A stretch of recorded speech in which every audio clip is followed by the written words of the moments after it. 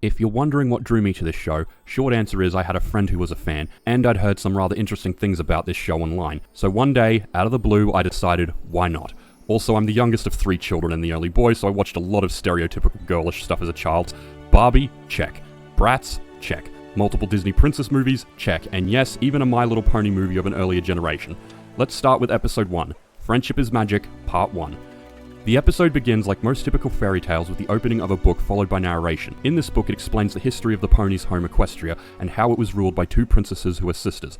The elder used her magic to raise the sun, and the other used her magic to raise the moon. And for any scientists in the audience who say that's not how that works, this is a show about magic talking ponies. No one cares. The sisters bring harmony through their responsibilities, but the younger sister becomes angered by the fact that the ponies play during the day and sleep during the night. She decides to shroud the land in eternal darkness and becomes an evil entity known as Nightmare Moon. The older sister is able to defeat Nightmare Moon using magical items known as the Elements of Harmony, which end up sealing Nightmare Moon in the moon, after which the older sister takes over the responsibility of both the moon and the sun. The story ends revealing it is being read by a pony named Twilight Sparkle, the main character of this series, voiced by legendary voice actress Tara Strong. Twilight feels she's heard of the Elements of Harmony before and decides to investigate them. I feel Twilight is one of the key reasons I was able to relate to this show. It's never directly said, but I've long held the belief that Twilight is autistic. I believe this because the next scene shows many ponies attempting to interact with her, but she declines, saying she has to study.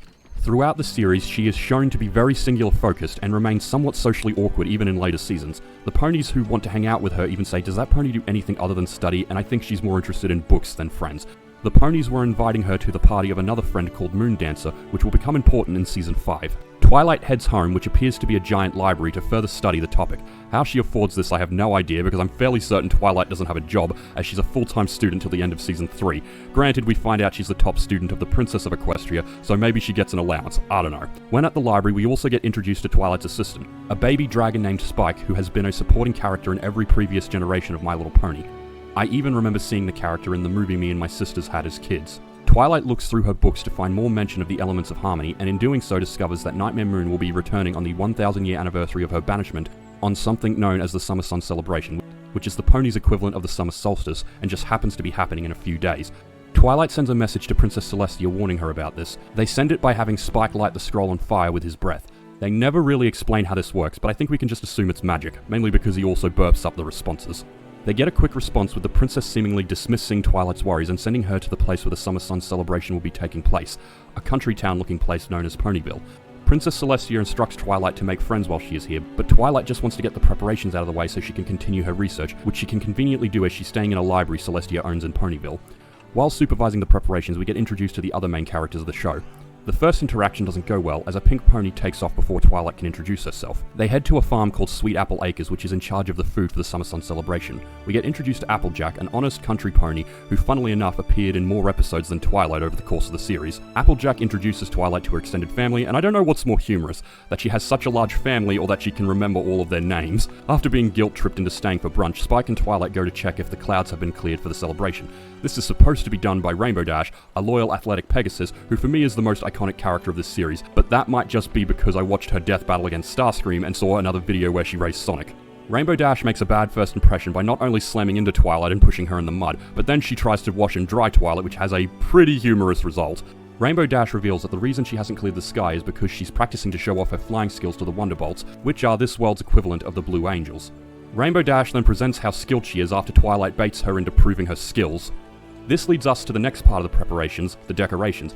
It's here we meet another main character named Rarity, a sophisticated and generous unicorn obsessed with fashion. I'm not gonna lie, I've never been a big fan of Rarity, and she's easily my least favorite character of the main 6.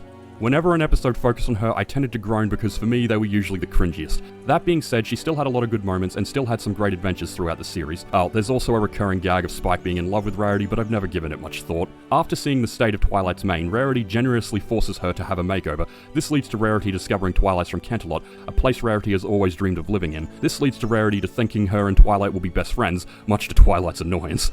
Given the chance, Twilight makes her escape and we meet the last main character who is in charge of the music, a shy Pegasus who loves animals by the name of Fluttershy. Twilight finds this interaction easiest, as Fluttershy doesn't say much, but as soon as Fluttershy sees Spike, she comes out of her shell and wants to hear everything she can about a baby dragon. After Spike tells Fluttershy his whole life story, they arrive at the library and Twilight manages to excuse herself. However, the lights come on and Twilight finds a surprise party has been thrown for her and she has pretty much the same reaction I would have.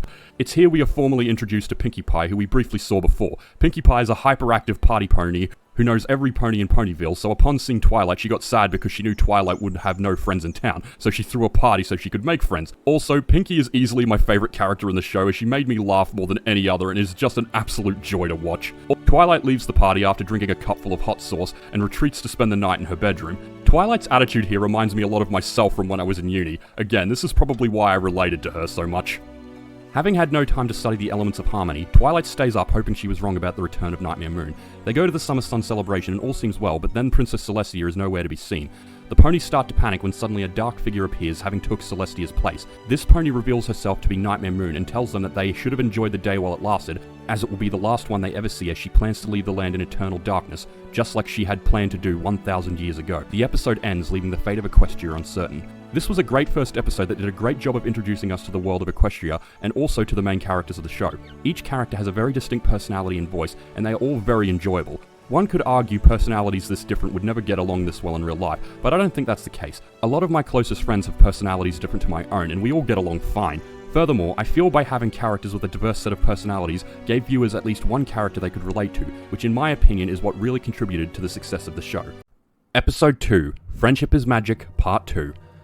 The episode starts immediately after the last ended. The mayor of Ponyville, which I think is a very funny pun, orders Nightmare Moon to be seized, but she quickly overpowers them and makes her escape. Twilight returns to the library, and after putting a worn-out Spike to bed, she continues to research the elements of harmony before being confronted by the other main characters about what she knows. Twilight confesses that she was aware of Nightmare Moon's return, and that in order to defeat her, she's going to need to find the elements of harmony. Pinkie immediately finds the book she needs. Twilight asks how Pinkie knew where to look, to which Pinkie hilariously states that it was filed under E. Twilight learns that there are 6 elements of harmony, but only 5 are known. These include kindness, laughter, generosity, honesty, and loyalty, which we learn over the course of the episode are represented by the other 5 main characters. They also learn that the last known location of the 5 known elements are in the ancient castle of the Royal Pony Sisters. This castle is located in what is known as the Everfree Forest, a haunted forest on the outskirts of Ponyville. Twilight wants to take on this mission alone, but the other 5 refuse to let a friend of theirs take on a dangerous mission alone, and they all head in together. While in the forest, they each undertake a test that can be resolved through the use of one of the elements of harmony. The first test involves Nightmare Moon using her magic to make a cliff collapse. Rainbow Dash and Fluttershy are able to quickly get Rarity and Pinkie to safety, and Applejack manages to grab onto a branch. Twilight, on the other hand, is left dangling over a cliff. Applejack rushes to help, at which point she tells Twilight she needs to let go. Twilight is hesitant at first, but Applejack advises Twilight to trust her. Twilight lets go, and it's shown Applejack was being honest, as Rainbow Dash and Fluttershy catch her before she hits the ground. The next test comes in the form of an angry Manicore. Initially, 5 of the 6 main characters make an attempt to fight the beast before they are stopped by Fluttershy. Fluttershy approaches the beast and discovers that the reason they're angry is because it has a thorn in its paw. Fluttershy removes the thorn, and her kindness is greatly appreciated by the Manicore, which includes an interesting new hairdo. The next test is a test of fear, as they enter a dark part of the forest. At first it appears that the group is surrounded by monsters, but Pinkie is merely amused and breaks out into the first musical number of the series, something that would occur in many episodes. The ponies act like breaking out into song is a little odd, which feels weird to me as each of them had multiple musical numbers throughout the series. Then again, I've learnt that a show and its characters aren't always fully established in the first season, so maybe this was their personalities here, and they changed a little over the course of the show. Pinkie sings about how laughter is the best way to overcome your fears. The others take this lesson to heart and are able to get out of their predicament, which ends with them all laughing hysterically. They come across a raging river that leads them to their next test. The raging river is being caused by a creature distraught by the fact that a cloud of purple smoke cut their mustache in half. Most of the ponies cringe at this, but Rarity, who you'll remember is obsessed with fashion, understands the loss of something you feel makes you look beautiful. So to cheer him up, Rarity generously gives up her tail hair, allowing him to return to his former glory. Grateful for their help, the creature helps them across the river. They come across a broken bridge that provides the second last test of their journey. Rainbow Dash flies across to fix the bridge, but becomes distracted by someone calling her name. Nightmare Moon uses her magic to create the illusion of a group of flies called the Shadow Bolts. They claim to be the best flies in the Everfree Forest and will soon become the best flies in Equestria. All they need is a leader, and they want that leader to be Rainbow Dash. They say she must make a decision now, them or her friends. Loyal to a fault, Rainbow Dash chooses friends over her dreams. This won't be the last time she does this, but we'll talk about that later. They come across a castle and find 5 of the elements. Twilight reveals that when all 5 elements are brought together, a spark will cause the 6th to appear. Twilight has an idea on how to achieve this, and the rest of the ponies leave so she can concentrate. Before Twilight can follow through with her plan, Nightmare Moon appears and steals the elements. Nightmare Moon tries to flee with them, but Twilight refuses to let her escape. Twilight prepares to fight Nightmare Moon, and the two charge at each other.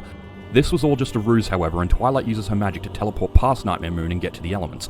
Twilight attempts to spark the elements, and she initially appears successful even after Nightmare Moon interferes. Victory seems to be Twilight's, but then the elements power down after the sixth fails to appear and are destroyed by Nightmare Moon. Thinking victory is hers, Nightmare Moon declares the night will last forever. Thankfully, the rest of the main characters appear, and Twilight sees the spark she was missing. Now knowing the true meaning of the elements, Twilight declares that her friends are the true spirits of the elements. The elements begin to glow and start surrounding the main characters. Twilight declares Applejack the element of honesty, Fluttershy the element of kindness, Pinkie the element of laughter, Rarity the element of generosity, and Rainbow Dash the element of loyalty. Twilight also clarifies that the spark that would bring the sixth element was the spark she felt when her friends returned to help her. This allows the sixth element to appear, which Twilight reveals is the element of magic. The elements then give 5 of the 6 main ponies necklaces that consist of gems resembling their cutie marks. For those who don't know what that is, it's the mark the ponies have on their flanks. They delve into these more in later episodes. Twilight, on the other hand, gets a crown with her cutie mark, and the 6 friends use the elements to create a magical rainbow that defeats Nightmare Moon. Saying this out loud, I feel it's something you have to see to believe. With Nightmare Moon defeated, the sun rises and Princess Celestia returns. Rarity also gets her tail hair back, but that's not too important. Celestia reveals she was aware of Nightmare Moon's return, and that the reason she sent Twilight to make friends was because she knew Twilight would be able to defeat Nightmare Moon after Twilight let true friendship into her heart.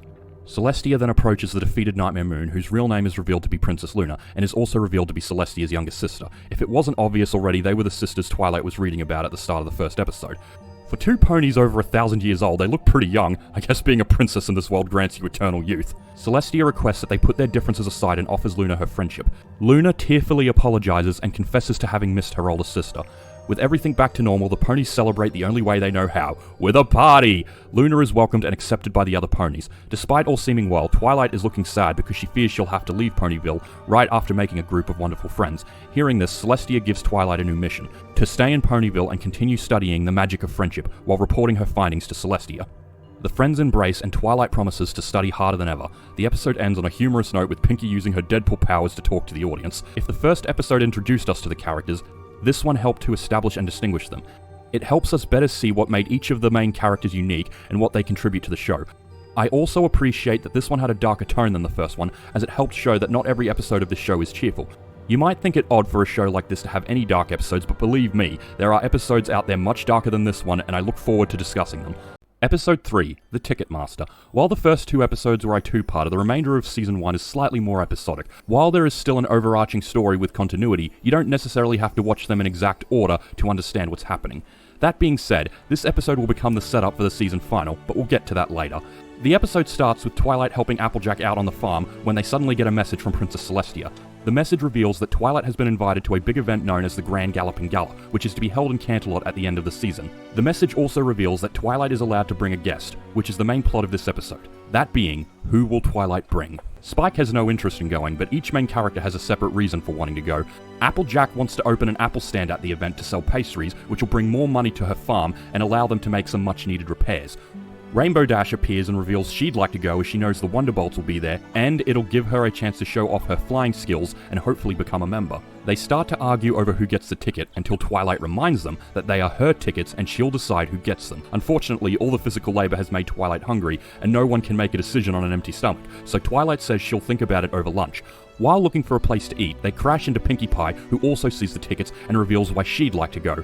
While Pinkie is my favourite character, I think her reason for wanting to go is probably the most misguided. Knowing that this is the biggest party of the year, Pinkie is eager to attend and have a great time. But the Grand Galloping Gala is more themed like a royal ball, so it's not the type of party that Pinkie would normally attend, but she won't find that out until much later. Rarity then arrives and gives her reason for wanting to go to the gala. She wants to meet a royal pony by the name of Prince Blueblood, who is apparently the most eligible bachelor in Canterlot. Rarity thinks they'll have a fairy tale romance of falling in love at first sight and he'll eventually propose marriage. It is moments like these I'm sure it's obvious why Rarity is my least favourite character. Rewatching this scene honestly made me want to vomit. Fluttershy's rabbit by the name of Angel then steals the tickets to show them to Fluttershy, who reveals she would also like to go because there is a beautiful gated garden there with a lot of animals which Fluttershy would just love to see.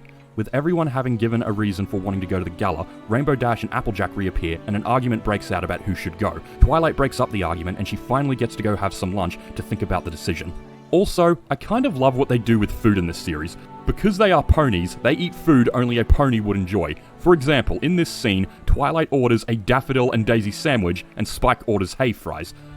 For the remainder of the episode, we have every main character trying to figure out different ways of bribing Twilight for the extra ticket. It starts raining just before Twilight is about to eat, but she doesn't notice because Rainbow Dash has kicked a hole in the clouds. I probably should have mentioned this before. In this series, Pegasus can manipulate weather and walk on clouds, which is what allowed Rainbow Dash to do this. Twilight isn't impressed by this and tells Rainbow Dash to close the cloud. Unfortunately, Twilight didn't consider the consequences of this and ends up getting drenched, which ruins her food. Rarity arrives and invites Twilight to dry off in her boutique. This leads to Rarity's bribe, which is gifting Twilight with a fancy... I don't know what this is. I'm guessing a saddle. Well, they are horses. She also dresses up Spike, but he isn't impressed and flees to the library. Twilight catches on to Rarity's bribe when she mentions the gala and revealing that she has a matching outfit. Twilight, however, isn't impressed and she declines Rarity's offer. Applejack is the next with the attempted bribe, and if I'm honest, hers is probably the smartest, as she knows Twilight is hungry, and so Applejack offers Twilight a heap of apple-based pastries. However, this only angers Twilight further, who now says she's even more unsure of who to give the ticket to. Twilight returns to the library and finds Fluttershy inside cleaning with her animal friends. Twilight immediately accuses Fluttershy of doing this for the ticket. Fluttershy tries to deny this, but Angel the Rabbit hilariously forces her to admit it's for the ticket. Twilight tries to get Fluttershy to leave, but then is surprised by Pinkie giving the least subtle attempt of why she should get the ticket, something Twilight herself states when she gets Pinkie to stop. Unfortunately, this leads to all the surrounding ponies hearing Twilight has an extra ticket to the gala, leading to every pony trying to bribe her, causing Twilight to run, and a funny musical chase around Ponyville begins. This goes on for the rest of the day. Twilight escapes by teleporting back to the library, but finds the other 5 main characters waiting. Twilight breaks and admits she can't decide as she doesn't want to hurt any of her friends. Hearing this, the friends apologize and state they no longer want the ticket. Rainbow Dash takes a little longer to comply, but eventually also agrees to stop pressuring Twilight for the ticket. Twilight asks Spike to send a note to Princess Celestia saying that while she appreciates the invitation, she feels that unless all her friends can go, none of them can, because she feels that's the only fair thing to do. This leads to what is possibly the most funny response in the series, as Celestia's returning message has her asking Twilight why she didn't just say this in the first place, and Celestia sends them each a ticket.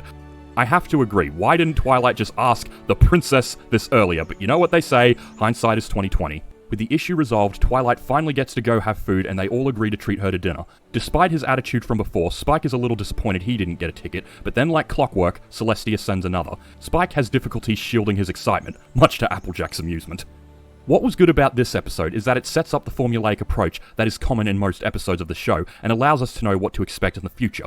That most episodes will have a friendship issue that causes drama, but it's usually resolved by the end of the episode. This makes me genuinely excited to revisit the remaining episodes. Episode 4, Applebuck Season.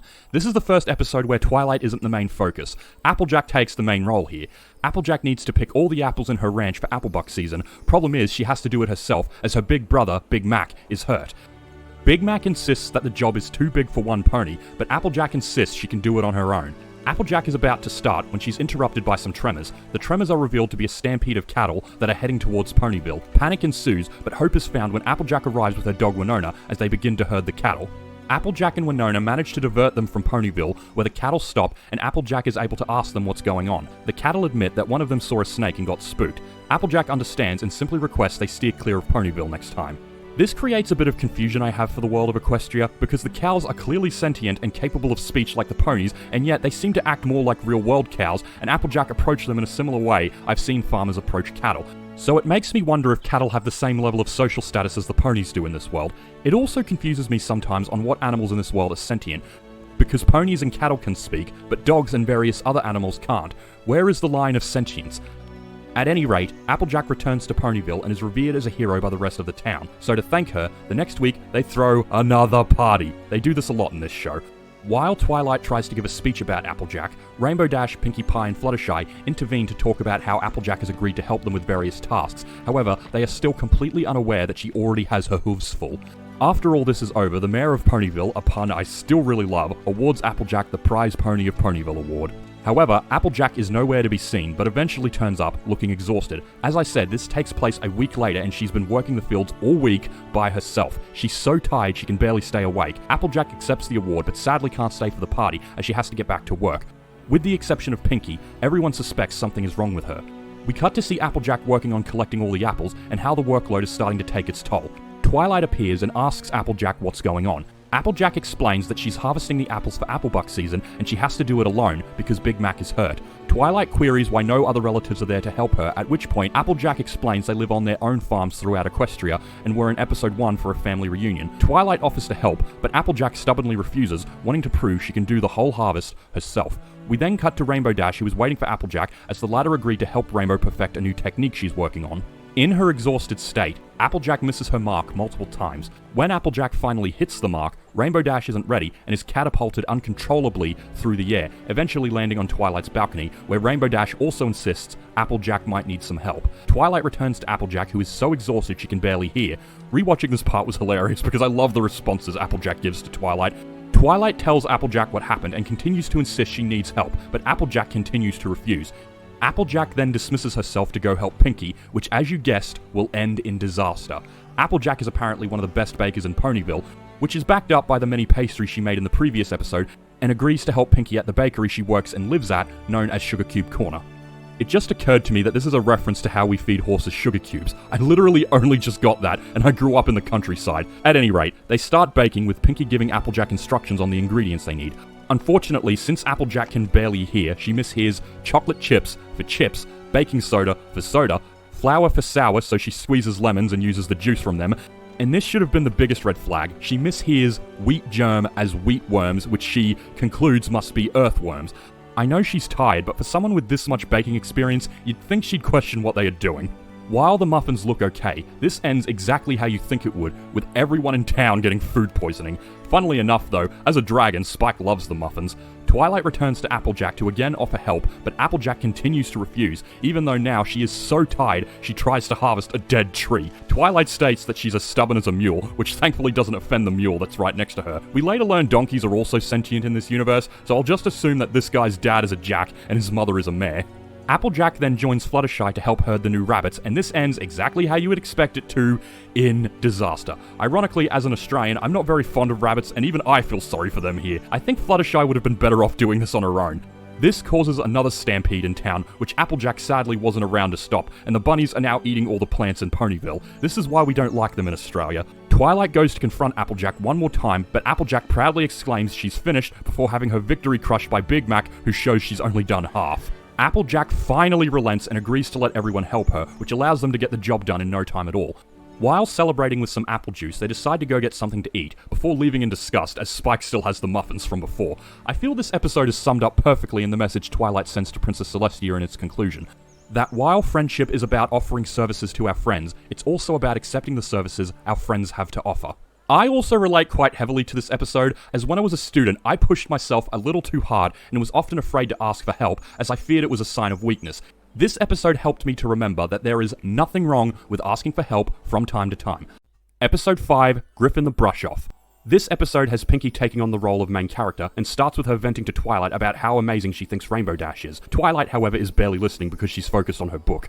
Upon seeing Rainbow Dash, Pinkie gives chase and Twilight is relieved because it means she can read without interruptions. Rainbow Dash doesn't want to deal with Pinkie right now and constantly says not now while Pinkie tries to talk to her. In a hilarious twist, however, Pinkie was just wanting to tell her to be careful of a mountain. We then cut to Pinkie trotting around Ponyville trying to find Rainbow Dash, who in turn is trying her best to hide from Pinkie Pie. Twilight unfortunately gives away Rainbow Dash's position and Pinkie calls out to her. A chase begins and Rainbow Dash soon learns there is no hiding from Pinkie Pie, she will find you, which is a gag they revisit a few times in the series. Rainbow Dash hides at Sweet Apple Acres, but Pinkie is already there waiting. She hides in the branches of Twilight's library, but again, Pinkie is already there waiting. Then Rainbow Dash tries to trick Pinkie by sending her on a wild goose chase, but the moment Rainbow Dash thinks she is safe, Pinkie reappears and Rainbow Dash concedes defeat. We then cut to what Pinkie wanted from Rainbow Dash, which involves putting a storm cloud in a certain position. They're waiting for Spike to come out, and the moment he does, Pinkie tells Rainbow Dash to call Thunder, which frightens Spike. This causes the poor dragon to get the hiccups, which in turn causes him to send all the scrolls he's holding to Princess Celestia. Thankfully, everyone is able to laugh at the prank, including Spike. Rainbow Dash is surprised Pinkie likes to pull pranks, but Pinkie points out that it's all in good fun, and she loves to have fun. Because of this, Rainbow Dash asks Pinkie if she'd like to hang out some more, which results in them buying a heap of stuff from a joke shop.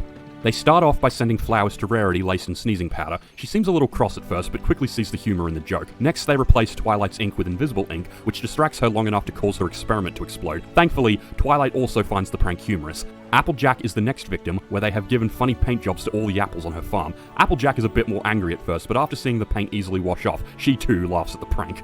Rainbow Dash wanted to prank Fluttershy next, but Pinkie points out that they can't do that because even their most harmless prank will upset her. I think there's an important lesson from this, that it's okay to pull pranks on your friends, but you need to know when to stop or when you'll go too far, which Pinkie clearly shows in this scene. She does follow this up with a prank on Rainbow Dash, causing more laughter between them. The next day, Pinkie is eager to play more pranks with Rainbow Dash, but is surprised to discover she has a visitor. A griffin by the name of Gilda, which is something Pinkie has never seen before. Rainbow Dash introduces Gilda as her best friend from Junior Speedster Flight Camp. Hearing this, Pinkie invites Gilda to come pranking with them.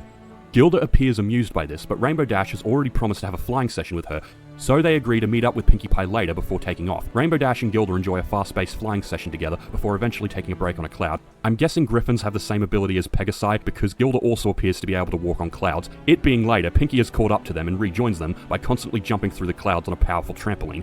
Rainbow Dash is amused by this, but Gilda is not, so she baits Rainbow Dash into a race to get away from Pinkie. Pinkie, however, catches up again, having tied numerous balloons to herself to allow her to fly. Gilda again baits Rainbow Dash into another race, but secretly stays behind and pops Pinkie's balloons to get rid of her. But like I said before, you can't escape Pinkie Pie, who turns up in some wacky flying machine I can only assume she built in the last few seconds.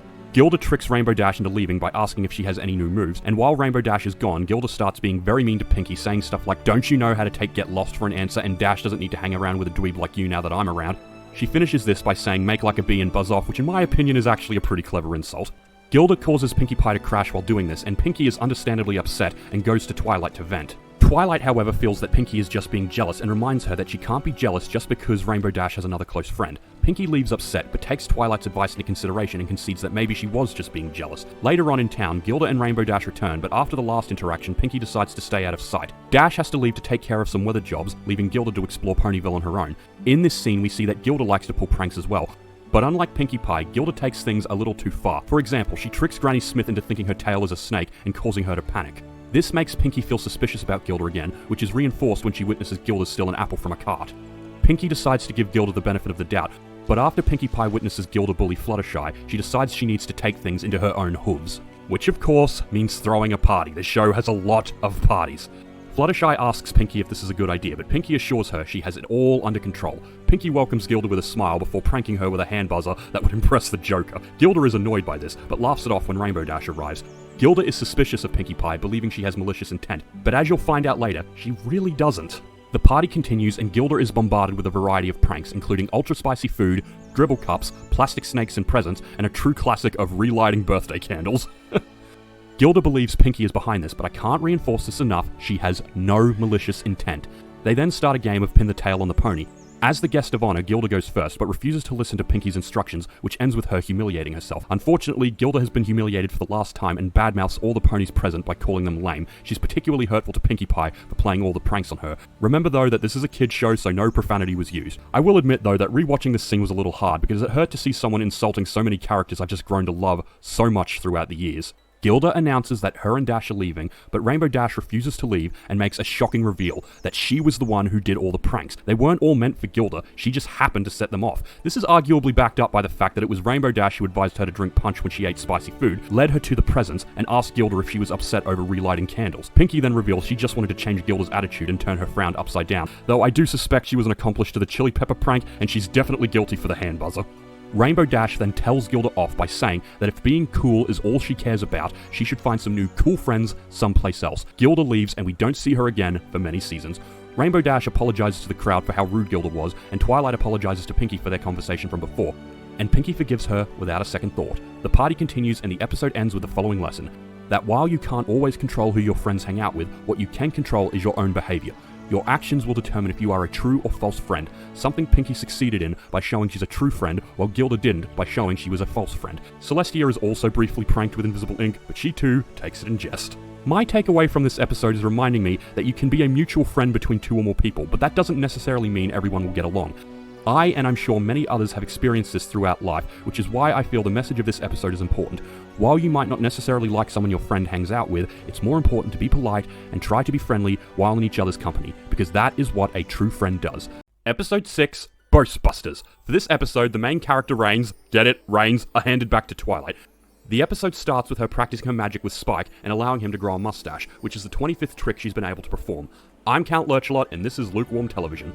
Spike's enjoying the mustache, but as it's for practice, Twilight has to remove it, much to Spike's disappointment. The next scene shows Spike and Twilight walking through Ponyville while discussing her magical abilities. Here it's revealed that most unicorns focus their magic on a specific area that matches their personality and special talent, but since Twilight's special talent is magic, she knows far more than the average unicorn. Spike even thinks Twilight is the most powerful unicorn in Equestria, something that'll be put into question when we reach Season 5. They run into two young unicorn cults called Snips and Snails, yes, the joke is very obvious, who are going to see a unicorn who has just arrived, and they claim to know more magic than anyone. Intrigued, they head to the town square to meet her. Here we are introduced to Trixie, a traveling show pony who specializes in being a magician. This is a character who made numerous appearances throughout the show and has some pretty amazing character development near the end. That being said, this would be her only appearance for a while.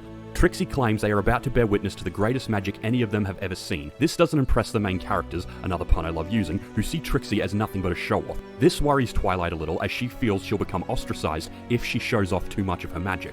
However, this leads Trixie to feeling they are questioning her abilities, and she reinforces she's the most magical unicorn in Equestria. Spike tries to stand up for Twilight, but she asks him to be quiet given the negative reaction the other characters have to Trixie's showboating. Trixie claims what makes her great is that she's the only unicorn in Equestria that can defeat something known as an Ursa Major, a bear-like creature that I can only assume is made of star energy. Trixie then tells a tale of how she challenged an Ursa Major and banished it to its cave in the Everfree Forest. The main characters don't believe this tale, so Trixie challenges them by claiming that anything they can do, she can do better. Sorry, I just had to sing a bit of the song there. Spike begs Twilight to put Trixie in her place, but she refuses. Trixie decides to move first and challenges Applejack. Applejack accepts and wows the crowd with what I will admit are some pretty amazing lasso tricks. Trixie retaliates by publicly humiliating Applejack. Rainbow Dash decides to challenge her next, who claims being a show-off is her job. I won't lie, this gave me a good chuckle. Rainbow Dash once again proves she is an amazing flyer by performing a trick that forms a rainbow above her head. Trixie then uses Rainbow Dash's own trick against her and puts her in such a spin that even Rainbow Dash feels sick at the end. She further humiliates Rainbow Dash by showing that she too can control weather. Spike continues to encourage Twilight to challenge Trixie, but she's still unsure. Surprisingly though, Rarity is the next to challenge Trixie, but unlike Applejack and Rainbow Dash, Rarity wants to do this with grace. I feel this bit links back well to what Twilight said before, that most unicorns focus their magic on a specific area, and here we get to see how Rarity has mastered using magic for the art of fashion. However, Trixie does the meanest thing possible. She alters Rarity's mane. The rest of the main characters lie and say it looks fine. Even Applejack, the representation of honesty, says her hair is gorgeous. Unfortunately, Spike lets it slip that her hair is green. Rarity's upset over having green hair, saying it's the worst color, but I think we can all agree that's the least of her problems. I also agree with this random background pony who is offended by Rarity's remarks, because I love the color green. Spike continues to encourage Twilight to challenge Trixie, but fearing she'll be ostracized for being a show-off, Twilight refuses. Later on, Trixie is celebrating her victory, and Snips and Snails have become obsessive fans who do anything she asks. Unsurprisingly, she's very rude even when they do something nice. Unfortunately, these two are too stupid to care. Spike confronts them and says unless he actually sees Trixie beat an Ursa Major, he won't believe it. Because of this, they decide to do something really stupid. They decide to actually go find an Ursa Major. They head into a cave but struggle to see because it's so dark. In response, Snails uses his magic to create light, which reveals they were already in front of an Ursa. And being complete idiots, of course, they lead the Ursa back to Ponyville. Snips and Snails immediately go to get Trixie, while Spike does the smart thing and goes to get Twilight. We can immediately see that Trixie is a fraud because upon seeing the Ursa, she screams and runs away.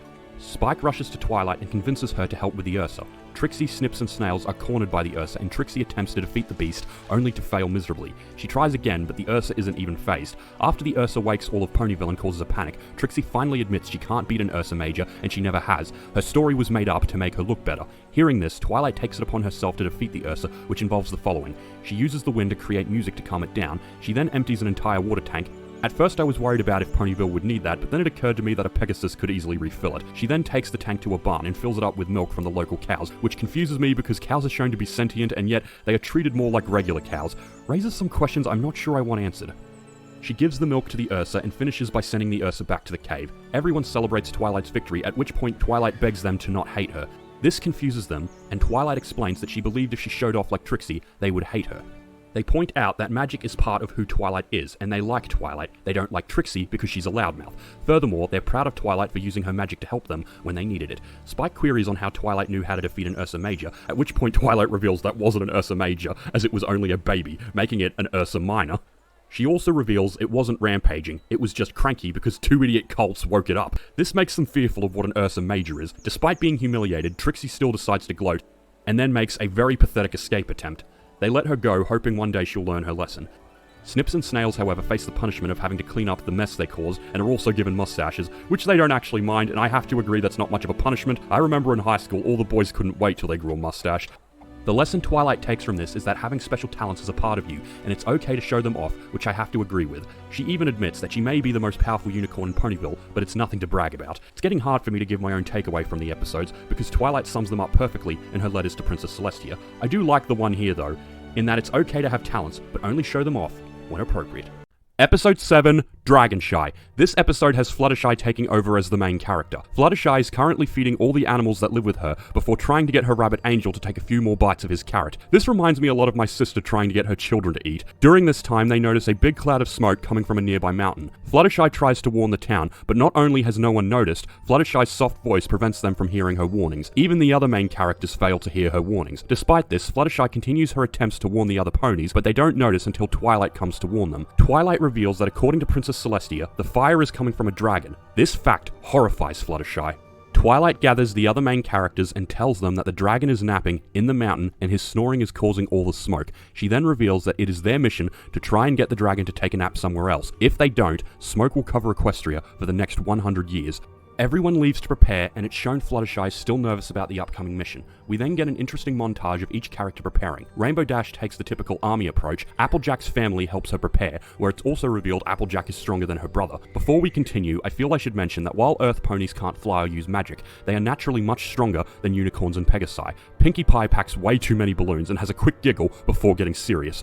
Rarity decides being fashionable is more important than being practical, and Fluttershy gets ready for what appears to be a game of American football. All except Fluttershy then eagerly return to help Twilight. Twilight then explains what they need to do, but with every word spoken, Fluttershy gets more nervous. Fluttershy asks Twilight if she can stay behind, but Twilight insists that she has to come, as her way with wild animals will come in handy. Rainbow Dash also thinks it might be best to leave Fluttershy behind, as she's apparently afraid of her own shadow. Twilight thinks she'll be fine, but then Rainbow Dash's claim turns out to be true. Despite this, they head off, though Fluttershy still isn't as eager as the others. They come to the mountain, where it's also revealed that Fluttershy may be afraid of heights, which is a little ironic because she's a Pegasus and can fly. They start heading up together, but after a while they realize they've left Fluttershy behind. They encourage Fluttershy to fly up to them, which she begins to do, but upon hearing the dragon snore, her wings fail her. Knowing that Fluttershy won't head directly up with them, Applejack decides to take her on an alternative route around the mountain. After a while, Applejack finally gets Fluttershy up the mountain, so they can join the others. I'll also admit, I find it rather humorous how Applejack got her up the mountain. They continue up the mountain, but Fluttershy again delays them when she struggles to jump a gap. I know it might seem strange for a Pegasus to be afraid of heights, but I've met Aussies who don't like Vegemite, so this doesn't seem too odd to me. After an encouraging song from Pinkie, Fluttershy finally attempts the jump, at which point we comedically see she could have simply stepped over. Knowing she won't move on her own, the others are able to get her over as a team. The next issue they come across is being in an avalanche zone. Silence is the most important thing here, so you'd think Fluttershy would be fine here. She's not though, as she causes an avalanche after being spooked by some leaves. Though we could probably blame Rainbow Dash for that. After a quick brush with death, they manage to get out the other side, uninjured. Unfortunately, they are now forced to climb over the rubble caused by the avalanche, where Fluttershy again has an accident that causes problems for the others. After this, they finally reach the cave where the dragon is sleeping. Twilight assigns everyone a different task, with Fluttershy's being going in with her to convince the dragon to leave. Unfortunately, Fluttershy's fear has finally got the best of her, and she refuses to go in, even with the combined encouragement of the others. It's at this point Fluttershy finally reveals why she can't go in the cave, because she's afraid of dragons. She is literally fine with all types of creatures, except dragons. They even mention the Manicore from the second episode, which Fluttershy was fine with, but she finds dragons way too scary. And I know what you're thinking, she's fine with and loves Spike, but that's because he's a baby dragon, and considering how big this guy is compared to Spike, I'm sure you can see why she'd be more afraid of a fully grown dragon. She also didn't tell them this earlier because she was afraid to. Despite encouragement from the others, Fluttershy is still too scared to help and leaves. Because of this, Twilight goes in to face the dragon alone. Twilight attempts to reason with the dragon. At first he seems willing to leave, but then he just falls back asleep and blows smoke in Twilight's face. Rarity goes in next, thinking she can use her pony charm to get the dragon to leave. Rarity nearly convinces him to leave by flattering him, but after clearly trying to take some of his jewels, the dragon understandably forces her to leave as well. Rarity isn't even very good at hiding that she was more concerned about the jewels than the dragon. Pinkie is the next with a bright idea, thinking they'll get the dragon on their side if they make him laugh. This has a disastrous, yet humorous result. Rainbow Dash is the next pony that tries to make the dragon leave, and I'm sure I don't need to explain why. Her idea was the worst. Unsurprisingly, this angers the dragon, who easily defeats the 5 of them, at which point it's revealed Fluttershy never actually left. Seeing her friends hurt by the dragon, Fluttershy manages to overcome her fears and jumps into action. Fluttershy puts the dragon in his place by giving him a powerful scolding, then gives him a powerful stare, which is something she does multiple times throughout the show when they need to tame rowdy animals. The dragon tries to defend himself by pointing out Rainbow Dash kicked him, and while Fluttershy is apologetic, she also points out that the dragon is bigger and should know better. Fluttershy gets the dragon to apologize, and he agrees to go find a different place to sleep. The smoke is also able to be cleared by the other Pegasi. The lesson Twilight took away from this episode includes the following. Never give up on your friends, as they are a great source of strength and they can help you overcome your greatest fears. Something Fluttershy accomplished with flying colors in this episode. The episode ends with Rainbow Dash trying to break a record, something she was doing at the start of the episode when Pinkie decides to act like a dragon and frighten her. Fluttershy comforts her by pointing out that not every pony can be as brave as her, but then she's promptly frightened by another leaf, causing much amusement for everyone involved. For me, I guess the biggest lesson to be learned from this episode is that it's okay to have fears, but when someone you care about is in trouble, you might just be able to find the courage to overcome them. Episode 8, Look Before You Sleep. This episode is the first to show how contrasting personalities can create difficulties within a friend group, and focuses mainly on Rarity and Applejack. I'm Count Lurchalot, and this is Lukewarm Television. The episode begins with the residents of Ponyville preparing for a thunderstorm that is due to hit the town. Immediately we see how the difference in personalities can cause arguments with how different characters approach the situation. Applejack is tearing down branches to help cause less damage to the town. Meanwhile, all Rarity wants to do is make the town prettier. I'm immediately on Applejack's side for this argument because while I can see this as part of Rarity's generous personality, given the situation, her actions aren't really benefiting the town, while Applejack's are. The rain begins, and while Applejack wants to finish up her task, Rarity wants to get out of the rain before it ruins her mane. Applejack advises she take shelter under a bench, but then Rarity refuses as it's muddy underneath. This angers Applejack and quickly leads to an argument between the two. Eventually, they decide to go their separate ways, but when the storm gets stronger, they decide to stick together and find shelter. Thankfully, Twilight lives close by and offers them shelter. Unfortunately, the arguing between Applejack and Rarity continues after Rarity snobbishly tells Applejack to clean her hooves. As the storm makes it difficult for Rarity and Applejack to head home, Twilight offers for them to stay the night, as she's home by herself as Spike is currently away on royal business. Twilight then suggests they have a slumber party, as this is something she's never had before. Not wanting to spend the night in the same house as Applejack, Rarity tries to make up an excuse to leave, but after seeing how enthusiastic Twilight is, she agrees to stay the night. Applejack comes back in after cleaning mud off her hooves, but walks in to see Rarity and Twilight in mud masks. This annoys Applejack for obvious reasons, and Rarity explains how this is different. I'm not going to explain how this is different, because I think we've all seen this in other shows. Twilight explains that they're having makeovers because it's part of a slumber party. Applejack likewise doesn't want to have a slumber party with Rarity and makes an excuse to leave, but with the storm out of control, she decides to stay. Then, without asking, Rarity gives Applejack a mud mask along with the cucumbers, and Applejack does what I'd probably do. She eats the cucumbers. Twilight continues to show her excitement for the slumber party, so Applejack and Rarity agree to get along for the night, even though they clearly don't want to be in each other's company, especially considering they keep doing things to annoy each other. After finishing makeovers, they move on to ghost stories, which Applejack is eager about. Applejack wants to tell a story about a prissy ghost who annoys everyone, which is clearly a jab at how much Rarity annoys her. Rarity follows this up by wanting to tell a story about a messy, inconsiderate ghost, which is clearly a jab at Applejack. The power goes out, and then Twilight decides to tell her own story about the Headless Horse, which I'm guessing is a reference to the Headless Horseman of Sleepy Hollow. This is a pretty entertaining scene, especially with how horrified Rarity and Applejack look. Twilight scares them so much that she actually has them hugging and screaming, after which she reveals she was trolling them when she turns the lights back on. After this, they decide to make s'mores, and we once again see the vast difference in personalities, as Applejack just wants to roast marshmallows, while Rarity decides to make the s'mores as precise as possible. Applejack then decides to antagonize Rarity further by eating the s'more with her mouth open and then burping. Then it's time for Truth or Dare, and if we've seen any slumber party movie or TV episode ever, we know that's bound to end in disaster. Rarity and Applejack take this chance to take more jabs at each other for how they find the other pony annoying. And this was probably intentional, but considering they forget to ask Truth or Dare before making a Truth or a Dare, I'm guessing they don't exactly know the rules. Twilight explains the rules, and Rarity is forced to go outside in the rain and ruin her mane.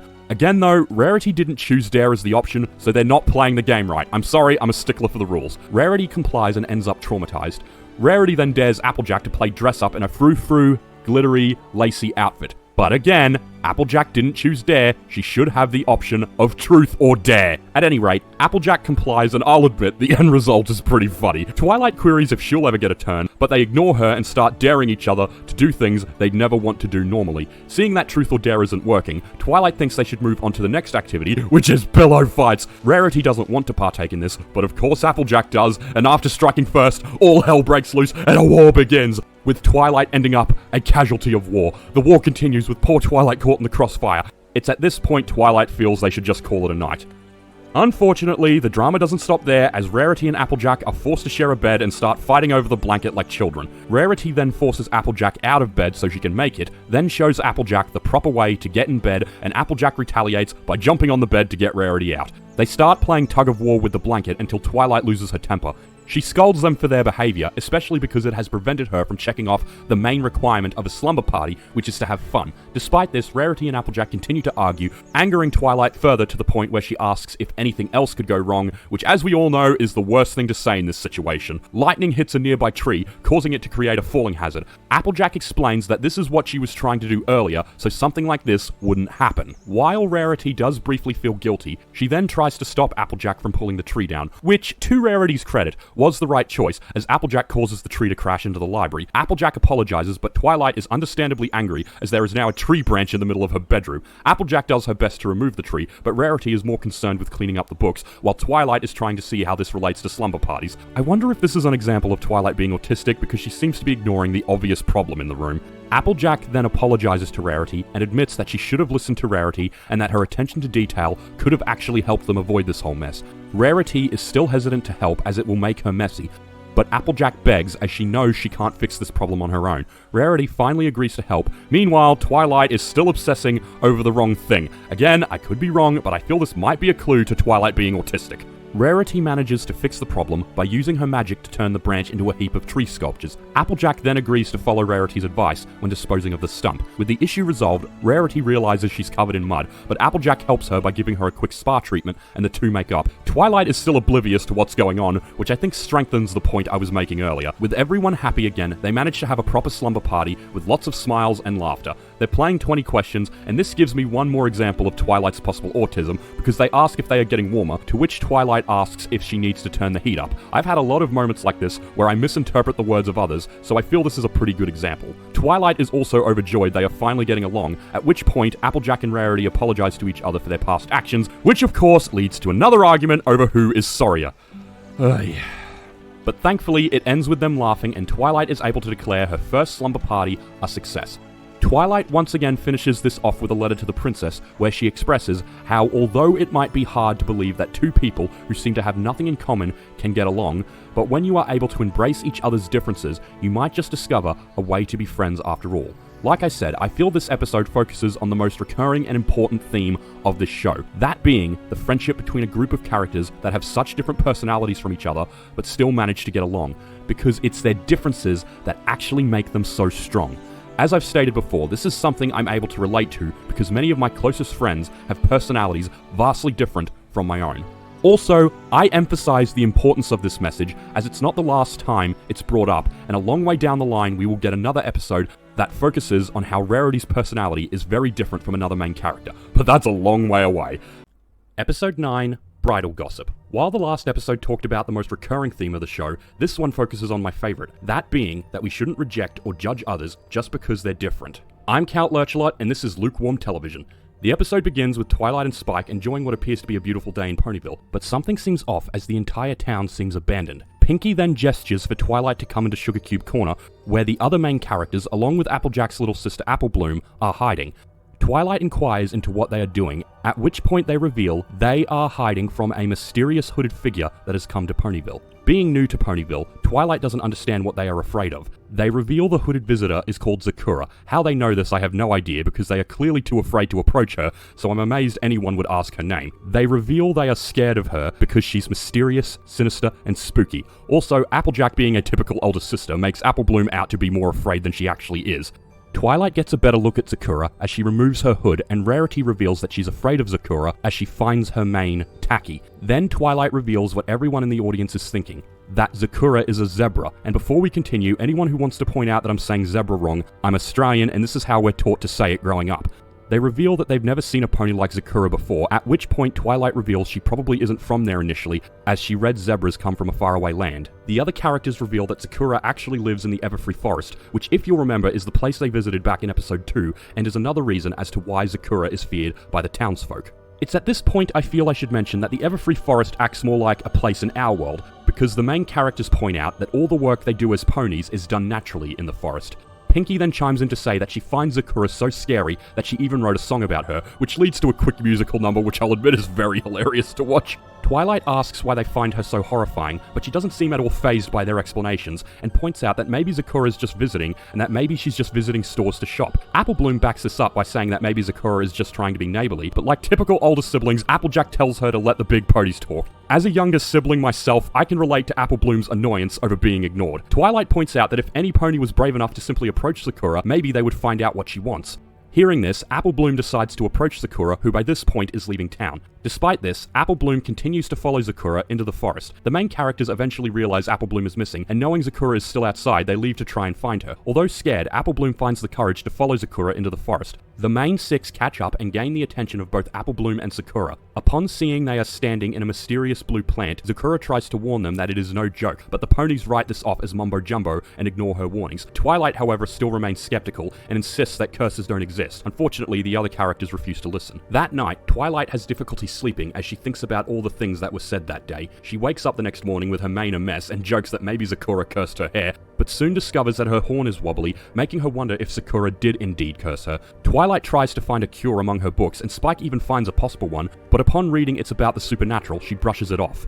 Then the rest of the main characters arrive, all having been affected in different ways. Pinky's tongue is enlarged and has difficulty speaking. Rainbow Dash is unable to control her flying. Rarity has grown dreadlocks overnight. Applejack has shrunk to minuscule size. And Fluttershy has a voice that would put James L. Jones to shame. Listen.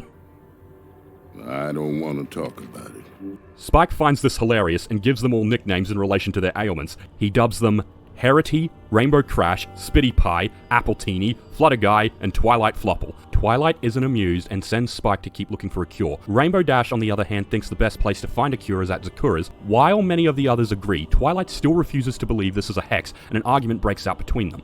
Feeling guilty, Applebloom decides to head to Sakura's to see if she can find a cure, but Applejack sees what she's up to and hitches a ride in Applebloom's tail hair. After some more arguing, the others realize that the apples have left to find Sakura and decide to go after them. Applejack soon orders Applebloom to turn around, but then Applebloom does what all younger siblings wish they could do. She tells her no because she's the big sister now, and I know this is something younger siblings wish they could do, as I'm one myself. The others head into the forest, but some have more trouble than others, as Rarity has difficulty with her hair, and Rainbow Dash can barely fly. A part of me wonders why she doesn't just walk, but maybe her legs have been cursed as well. I don't know. Eventually, she crashes into Applejack, who, wanting to get to Sakura's as quickly as possible, decides to use Rainbow Dash like we use ponies in real life. The remaining 4 characters arrive at Sakura's, which is a creepy-looking hut built into a tree. The inside also looks creepy, but we as the audience know they are just traditional African decorations. They then see Sakura cooking something in a giant pot while chatting in her native language. Seeing all this, even Twilight starts to suspect that Sakura might be bad. Then she considers that Sakura might just be making soup, but upon hearing Sakura inquire on where Applebloom is, they immediately suspect the worst and assume that Sakura intends to eat her. If only they knew that, like ponies, zebras are herbivores.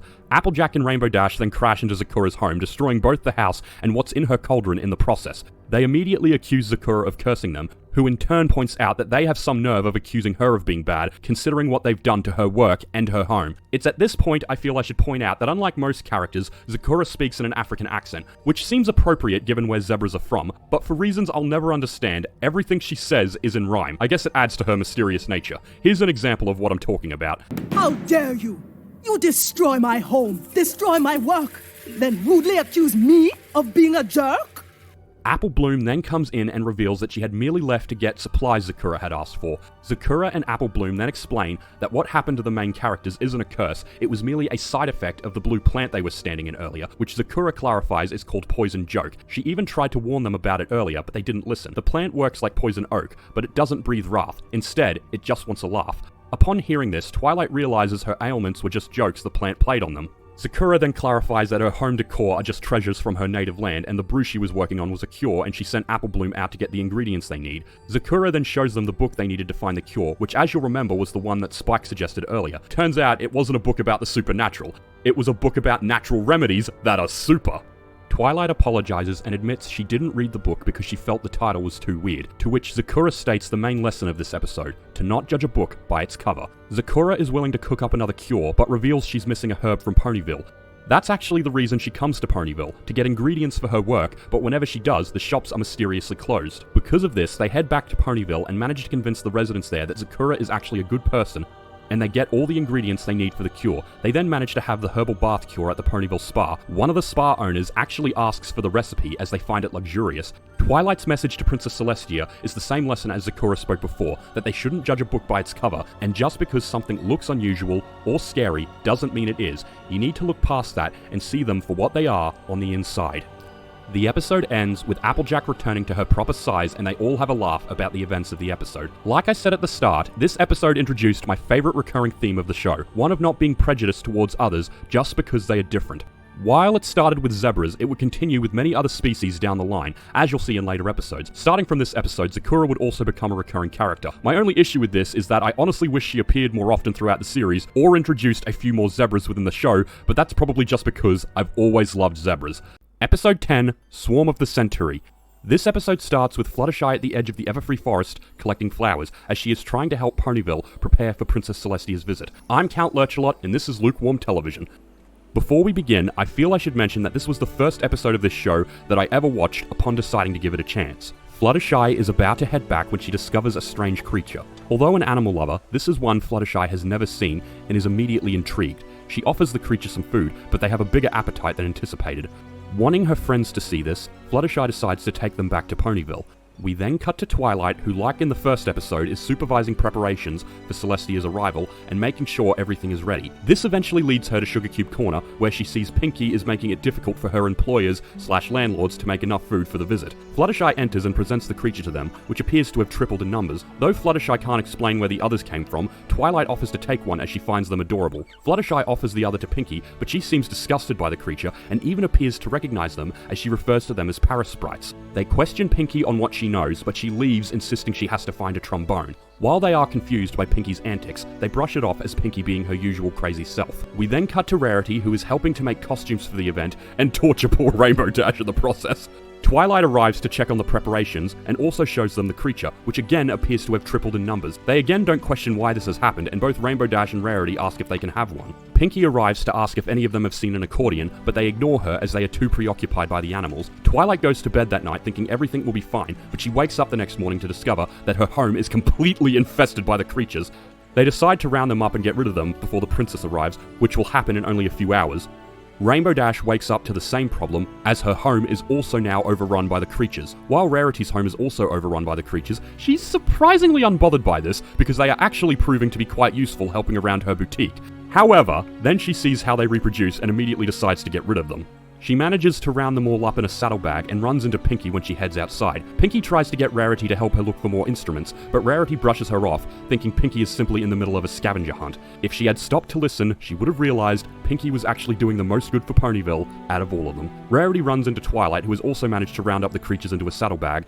At this point, they see Rainbow Dash having a more comical issue with them. They decide to head to Fluttershy as she knows the most about animals. Sadly, they have also infested Fluttershy's cottage, and despite the connection she has with animals, not even Fluttershy can get them under control. Realizing the situation is dire, Twilight starts to panic over what will happen when Princess Celestia arrives, which leads to a pretty funny dream scene.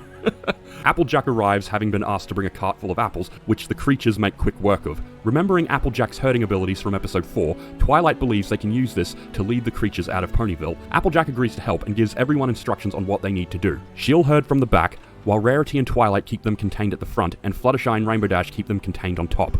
Working together, they round them up and start herding them out of Ponyville. All is going well, and then Pinkie turns up asking them to stop what they are doing to help her find some maracas and a tuba. Unfortunately, they refuse to follow her, believing she's not doing anything productive. If they only listened to Pinkie, this would have been resolved much sooner. Pinkie leaves, and the remaining 5 characters successfully herd the creatures back into the forest. They head back so they can keep preparing for Princess Celestia's visit. Unfortunately, there appears to be another infestation in Fluttershy's cottage, to which Fluttershy admits she kept one, which I feel they should have suspected earlier, considering how much of an animal lover Fluttershy is. Knowing they don't have time to round them up again, Rainbow Dash decides to take matters into her own hooves by using the weather.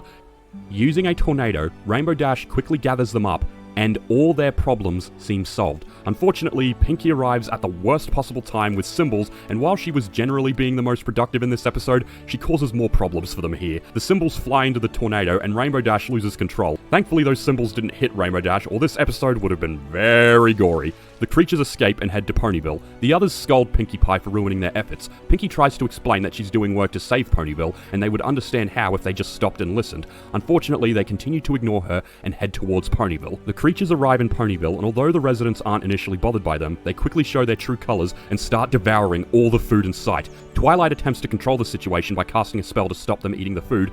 This backfires humorously as they start devouring everything that isn't food, which unsurprisingly causes even more problems. They start splitting up to save their properties, but the creatures are now devouring Rarity's boutique, and they manage to eat the entire barn at Sweet Apple Acres. Back at Twilight's library, they start eating all the words out of the books. How they do this, I have no idea. I feel anything crazy that happens in this show can just be explained as being magic. That's what I assume it is anyway. With her options exhausted, Twilight takes one of the creatures to Zakura, which makes me happy because, as I said before, I love zebras, so any episode that includes Zakura makes me happy. Twilight interrupts Zakura, who's in the middle of meditation, and asks Zakura if she knows what these creatures are. Zakura confirms what Pinky said before, that they are indeed parasprites. She then tells Twilight plainly that if these creatures have infested Ponyville, they're doomed.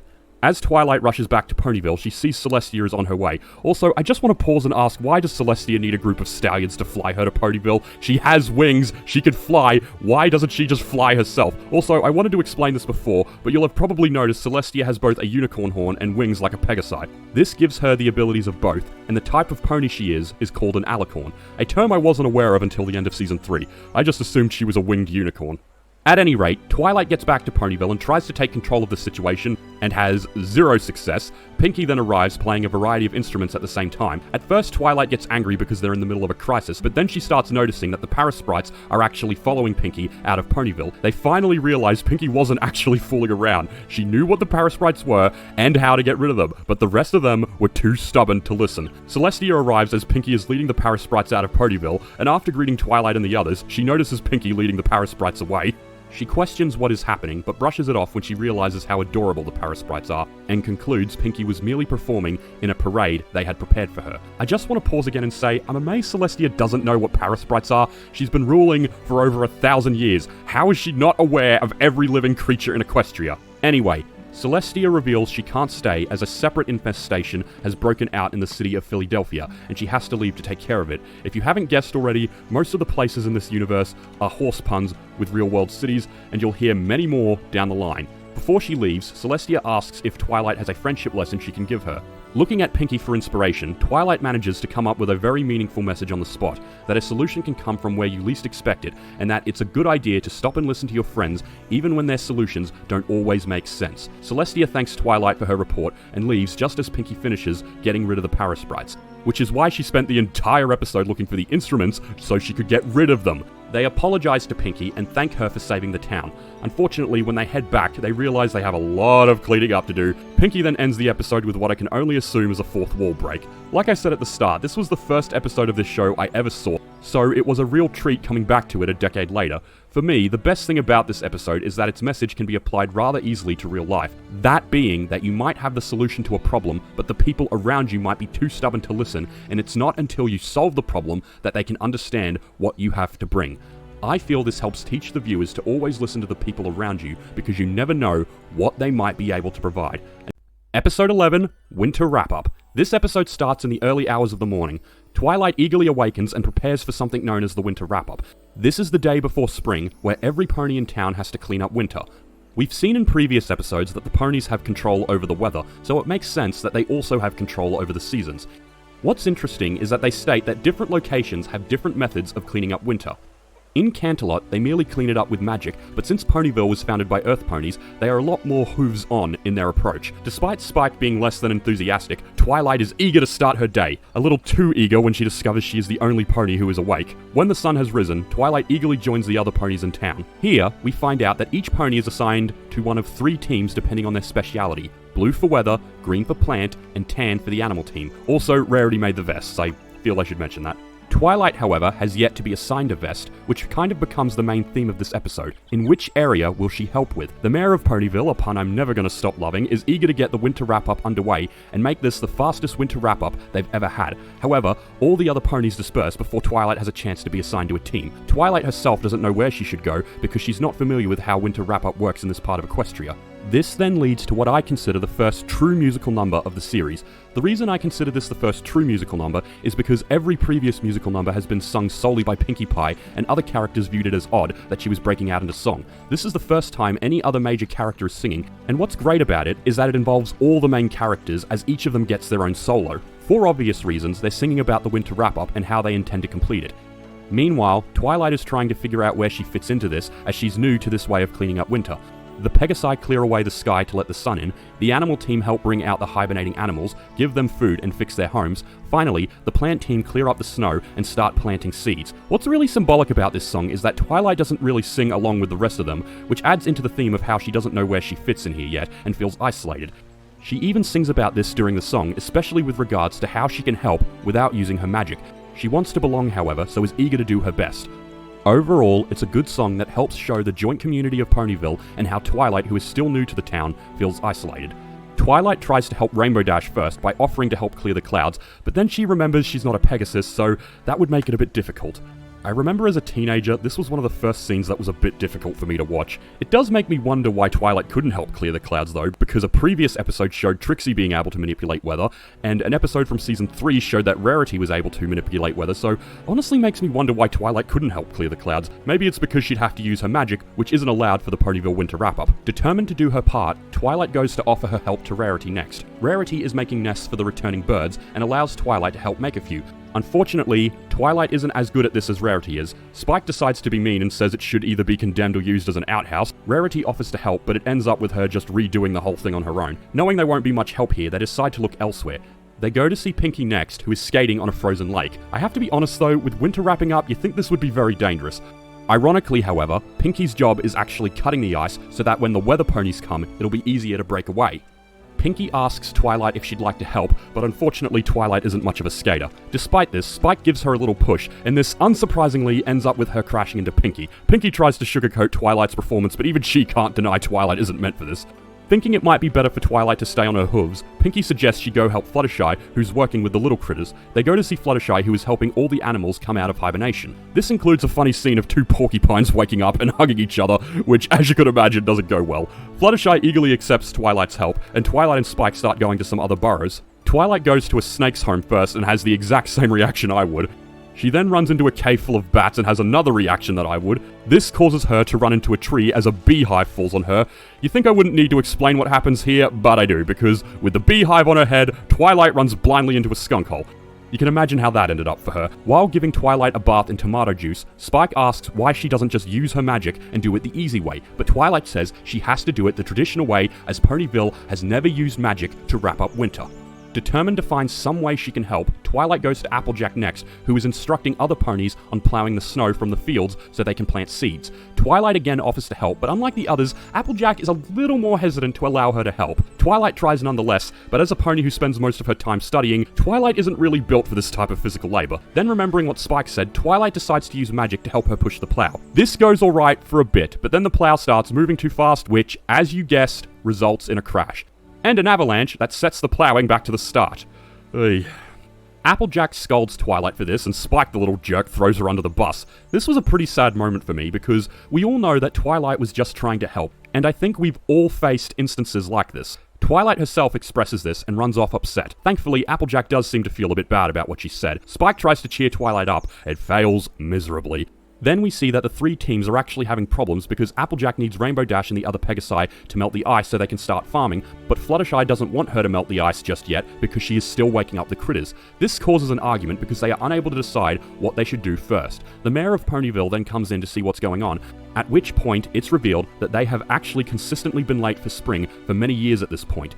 This causes more arguing until the mayor asks everyone to stop. Since sundown is approaching, everyone fears that they will be late again, and the mayor expresses that she wishes they were more organized. This allows Twilight to jump into action because she knows this is something she can help with. She gets their attention by using her magic to make a bird whistle very loudly, Much to the bird's annoyance, which honestly made me laugh. Using her organization skills, Twilight is able to give everyone directions on how tasks should be completed, allowing everyone to complete their task in a way that satisfies everyone. The nests get made, the ice gets cut appropriately, the fields get plowed and seeds get planted, the animals all awake at appropriate times, but Twilight still reacts how I would to the snakes.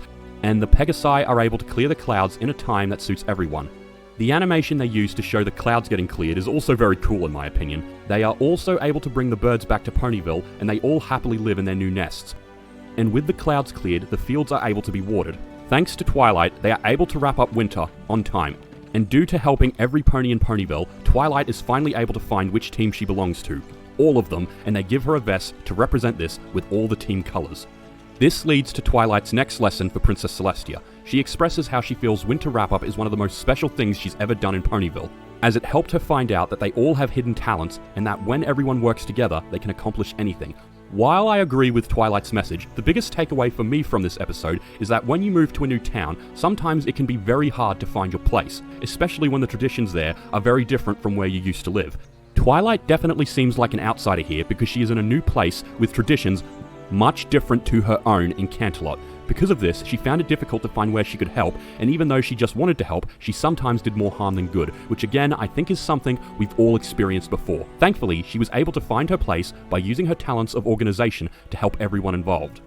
So the biggest lesson for me is to never give up in trying to find where you fit in, where you belong, and how you can help.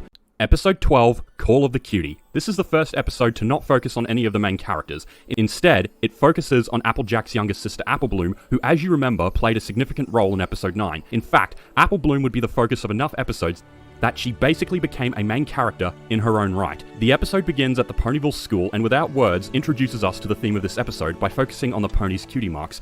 Cutie marks had been mentioned in previous episodes, but this would be the first episode that would explain to us what a cutie mark is and what it represents for the ponies of Equestria. I'm Count Lurchalot, and this is Lukewarm Television. The lesson of cutie marks is introduced to us by the teacher Miss Cheerilee, another character that would make numerous appearances throughout the series. Miss Cheerilee explains that ponies aren't born with their cutie marks, but with a blank flank. She then explains that when she was about the same age as her students, and living in what I can only assume is Equestria in the 80s, she decided to become a teacher, and her cutie mark of flowers represents that she hopes she can help her future students bloom, and the smiles represent the cheer she hopes to bring. Miss Cheerilee then asks if any of them know when a pony gets their cutie mark, and a student answers that it's when a pony finds that certain talent that makes them special, what makes them unique and different from every other pony, which isn't something that happens overnight. Unlike many of the other students, Applebloom is actually very interested in this lesson, but she keeps getting interrupted by the pony sitting next to her. The pony passes her a note, which the pony on the other side wants. The note, however, is intercepted by Miss Cheerilee. However, it's then revealed that the note is blank, which was actually just the ponies making fun of the fact that Applebloom hasn't got a cutie mark yet. At the end of the school day, Applebloom leaves with her best friend Twist. I'm using that term lightly because after this episode she barely makes any more appearances. Heck, I'd actually forgotten her name until I rewatched this episode. They then have to deal with the school bullies, Diamond Tiara and Silver Spoon.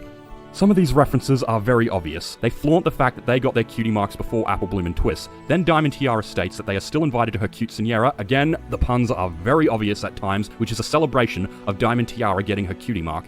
They leave, but not before saying the insult regularly given to Applebloom throughout the series, that being blank flank, representing her lack of a cutie mark. Applebloom then goes home and expresses her anger to Applejack, but Applejack just states what Miss Cheerilee said before, that everyone gets it eventually, but Applebloom wants hers now. Unfortunately, Applebloom is enraged further when Applejack reveals that everyone in their immediate family was the last to get their cutie mark in their classes. However, Applebloom then realizes that everyone in her immediate family has a cutie mark in relation to apples, so her special talent is likely something apple-related as well. Because of this, she helps Applejack sell apples in town later. Unfortunately, she's a bit too enthusiastic as she hounds one stallion into buying apples until he eventually does. Also, fun fact about this stallion, he was given the name Dr. Hooves by fans due to his resemblance to 10th Doctor David Tennant. Applebloom then tries to con another mare into buying apples, who Applejack is then forced to give a lot of free apples to as an apology. Unsurprisingly, Applejack doesn't allow Applebloom to quote-unquote sell any more apples. This upsets Applebloom, and Applejack tries to comfort her by asking if there are any other ponies in her class that have yet to get their cutie mark.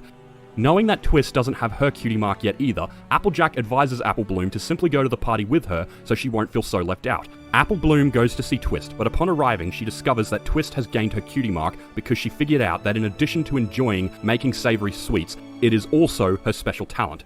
This makes Applebloom feel even more isolated. We We barely see this character after this episode, so much for basically introducing her as Apple Bloom's best friend.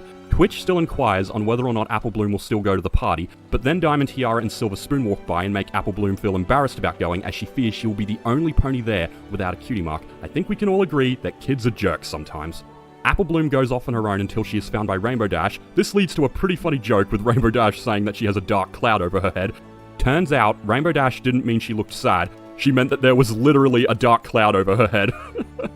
Rainbow Dash then inquires what's wrong with Apple Bloom, to which Apple Bloom gives a spiel on how she's afraid to go to the party this afternoon because she doesn't have a cutie mark and she wants it. This also reminds me a lot of myself when I was an annoying kid. I don't know if it was harder to watch these scenes as a teenager or as an adult, but either way, I do have to give them praise for accurately portraying how children act. Rainbow Dash thinks she can easily help Apple Bloom get a cutie mark, as she believes, why wait for something when you can make it happen? Rainbow Dash also reveals that she was the first pony in her class to get a cutie mark, which gives Apple Bloom faith that Rainbow Dash can help her achieve what she needs. They warm up first, and during this time, Rainbow Dash reveals that the key to finding your special talent is to try as many things as possible and as quickly as possible, as one is bound to lead to your special talent. They tried juggling first, which didn't work out. Next, they try hand gliding. I know Rainbow Dash is a Pegasus and is supervising here, but I can't help but feel this was a bad idea considering Apple Bloom can't fly on her own. Look at her though, is she hand gliding or being Batman? Either way, she fails, and let's just be happy she didn't fall off the cliff. They try karate next, and fail. They try kite flying. This works for a while before the kite falls and then disintegrates somehow. Magic, anyone? They try roller derby next, and I gotta admit, you'd have to be a real tough pony to have that as your special talent. And again, they fail, but she does manage to take out the other ponies, so I don't know if that's a victory or not. With all of Rainbow Dash's options exhausted and having another close encounter with the mean rich girls, Apple Bloom turns to Pinkie Pie next for help, who thinks that Apple Bloom might be good at eating cupcakes. As much as I love pastries, even I don't think that should be a special talent. I mean, what would you even do with that? Apple Bloom thanks Rainbow Dash for her help and then goes with Pinkie Pie to eat cupcakes. However, Pinkie then reveals she doesn't have any cupcakes, so they decide to make some, at which point Apple Bloom thinks she might be able to get a cutie mark in making cupcakes, which is probably a more beneficial skill, really. This leads to another Pinkie Pie musical number where they sing about making cupcakes. I don't need to explain more about what this song is about. It is literally just about making cupcakes. I'd say the cupcakes end up disastrous, but they are still much better than what I could make, and I mean that literally. I suck at baking. They do see something on Apple Bloom's flank, mistaking it for a cutie mark, and she even gives a bunch of guesses as to what it is, but Pinkie figures out what we were all guessing, that it's just flour. This saddens Apple Bloom, but Pinkie's just happy she won the guessing game. Twilight then appears and inquires on what is going on. Apple Bloom then goes on another childish rant and begs Twilight to use her magic to give her a cutie mark. I'm not gonna lie, this has been the hardest episode to rewatch so far, probably because it keeps bringing back memories of how bad I was as a kid. Twilight regurgitates what the other ponies have said so far about how a cutie mark is something you have to discover on your own, but after Apple Bloom continues to beg, she decides to give it a try. Again, I found myself pausing this episode constantly because, and this is probably going to get this video taken down, it was a lot more cringe than the previous ones. Twilight then casts numerous spells which make numerous cutie marks appear, but each one of them quickly disappears, to which Twilight explains even magic can't make a cutie mark appear before its time.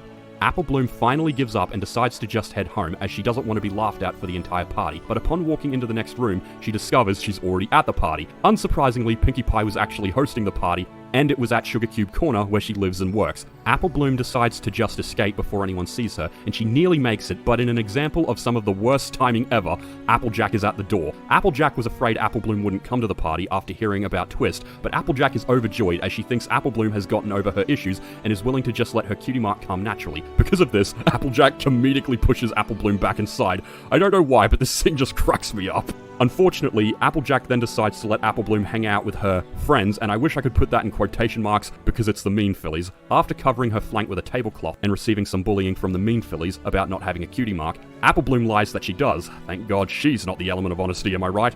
It gets hard to watch here again, as this becomes like a typical school drama, and the mean fillies demand to see the cutie mark. Apple Bloom lies again and says she can't, because it's unbelievably amazing, and she doesn't want to take attention away from Diamond Tiara. Diamond Tiara is actually convinced by this, and she decides she doesn't want to see it. Apple Bloom walks away, but then she trips on the tablecloth, and her lie is exposed, leading to more bullying from the mean fillies. This, of course, leads to further bullying, where they again call her a blank flank.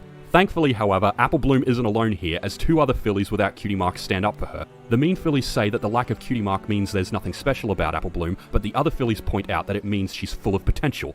They then fire back at Diamond Tiara and Silver Spoon by pointing out that at least Apple Bloom isn't trapped being stuck up like they are. Twilight also feels they are very lucky fillies, as they get to experience the thrill of discovering who they are and they have all the time in the world to figure it out. It's times like these I wonder what my cutie mark would be, if I would even have one, because there are times where I still question what I'm supposed to do in life. This causes the three of them to get much attention from the other ponies, causing much anger for the bullies as all the attention has been taken away from them. Thankfully, they don't cause too much of a scene and they leave defeated. The three fillies then introduce themselves to each other.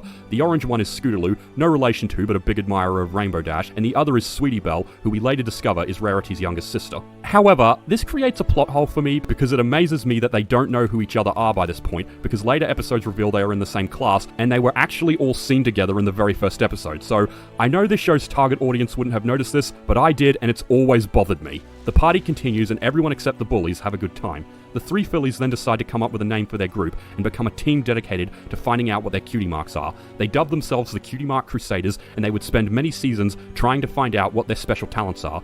From here, they would also be the focus of many episodes. Fun fact, they were originally going to get their own spin-off show aimed at preschoolers, but it never happened.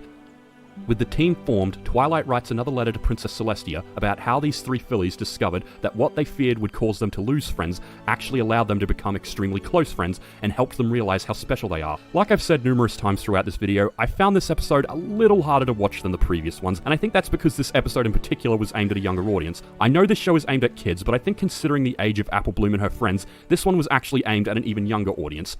Not that there's anything wrong with that, because it was still a good episode with good lessons, and the Cutie Mark Crusaders would go on to have some of the best episodes in the show. I also think it just brought back some bad memories from my own childhood, which is probably what added to the difficulty in watching it. Episode 13, Four Weather Friends. As of this episode, we are halfway through Season 1. I'm Count Lurchalot, and this is Lukewarm Television.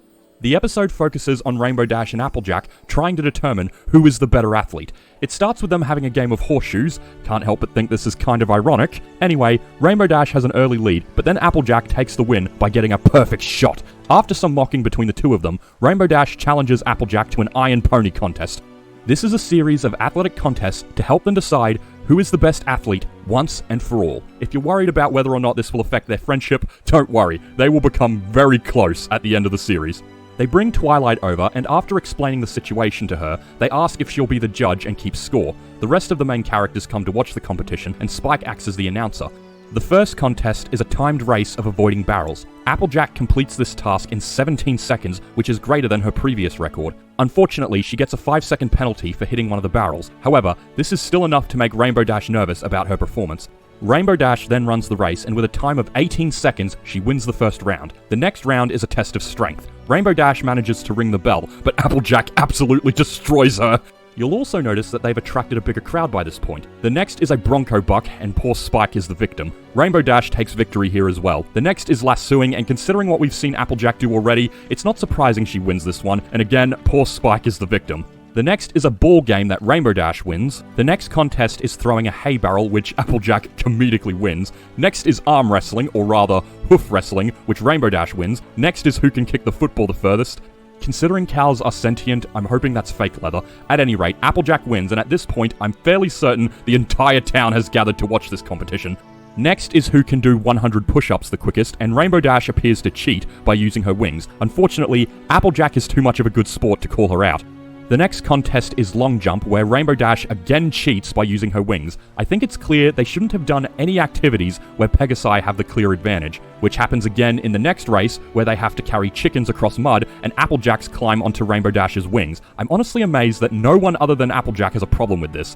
The final event is Tug of War, and again, I think considering how much strength Applejack's shown throughout the episode, she should be the clear victor here, but Rainbow Dash again uses her wings to cheat. In fact, Rainbow Dash only wins because she tricks Applejack into letting go of the rope. Rainbow Dash declares herself the Iron Pony, but as Applejack points out, she only won because she cheated, which I have to agree with. Death Battle said it perfectly. Rainbow Dash might be loyal, but that doesn't mean she won't cheat to get her way. Thankfully, Applejack is the element of honesty and actually plays fairly. This leads to an argument between them. Rainbow Dash argues that Applejack never said she couldn't use her wings, but Applejack counters with she shouldn't have had to tell Rainbow Dash to play fair. Rainbow Dash declares she could have won without using her wings, but then Applejack tells her to prove it by challenging her to the annual running of the leaves and having a race with her. However, since the point of this race is to run, no wings are allowed, to which Rainbow Dash agrees. They make it official with a spit deal, but the rivalry between them is still strong. Again though, don't worry, they become very close friends at the end of the series.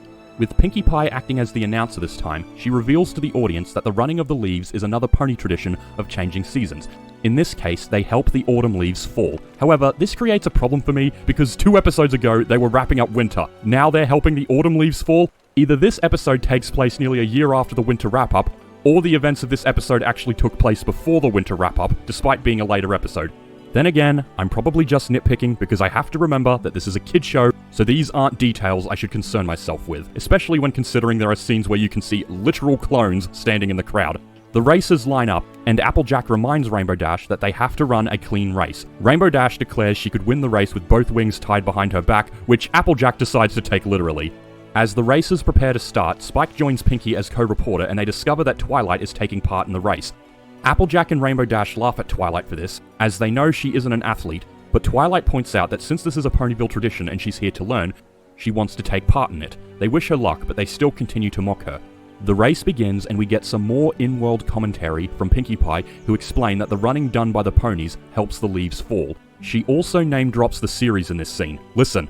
No, that's left to My Little Ponies. The race continues and Applejack and Rainbow Dash appear to have taken an early lead, being neck and neck with each other. While I'd love to commentate the entire race, Pinky and Spike can do that way better than I can, all the more reason to watch the episode. Rainbow Dash and Applejack keep fighting for the lead until Applejack trips over a rock and falls behind, where she meets up with Twilight. Applejack tries to accuse Rainbow Dash of tripping her, but Twilight manages to point out that Applejack actually tripped over a rock because she wasn't looking where she was going. Applejack runs ahead to try to gain her lead back, while Twilight stays behind to admire the scenery created from the falling leaves. Applejack catches up to and overtakes Rainbow Dash. Their head-to-head battle continues, but Applejack gains a steady lead. Then Rainbow Dash finds herself in the same situation as Applejack from before, as she trips over something and falls behind the other racers. Rainbow Dash also accuses Applejack of tripping her, but Twilight again states she simply wasn't looking where she was going and tripped over a stump. Unfortunately, Rainbow Dash isn't as easily swayed as Applejack and still concludes that Applejack cheated and so decides the rules of the game have changed. Rainbow Dash catches up to Applejack, a comment made by Spike himself, but then Pinky asks how is catch-up supposed to help them here, as she feels it would only be useful in a hot dog eating contest. This raises another question for me. Do these ponies eat meat, or are they referring to tofu dogs? I'm asking because I'm fairly certain ponies are herbivores. Again though, I am probably looking too deeply into the world of a kid's show that shouldn't be taken too seriously, and as a guy who eats meat myself, it's probably hypocritical of me to ask this question. Anyway, back to the race, Rainbow Dash has managed to take the lead. Rainbow Dash then decides to fight dirty by using a tree branch to slow Applejack down. Knowing that Rainbow Dash did that on purpose, Applejack decides that two can play at that game and uses the same branch to propel herself into the lead. Not really representing the element of honesty here, are we, Applejack? Applejack follows this up by throwing a beehive towards Rainbow Dash, again questioning if Applejack should be the element of honesty. However, karma works its magic as the bees give Rainbow Dash the incentive she needs to run ahead. Rainbow Dash escapes the bees and alters a directional sign to take Applejack off course. However, this delay allows the other ponies to catch up, like with all cheaters in racing shows, am I right? And Twilight starts inquiring on why Rainbow Dash isn't in the lead. Rainbow Dash, however, brushes her off, thinking she's now guaranteed to win, with Applejack going in the wrong direction. Applejack runs into Pinky and Spike, at which point she realizes that Rainbow Dash altered the sign and she took the wrong road. Applejack asks them for a lift and uses this to get to the front of the race. Rainbow Dash calls out Applejack for breaking her own rule of no flying, but Applejack just counters by saying she said no wings. Again, really thinking we should revoke the element of honesty from Applejack? Then again, one could argue she is still being honest through a technicality, but no. You are being dishonest here, Applejack. I'm calling you out. Applejack runs ahead and continues to play unfairly by knocking a bucket of tree sap over and causing Rainbow Dash to get stuck. Rainbow Dash then takes a page out of Applejack's book and uses the tree to propel herself forward. She crashes into Applejack and the two wipe out into a tailspin into a cliff, which causes a lot of collateral damage. I honestly think they should both be disqualified at this point. Thankfully, they didn't hurt any of the other racers. Then Twilight points out that the running of the leaves should actually involve running. Because of this, Rainbow Dash agrees to only run from this point, but she does manage to trick her way into a head start. The race continues between them and appears to be neck and neck. They then start bumping into each other for the lead. Again, disqualify them both, please. They even start grabbing each other by the tail and pulling them behind. Again, find someone else to wear the element of honesty. Applejack accidentally pulls off the ropes binding Rainbow Dash's wings, at which point Rainbow Dash decides all bets are off and she starts flying, but Applejack isn't going down that easily and she tackles her. This causes them to literally start brawling and cross the finish line at the same time. They inquire into who among them won. Unsurprisingly, however, they both tied for last.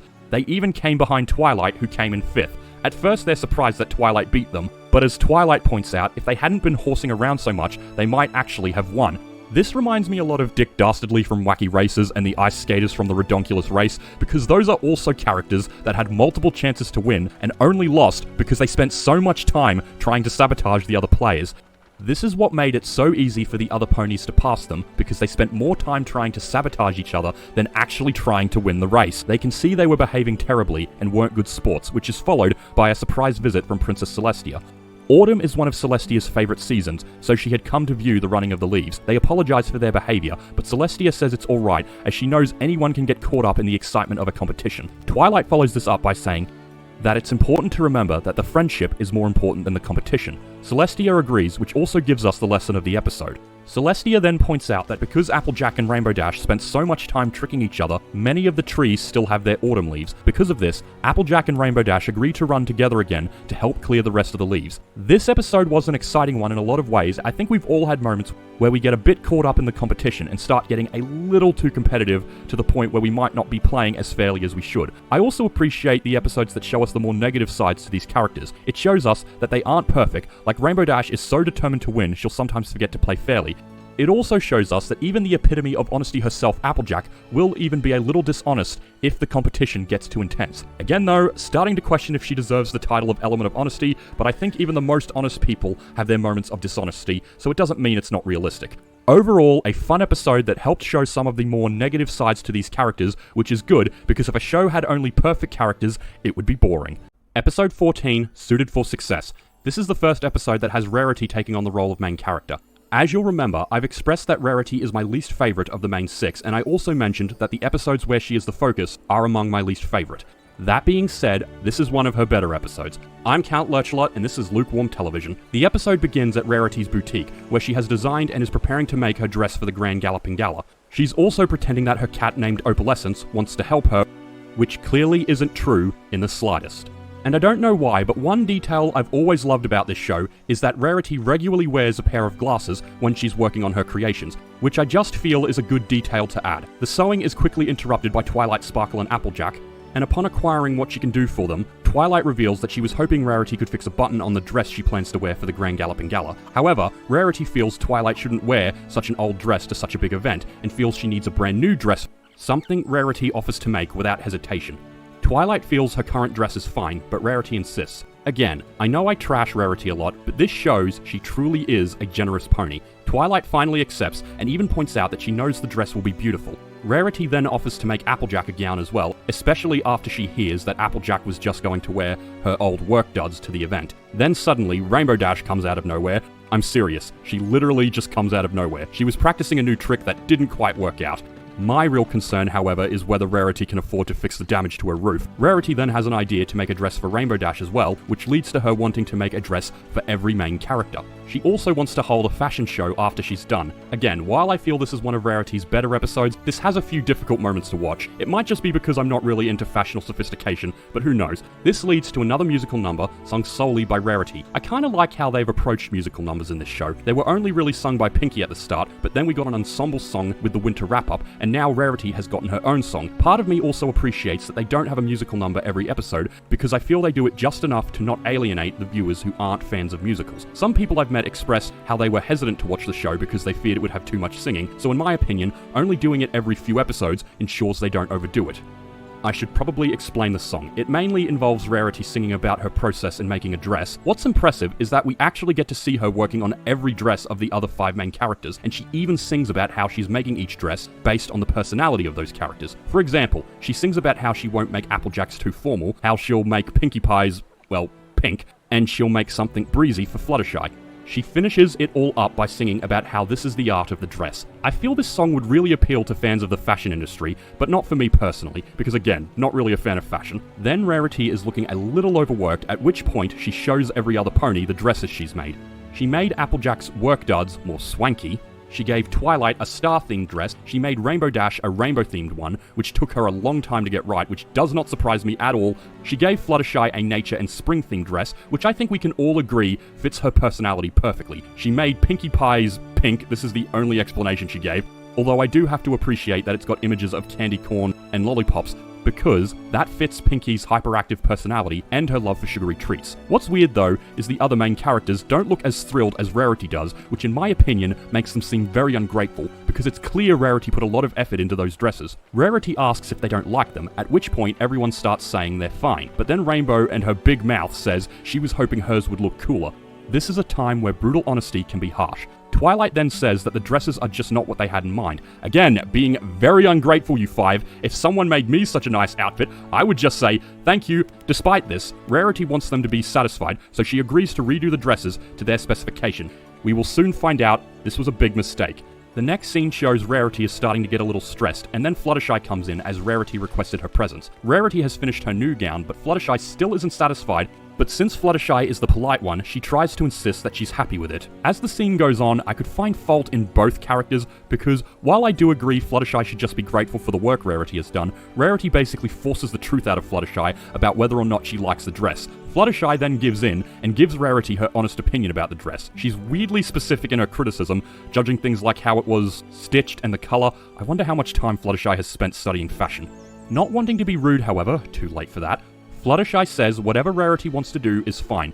What is good about this episode is that it shows, in addition to being too nice or too friendly, you can also be too generous. We then get a rehash of the song, but this time the other main characters are included and giving the specifications they want on their dresses.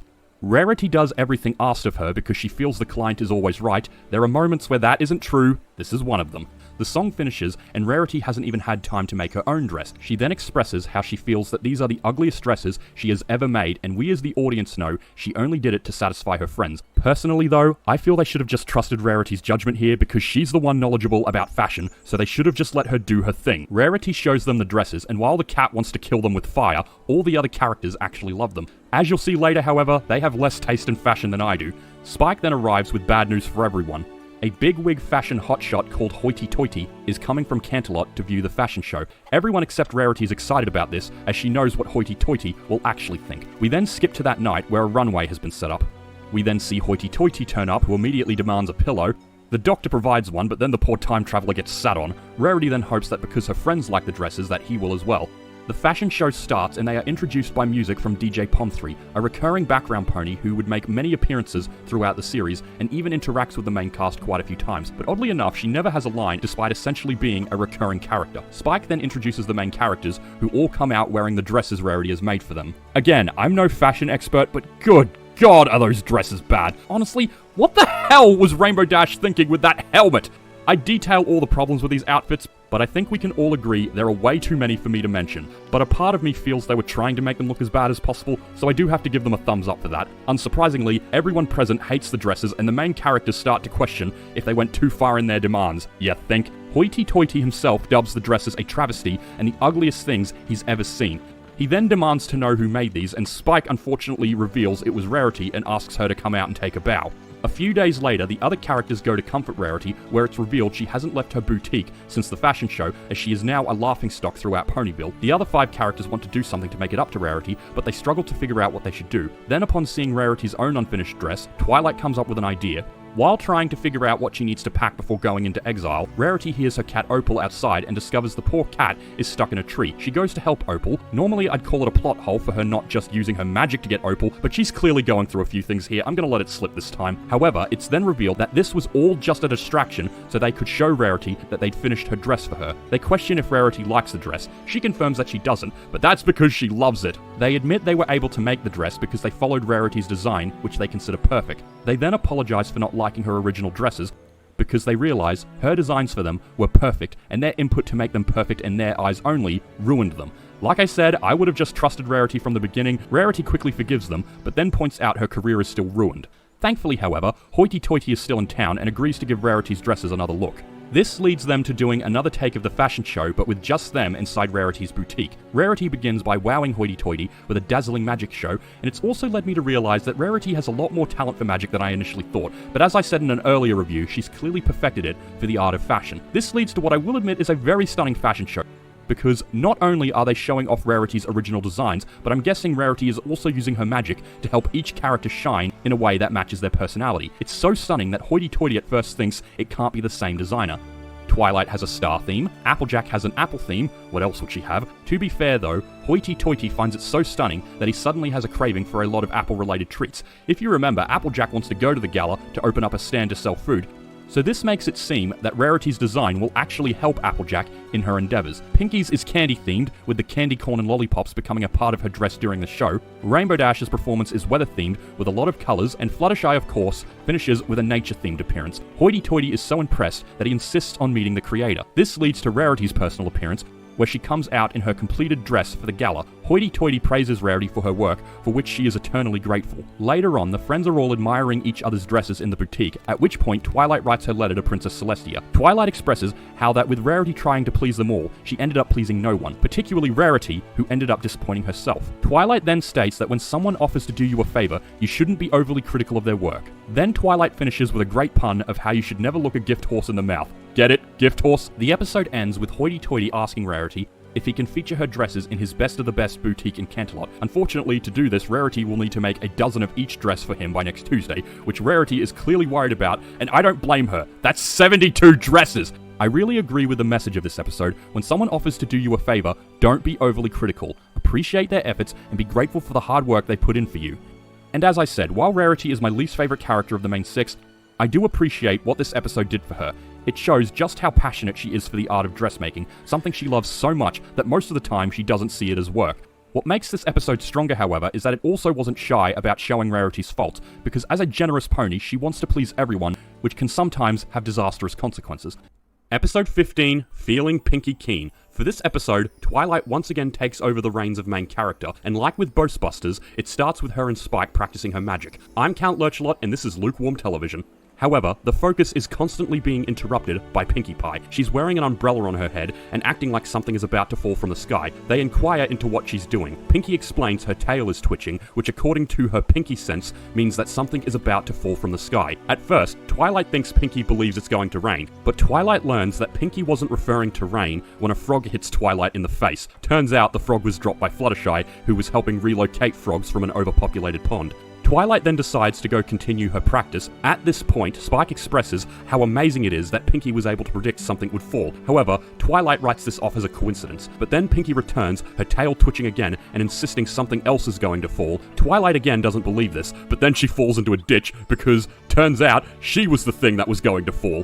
Applejack appears and inquires into why Twilight is in a ditch. Spike clarifies it's because Pinkie predicted it, but Twilight still thinks this is nothing more than a coincidence. However, upon hearing that Pinkie's tail was twitching, Applejack becomes horrified, thinking something is about to fall. But thankfully, Spike is able to calm her down after explaining that Pinkie's tail is no longer twitching. Twilight asks if Applejack really believes this. Applejack confirms that while it doesn't make a whole lot of sense, those in Ponyville have come to accept that if Pinkie's tail is twitching, you better listen. Pinkie then reappears to say her ears are flopping. Spike asks what that means, but Pinkie only responds with she'll run a bath for Twilight, but then a pony with a cart runs by and splashes her with mud, proving again that Pinkie was correct. While getting cleaned, Pinkie explains more of her Pinkie sense to Twilight about how she gets different little feelings that mean different things. If her back gets itchy, it's a lucky day, but if her knee gets pinchy, it means something scary is about to happen. She then says that her shoulder is currently achy, which means there's an alligator in the tub. This might sound silly, but it's true.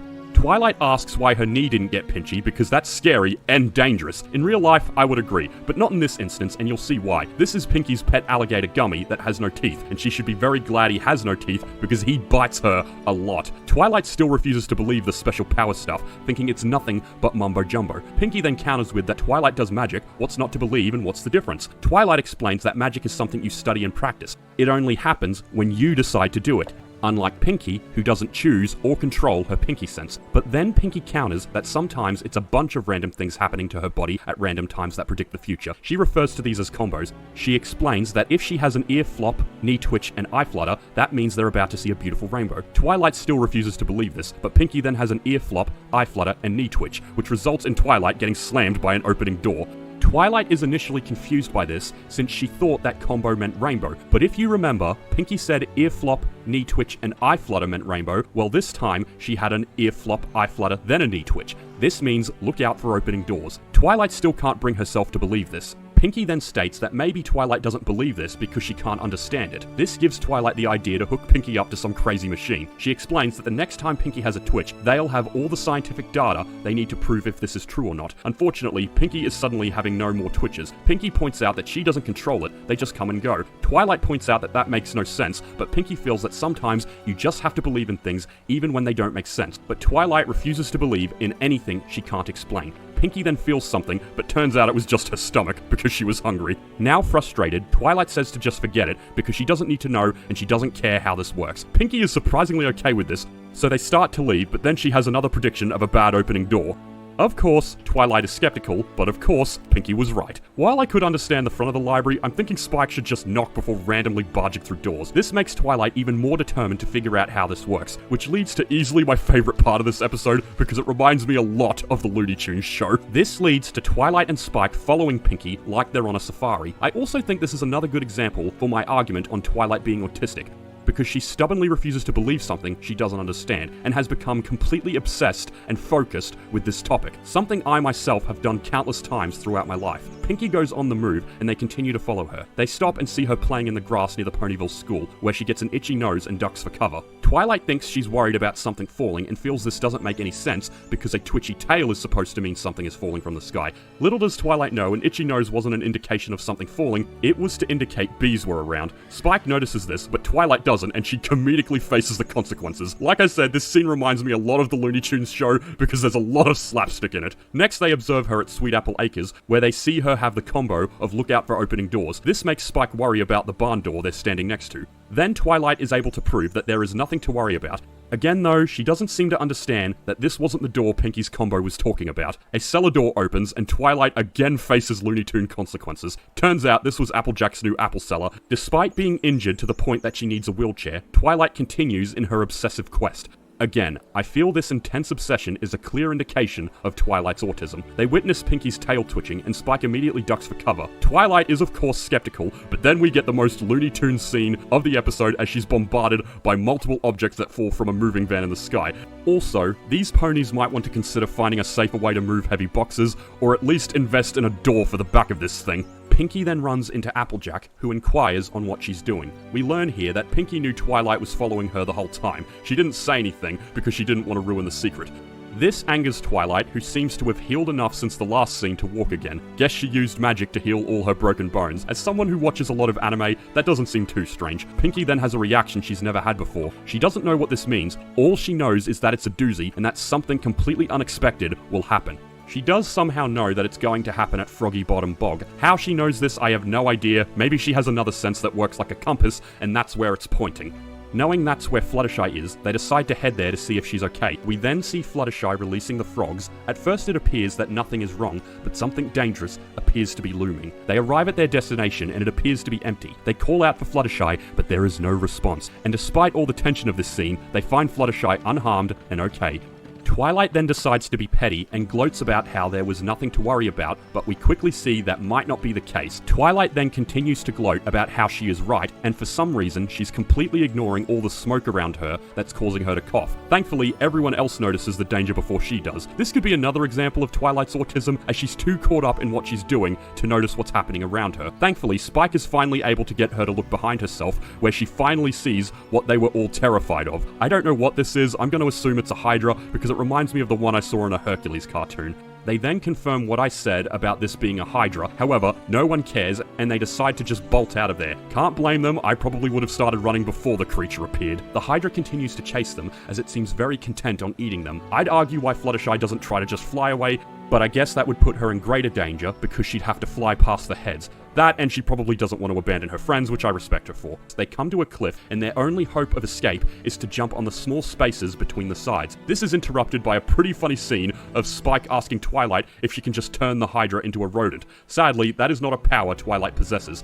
Fluttershy goes first and manages to bravely jump across. I will say it here though, you're a Pegasus, Fluttershy, just fly across. Twilight stays behind to distract the Hydra while the others cross. This leads to one of her less intellectual moments as she decides to charge the Hydra head on. However, this works out better than expected as she manages to distract it long enough for the rest of them to cross the cliff. She starts running back to them, but the Hydra is closing in fast. Then all hope seems lost as the Hydra breaks the way across the cliff. The rest of them advise Twilight to jump. With her options exhausted, Twilight does it. Unfortunately, she can't jump far enough to make it. She starts falling into the water below, but then a giant bubble manages to bounce her back to her friends.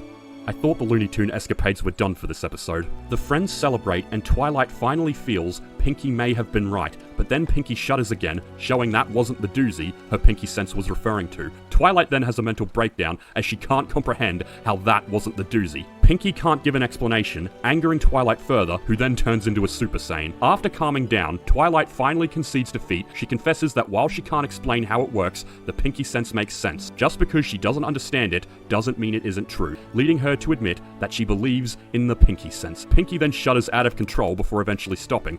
Turns out, the doozy that was gonna happen was Twilight believing. I gotta admit, that is very funny. After all that, the doozy was simply her believing in something she can't explain. Then again, considering how stubborn Twilight is, it does make sense. We then return to Twilight's library, where she asks Spike to take a letter as she writes the lesson for this episode. Spike has trouble focusing though, as Twilight has now fully embraced Pinky's philosophy, as Pinky's tail is twitching and she doesn't want to risk it. The lesson for this episode is that sometimes there are things in this world you simply can't explain, but that doesn't necessarily mean they're not true. It just means you have to choose whether or not you believe in them, and that sometimes it's a friend who shows you the way. We then learn that the object that was going to fall was Princess Celestia, who for some reason has come to receive the message in person. If I'm honest, it was hard for me to come up with my own takeaway from this episode. While the message is clear, I had a bit of difficulty applying that to real life. The best I could come up with is how sometimes you have to respect other people's beliefs, even if you don't believe in them yourself. I myself was raised religious, but I've always done my best to respect the beliefs of others, no matter how different they are from my own. That's the only real connection I can see here. Episode 16, Sonic Rainboom. I consider this Rainbow Dash's first episode as the solo main character. I'm Count Lurchalot, and this is Lukewarm Television. The episode begins with Rainbow Dash coaching Fluttershy on how to do a proper cheer. They're doing this in preparation of a competition Rainbow Dash is taking part in her hometown of Cloudsdale. Unfortunately, Fluttershy isn't the best at cheering. We then see Rainbow Dash practicing her routine. It seems to go well at first, as she presents great control of both flying and weather manipulation. She then decides to finish it off with a trick known as the Sonic Rainboom, which we will find out later is a very important factor to this series. Unfortunately, this isn't a trick Rainbow Dash has perfected, and she ends up catapulting herself through the sky. We then see the other main characters have just finished helping Twilight clean up the books in her library, but then Rainbow Dash comes crashing through the window and messes up everything. Rainbow Dash apologizes and the others inquire about what is going on, at which point Rainbow Dash reveals they're getting ready to go to Cloudsdale for the Best Young Flyer competition. Rainbow Dash also expresses she wishes they could come, but this isn't possible as only Pegasi can walk on clouds. It's at this point Pinky expresses she'd love to see Rainbow Dash do a Sonic Rainboom. Pinky then explains what a Sonic Rainboom is. It's a legendary move where a Pegasi goes fast enough to create a sonic boom and a rainbow all at once. Applejack reveals that Rainbow Dash is the only pony to ever pull it off. I'd take note of this because it becomes important later on. It's at this point Rainbow Dash reveals that the winner will get to have a whole day with the Wonderbolt, which as you know are Rainbow Dash's idols, so you can see why she's determined to win. Rainbow Dash decides to go rest for the competition, and after she leaves, Fluttershy reveals that Rainbow Dash has been practicing this move for a long time, and she hasn't come close to doing it again. Wanting to support Rainbow Dash, the others decide to find a way to visit Cloudsdale. Twilight, however, is unsure how she is supposed to find a flight spell in the Sea of Books. This leads to a funny scene of Pinky finding one almost instantly. Thankfully, it fell on her face when Rainbow Dash knocked her into the bookcase. Twilight finds a spell which gives Earth ponies the ability to fly for 3 days. Twilight decides to give it a try, with Rarity volunteering as the test subject. I'm amazed the spell can work on Rarity because the book specifically said Earth ponies. I guess it just means ponies that can't fly. Twilight casts the spell with great difficulty, which for some reason causes an explosion. It appears to have worked, but we don't get to see the full results right now. We cut to Fluttershy and Rainbow Dash flying to their hometown of Cloudsdale up in the sky. Upon landing, they immediately run into a trio of stallions who Rainbow Dash was acquainted with as a filly. They immediately call her a mean name of Rainbow Crash. This is a recurring insult for Rainbow Dash, and one she absolutely hates. The stallions continue to insult her and even claim that the Sonic Rainboom is nothing but a mare's tail and Rainbow Dash doesn't have enough skill to pull it off. They then agree to come to the competition just to prove Rainbow Dash wrong. This leads to Rainbow Dash showing a side of her we don't usually see. She actually doubts her abilities. I really like this because Rainbow Dash is arguably the most confident member of the main 6. So to see her doubt herself helps make her more relatable to those with low self-confidence. Fluttershy tries to comfort her, but after pointing out that she's failed it like 100,000 times, she makes Rainbow Dash feel worse. However, then Fluttershy appears to have spotted Rarity, who now has some stunning butterfly wings, which surprises everyone. This is the result of Twilight's magic. Also, I've established that winged unicorns are alicorns, so it makes me wonder if Rarity was technically an alicorn here. I could be wrong though, especially considering the wings are only temporary. Feel free to leave your opinions in the comments. The rest of the main cast then turn up in the hot air balloon we see in the opening credits, as they've all come to give Rainbow Dash their support. Pinkie then jumps out of the balloon, causing Rainbow Dash to worry, but then it's revealed Pinkie is able to walk on the clouds. The rest of them then reveal they have the same ability. Twilight reveals that the wings spell was too difficult to do again, but she found a simpler spell that allowed the rest of them to walk on clouds. Rainbow Dash reveals she's glad the rest of them are there, as she was starting to get nervous. Then, knowing that they have some time before the competition, she asks if they'd like her and Fluttershy to show them around. We then get to see Cloudsdale, which Rainbow Dash claims is the greatest city in the sky. However, Rarity is more interested in checking out her reflection, which again reveals some of Rarity's more negative traits. While she's polite and generous, she's also rather vain, which doesn't surprise me considering how much she loves fashion and beauty. Her wings are so stunning that they quickly attract the attention of the other Pegasi, causing one of them to drop their jackhammer over the edge. Part of me questions why they needed to jackhammer the clouds, but I think that's just one of the crazy things about this show I have to accept. I'm more concerned if they hit any pony on the ground. Twilight then reveals that Rarity needs to be more careful with those wings, as they are very fragile. As stated in previous episodes, the Pegasi are the ones who create the weather in Equestria, so they decide to go see where the weather is made. They head to where the snowflakes are made, but they leave out of fear that Rarity might ruin winter and cause a drought. They then go to see where the rainbows are made, and Pinkie has the bright idea of tasting them. Can't say I blame her though, I'm sure we've all wanted to try that. Turns out though, they don't taste very good, and rainbows are spicy. Meanwhile, Rarity continues to show off her wings, which have caught the attention of the bully stallions from before. However, as soon as they see Rainbow Dash, they continue to insult her like before. This also causes Rainbow Dash to become more nervous, and she fears she can't do the Sonic Rainboom. They then go to where the clouds are made. Before Rainbow Dash can explain anything, however, Rarity has again taken the center of attention by showing off her wings to the other workers, once again showing a negative trait of hers, that being that she's an attention seeker. Ironically, this isn't one of the times I dislike Rarity though, because many of the other characters have been guilty of being show-offs. In fact, the public is so impressed by Rarity's wings that they suggest she enter the competition. Rarity of course agrees, because she thinks nobody uses wings quite like her. While not her cringiest moment, this is a good example of why I dislike Rarity, because she came to support Rainbow Dash, and now she literally intends to steal Rainbow Dash's thunder. This also makes Rainbow Dash think she'll have no chance of winning now, but I think she's being too hard on herself, because they show many times throughout the series that flying means a lot more than just having wings. We then see the competition stadium, where it appears the whole town is gathered. It also appears Doctor Who's has regenerated into a Pegasi. Rainbow Dash's anxiety is now at an all-time high, and Rarity is hogging up what I'm guessing is a dressing room, and you'll see why in a bit. The announcer of the competition reveals that not only has Princess Celestia come to view the competition, but the Wonderbolts are acting as celebrity judges. Wow! That would put a lot of pressure on you. The competition begins, and Rainbow Dash realizes that she'll have to compete quite early as she's number 2. However, Rainbow Dash is now so nervous that she changes numbers with Pegasi Doctor. In fact, she keeps doing this to postpone when she has to compete. Rarity was supposed to be number 4, but as you can see, she is taking an awfully long time to get ready. However, then they say they don't care who goes next, so number 7 goes on. Rainbow does her best to avoid going on, but eventually, there's no one else left in the room. At this point, however, Rarity has finally come out deciding she's ready. And of course, she has dressed rather extravagantly for the event. I remember as a teenager, this really made me cringe, but for some reason it's not as cringe now. Either it's because I've already seen it, or after watching all 9 seasons, I've just come to expect this from Rarity. Either way, there's only time for one more performance, so if they both want to compete, they'll have to go on together. Weirdly enough, the announcer is okay with this. Unsurprisingly, Rarity's performance is more dance-based, while Rainbow Dash plans to do some extreme flying. Rainbow Dash's performance starts off okay, but then she hits one of the cloud pillars and wipes out into a wall. Then she's insulted by the jerk stallions. I really hate these 3. While Rarity continues to dance, Rainbow Dash decides to move on to phase 2 and starts to show off her skill in manipulating clouds. Unfortunately, Rainbow Dash gets hit in the face by a piece of cloud and sends the cloud barreling towards Princess Celestia. Thank God the princess is very merciful. Rarity then decides to move on to her final, which she thinks will be talked about for years to come. She plans to fly up to the sun and beam her beautiful wings all over Cloudsdale. Meanwhile, Rainbow Dash decides that the only way she can save her performance is to perform the Sonic Rainboom. Rarity's plan seems to work at first, but she didn't take Twilight's previous warning into account, and her wings quickly disintegrate. I wonder if this is a reference to Icarus, who flew too close to the sun, causing his wax wings to melt. Despite the wings disintegrating, Rarity doesn't immediately fall, starting to wonder if these characters have Looney Tune abilities. Anyway, Rarity unsurprisingly starts falling and screaming for her life. The Wonderbolts try their best to save her, Unfortunately, Rarity is too consumed by panic that she accidentally kicks them in the face and knocks them unconscious. This leaves it up to Rainbow Dash to save them and charges down at full speed. With the motivation to save her friend, Rainbow Dash moves so fast she finally performs the Sonic Rainboom. Fluttershy is so excited that she finally gives the cheer Rainbow Dash was hoping for.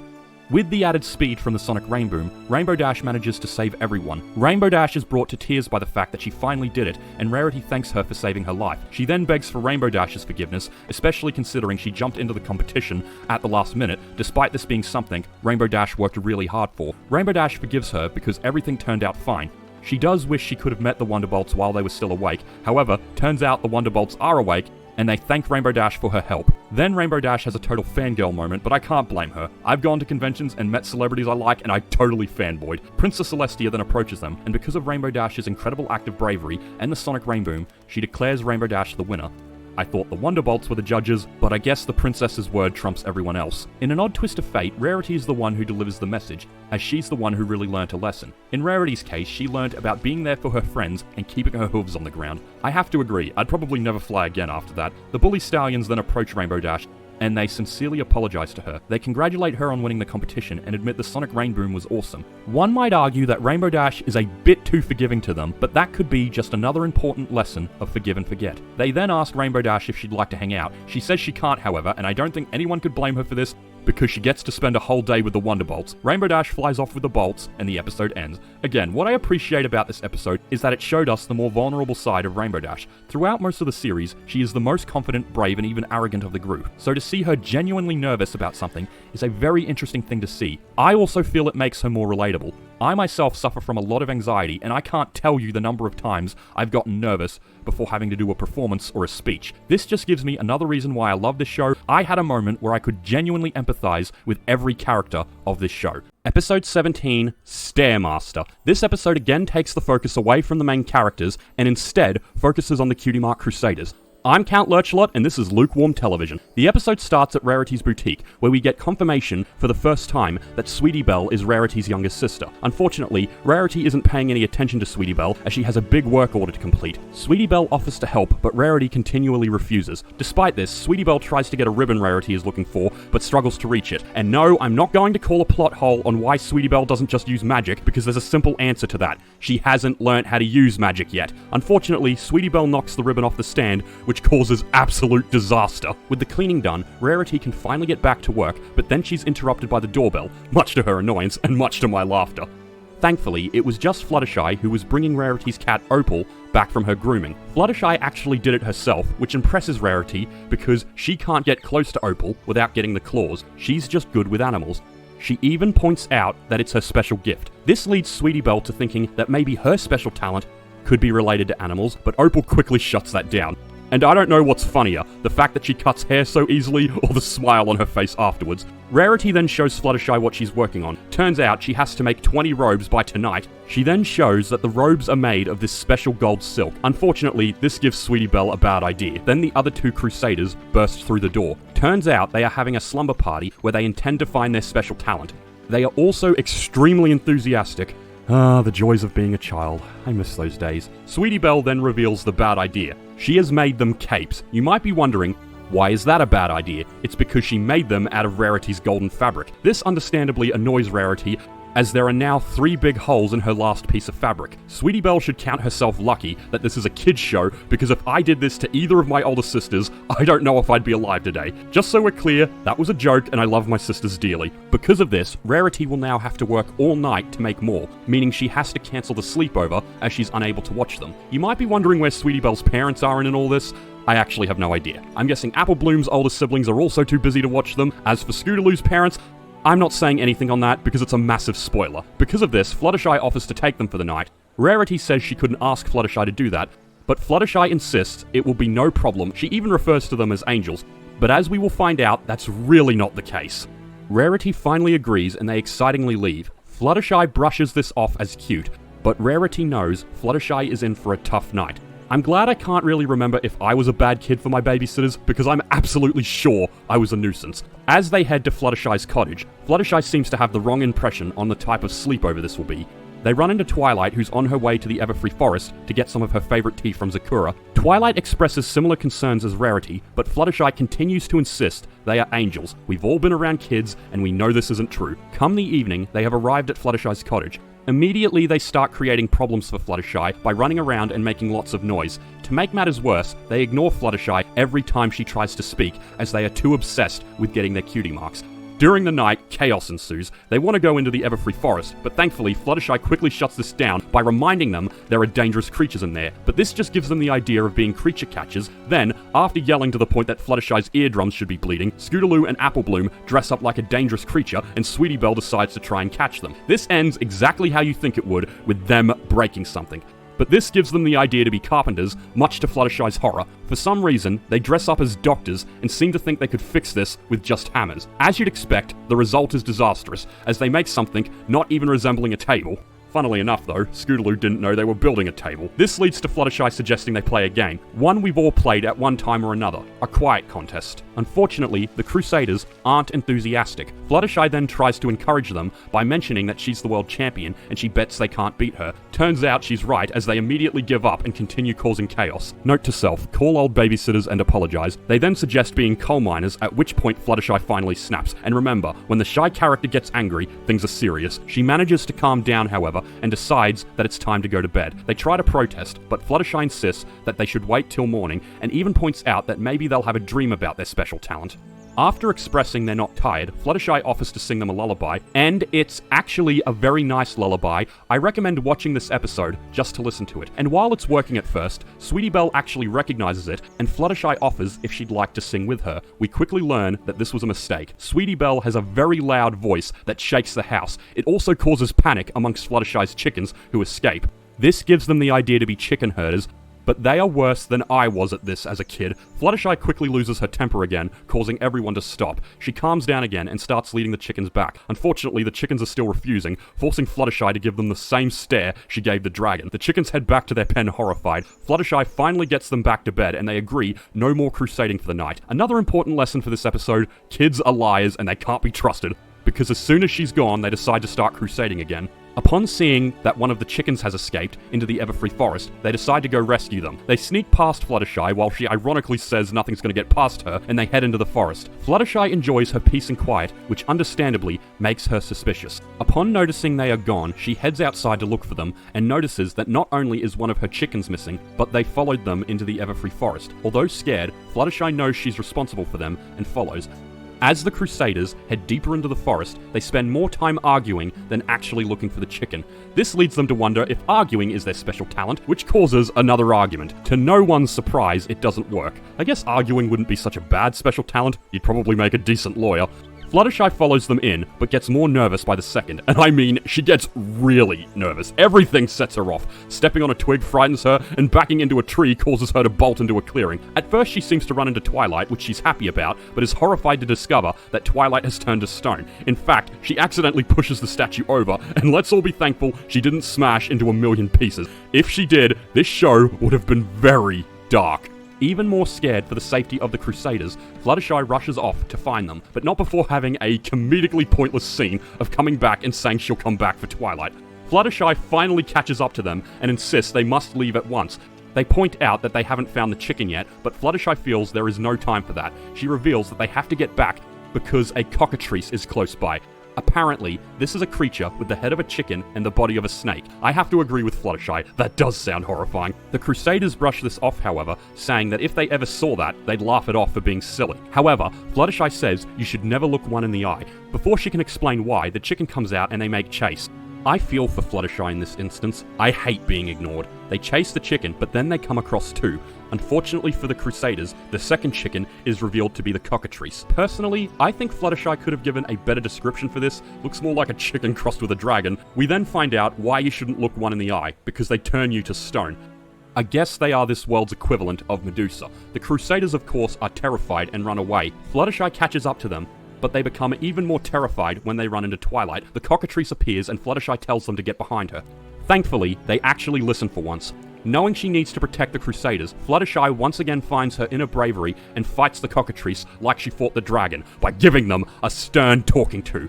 This is a kid's show, what do you expect? The cockatrice tries to fight back and attempts to turn Fluttershy into stone. Thankfully, the transformation started from the back, because Fluttershy again manages to stare the beast into submission and orders them to turn the chicken and Twilight back to normal. The cockatrice concedes and heads off to undo its previous attack. The Crusaders then praise Fluttershy for her stares, calling her the Queen of Stairs. Then they mention the episode title by giving her the name, the Stairmaster.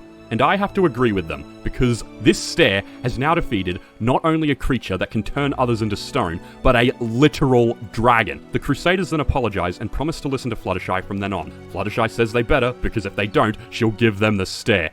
They laugh this off, and then Twilight and the chicken return, having been turned back to normal. The next morning, we're back at Fluttershy's cottage as she's told Twilight the whole story. Twilight, in turn, is turning this into a letter for Princess Celestia and admits she was wrong about Fluttershy, as she is good with kids. Fluttershy, however, doesn't feel that is necessarily the case, as she assumed she could handle children as well as she handles animals, and she admits she was wrong about that, and that she learned an important lesson about not biting off more than she can chew.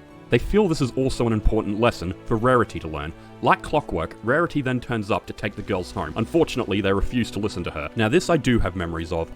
I remember being watched by my older sisters and refusing to listen. I better apologize to them. Thankfully, after last night's adventure, they do listen to Fluttershy when she talks to them. Rarity asks how she managed to do that, and Fluttershy just says that perhaps she's as good with kids as she is with animals. Rarity goes to leave, but not before requesting some more help with Opal, causing laughter amongst Twilight and Fluttershy. This is another episode where I really agree with its message, because I think we can all agree we've had times in our lives where we've tried to take on and accomplish more than we reasonably can. We should never bite off more than we can chew. Episode 18, Showstoppers. This is another Cutie Mark Crusader focused episode and starts with them following Applejack into a clearing as she shows them the place they can use for a clubhouse. They aren't very enthusiastic, as it's pretty run down. Applejack's a little insulted by this, because this was her clubhouse when she was their age. Applejack is gifting it to them, as she no longer uses it, and it's on a secluded, private part of her farm. However, the more she says, the more it falls apart. They question how they are supposed to turn this into their clubhouse. Applejack points out that maybe they'll get a cutie mark in house cleaning, but not before literally falling through the wall. After the opening credits, we see Scootaloo in town drawing sketches of various houses. After finishing, she heads back to the clubhouse on her scooter. It's at this point I feel I should mention that despite being a Pegasus, Scootaloo can't fly. It's never specifically stated why, but fans theorize, and I agree, she has a disability that prevented her wings from developing properly, making her incapable of flight. It's an interesting theory, and Scootaloo's issues with being unable to fly come up a few times throughout the show. In spite of this, she can use her wings to propel herself forward on her scooter, allowing her to ride her scooter at super fast speeds. She is also shown to be able to perform a lot of good tricks on her scooter. If I didn't know any better, her special talent is likely in relation to extreme sports. Upon returning to the clubhouse, we see that Apple Bloom has fixed the whole thing and given it a new paint job, showing that Apple Bloom might be very artistic and handy. They inquire on where Sweetie Belle is, and it turns out she's dusting random objects while singing a song she came up with about the Crusaders. Sweetie Belle is shown to have a very good singing voice, suggesting that her special talent might be something musical, which is fair, as the last episode showed she had a very strong singing voice. The other characters themselves acknowledge she has a good voice. They then ask her to teach them the song, which she agrees to. Applejack returns to see them singing the song, which makes her happy. At first anyway, because Apple Bloom and Sweetie Belle are decent singers, but Scootaloo might not be that good. This will be important later. Applejack inquires what they're going to do next. With a new clubhouse, the map of Ponyville that Scootaloo was working on earlier, and the theme song, they plan to go on their next quest to find their cutie mark. This leads to a funny montage of them trying to get their cutie marks. They start with feeding the pigs at Sweet Apple Acres, and while successful, this doesn't earn them their marks. Also, pigs don't seem to be sentient in this universe, which seems a bit odd considering cows and donkeys are, but oh well. They try what I'm guessing is taffy making next. This ends in complete disaster, and I'm genuinely surprised they didn't die from this. Again, I know this is a kid's show, but I think that would kill someone in real life. Unsurprisingly, they don't get their marks. They try hairstyling next. I hope Rarity knows what they're up to. While I think they do a pretty good job, the customer leaves unsatisfied, so again, no cutie mark for them. I have no idea what they're even doing here. Playing some card game? Either way, no cutie mark. They try mountain climbing next. How old are these kids? Is anyone supervising them? To be fair though, the mountain wasn't very big, so maybe that's why they didn't need to be supervised. It's also no surprise they get no cutie mark. I'm guessing they try scuba diving next, but I see no air tanks, so maybe they're snorkeling. If that's the case, they shouldn't be that deep underwater. Anyway, a squid chases them away and they don't get a cutie mark. I'm also amazed a squid lives in such a small body of water. The final stop is Twilight's library, where they've just failed to get cutie marks in being librarians. Doesn't surprise me, I'm pretty sure librarians keep a library more organized. Twilight feels they're going about this the wrong way. She thinks they should focus on areas they're familiar with as opposed to new things. Miss Cheerilee is also there and gives them a place where they can start by performing in the school talent show. They don't explain why Miss Cheerilee is there. I'm guessing she wanted to borrow a book.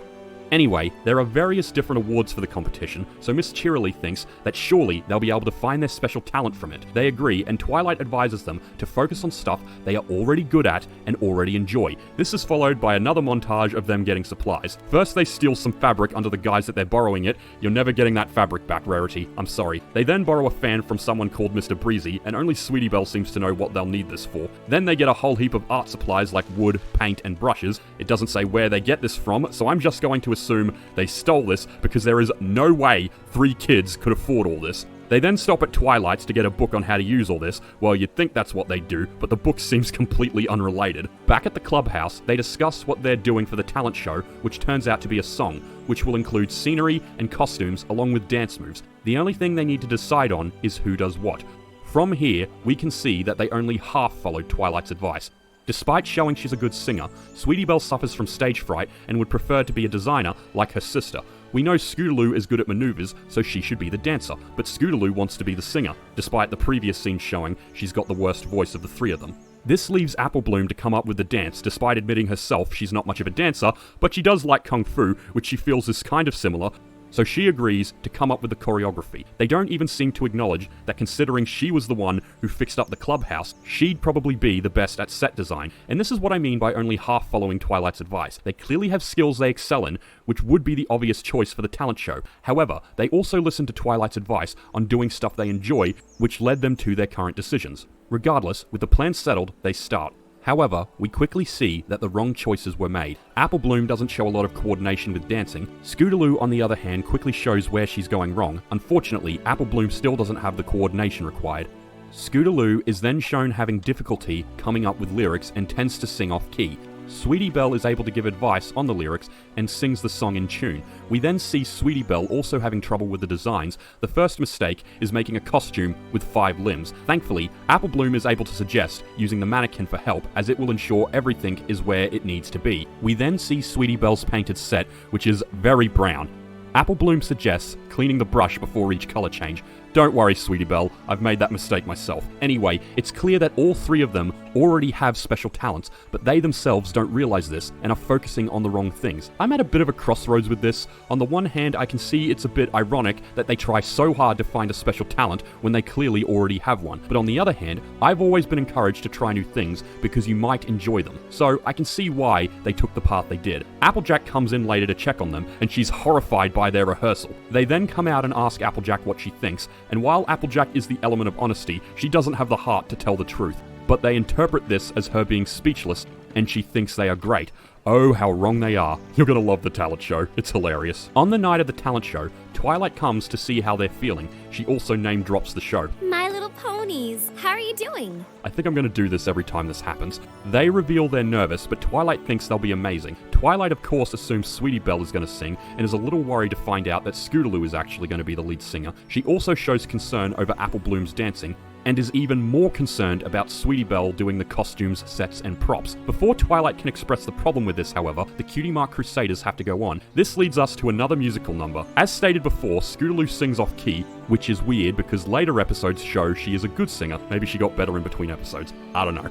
Apple Bloom's dancing is, as predicted, very fight coordinated, which leads to her eventually kicking holes in the set. And Sweetie Belle's special effects constantly cause problems for the performers, and to top it all off, they constantly trip over each other. Unsurprisingly, the audience is left speechless by how bizarre this is. I honestly don't know what to think about this song, but I will admit, it's one of those things you have to see to believe. I will admit though, it does have a pretty good guitar solo. Listen.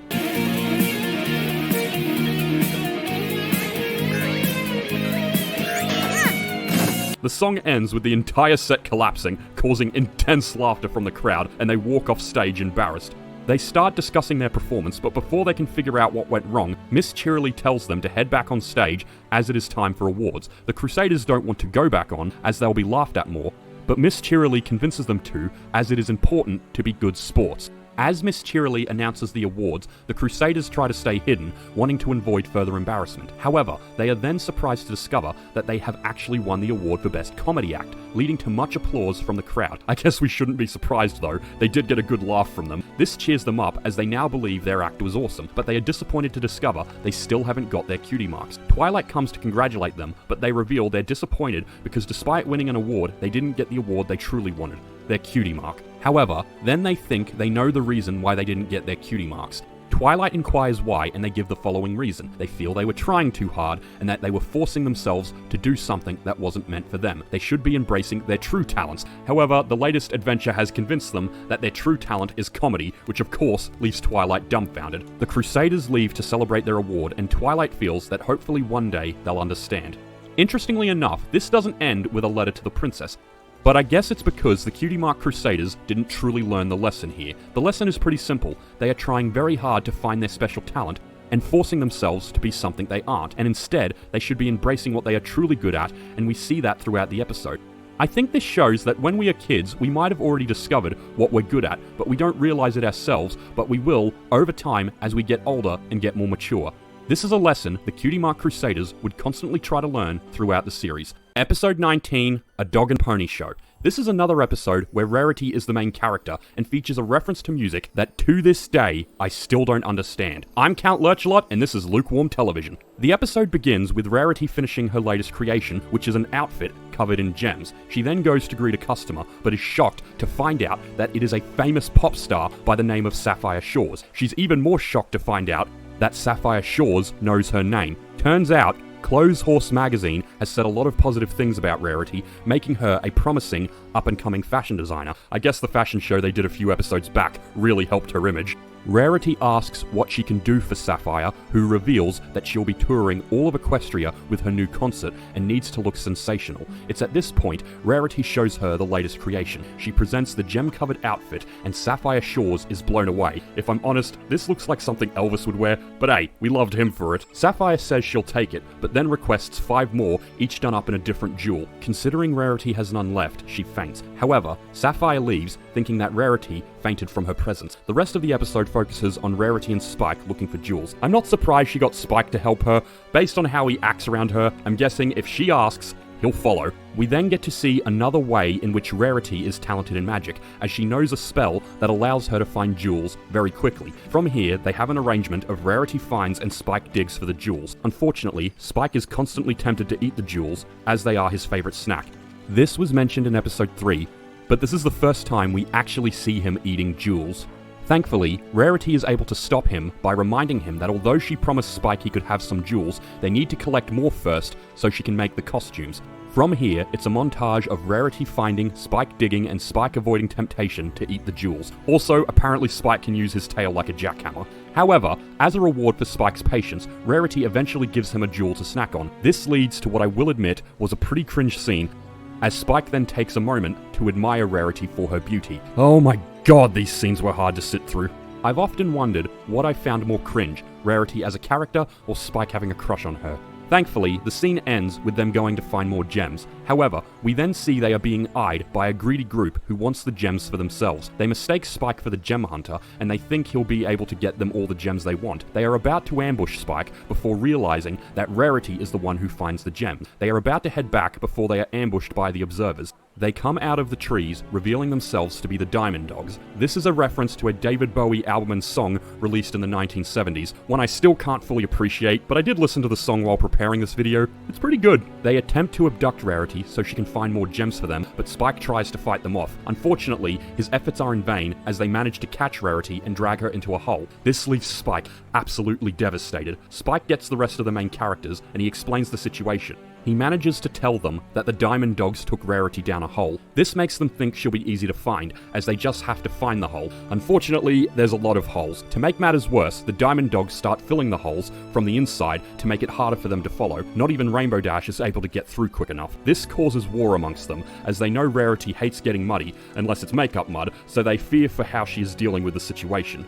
This leads to them having a fairly funny imagination sequence showing an exaggerated, but accurate, example of what happens when Rarity's around too much dirt. Knowing they have to save her as quickly as possible, they decide to start digging through the mounds. Don't know why they didn't try this earlier. Unfortunately, every time they try to dig through, a diamond dog comes up and sabotages them. They also try to use this opportunity to attack the diamond dogs, but they are very quick and much better diggers. This doesn't surprise me. I feel paws would be a lot better at digging than hooves. We even get a fun scene of Applejack playing whack-a-mole with one of them. Nevertheless, they continue to fight, but the diamond dogs overwhelm them. This leads to another dream sequence of how they think Rarity is dealing with the diamond dogs. I'm actually enjoying these. They're very funny. Spike then has a decent idea of using the gem Rarity gave him to bait them out of the hole. This leads to another dream sequence, but unfortunately, it's not a funny one, it's a cringe one. Spike imagines himself as some brave dragon warrior who takes down the diamond dogs and rescues Rarity. I will admit though, I do like the scene where the diamond dogs use a dog whistle to summon more dogs. Unfortunately, the sequence is made even more cringe with Rarity being dressed up like a princess. Thankfully, it ends when Applejack brings Spike back to reality, and for those who have seen the end of the series, Applejack wasn't interested for a variety of reasons. Anyway, Spike's plan works, and the diamond dogs pull all of them down into the hole. Does it hurt any of them when they're holding onto each other's tails like that? I mean, that's hair connected to their body. Have you ever had your hair pulled? It hurts. Unfortunately, despite now being underground, they are no closer to finding Rarity. Thankfully, Spike deduces that they've likely taken Rarity down the tunnel with the most gems, and Spike also mentions the spell Rarity was using earlier, which Twilight has thankfully seen before and is able to replicate, allowing them to follow the trail of gems. We then finally come back to Rarity. She pleads with the dogs to let her go, but they call her their precious little pony that they're going to keep. Rarity asks what they want, and they tell her they want her to find gems. Rarity quickly finds some and marks the spot for them. Unfortunately, they then demand she dig for them. This of course doesn't work the way they want, as Rarity doesn't want to damage her hooves. You know, it would probably be a lot easier for them to just dig. They literally have the better limbs for it. Also, they're dogs. I can't tell you the amount of holes my family's dog dug while I was growing up. Eventually, the dogs lose their patience and just get other dogs to dig for the gems, but then they demand that Rarity pull the cart they used to store the diamonds. This leads to Rarity complaining more and more, driving the dogs insane. This is interrupted with the dogs telling her to search, but the longer she searches, the more she complains, and the more insane the dogs become. They complain that her whining is hurting their ears, but then she clarifies that she's just complaining, at which point she shows the difference between whining and complaining. She eventually annoys them into submission, and they promise they'll do anything for her if she stops. I do have to give Rarity applause here. She was using her power to complain and whine for the greater good, and they meant anything, as the next scene shows she has made them completely submissive. Unfortunately, the dogs start to question why they are doing this and then decide that dogs don't pull, ponies pull. They then say they don't care how much Rarity whines as long as she pulls while doing it. They then call her a mule, which sets Rarity over the edge. This causes her to cry because she finds mules ugly, and now she wonders if she's ugly. Let's just be thankful that the mule from episode 4 wasn't here, because while he wasn't offended by Twilight, something tells me he would have been offended by Rarity. And come on, Rarity, be a bit more mindful. The diamond dogs try to calm her down by saying she's beautiful, but then she takes the route of crying, "You're just saying that," and she cries harder. I think this would have made me cringe as a teenager, but it just makes me laugh now, because she really is using the power of complaining for the greater good. The other characters finally catch up to Rarity, but are quickly captured by the other dogs, who believe they have found more workhorses. Thankfully, Applejack has the idea to show what happens when you mess with a bull and you get the horns. They then hear commotion coming from a nearby door, which leads to probably my favorite bit of the episode, where Spike tries to live his fantasy and treats Twilight like an actual horse. Thankfully for him, Twilight was willing to be accommodating, but the look on her face is priceless. They burst through the door, demanding they release Rarity, but at this point, the diamond dogs have been driven so insane that they full on demand they take Rarity back. Rarity says hello to them, but then just says that they arrived just in time to help her. They ask what she means, and she's referring to multiple carts full of jewels. Spike is amazed they are letting her leave with all the jewels, but the diamond dogs are just like, "Take them and take her with you." As they leave with the jewels, Rarity reveals that she was leading them on the whole time, and that it was always her plan to annoy them into submission. And she says it herself. She might be a lady, but that doesn't mean she can't handle herself in a sticky situation. Twilight then reveals that she learned a lesson from Rarity. Just because someone is ladylike doesn't mean she's weak, and that by using your wits, you can outsmart and outshine anyone. They then return to finish the outfits for Sapphire Shores, but Rarity just hopes Spike doesn't eat all the gems along the way. This was a fun episode in my opinion, and I believe it showed Rarity in a really positive light, as she showed that just because she's a sophisticated, ladylike pony doesn't mean she can't handle herself in a bad situation. She literally used the skills at her disposal to outwit and defeat her enemies, which allowed her to come out of her situation unscathed. I think she could have toned down the insults against the mules though, because they exist in this universe, and you should be happy none were around to hear what you said. Episode 20, Green Isn't Your Color. This is another Rarity episode, with Fluttershy as the co-lead. I'm Count Lurchlot, and this is Lukewarm Television.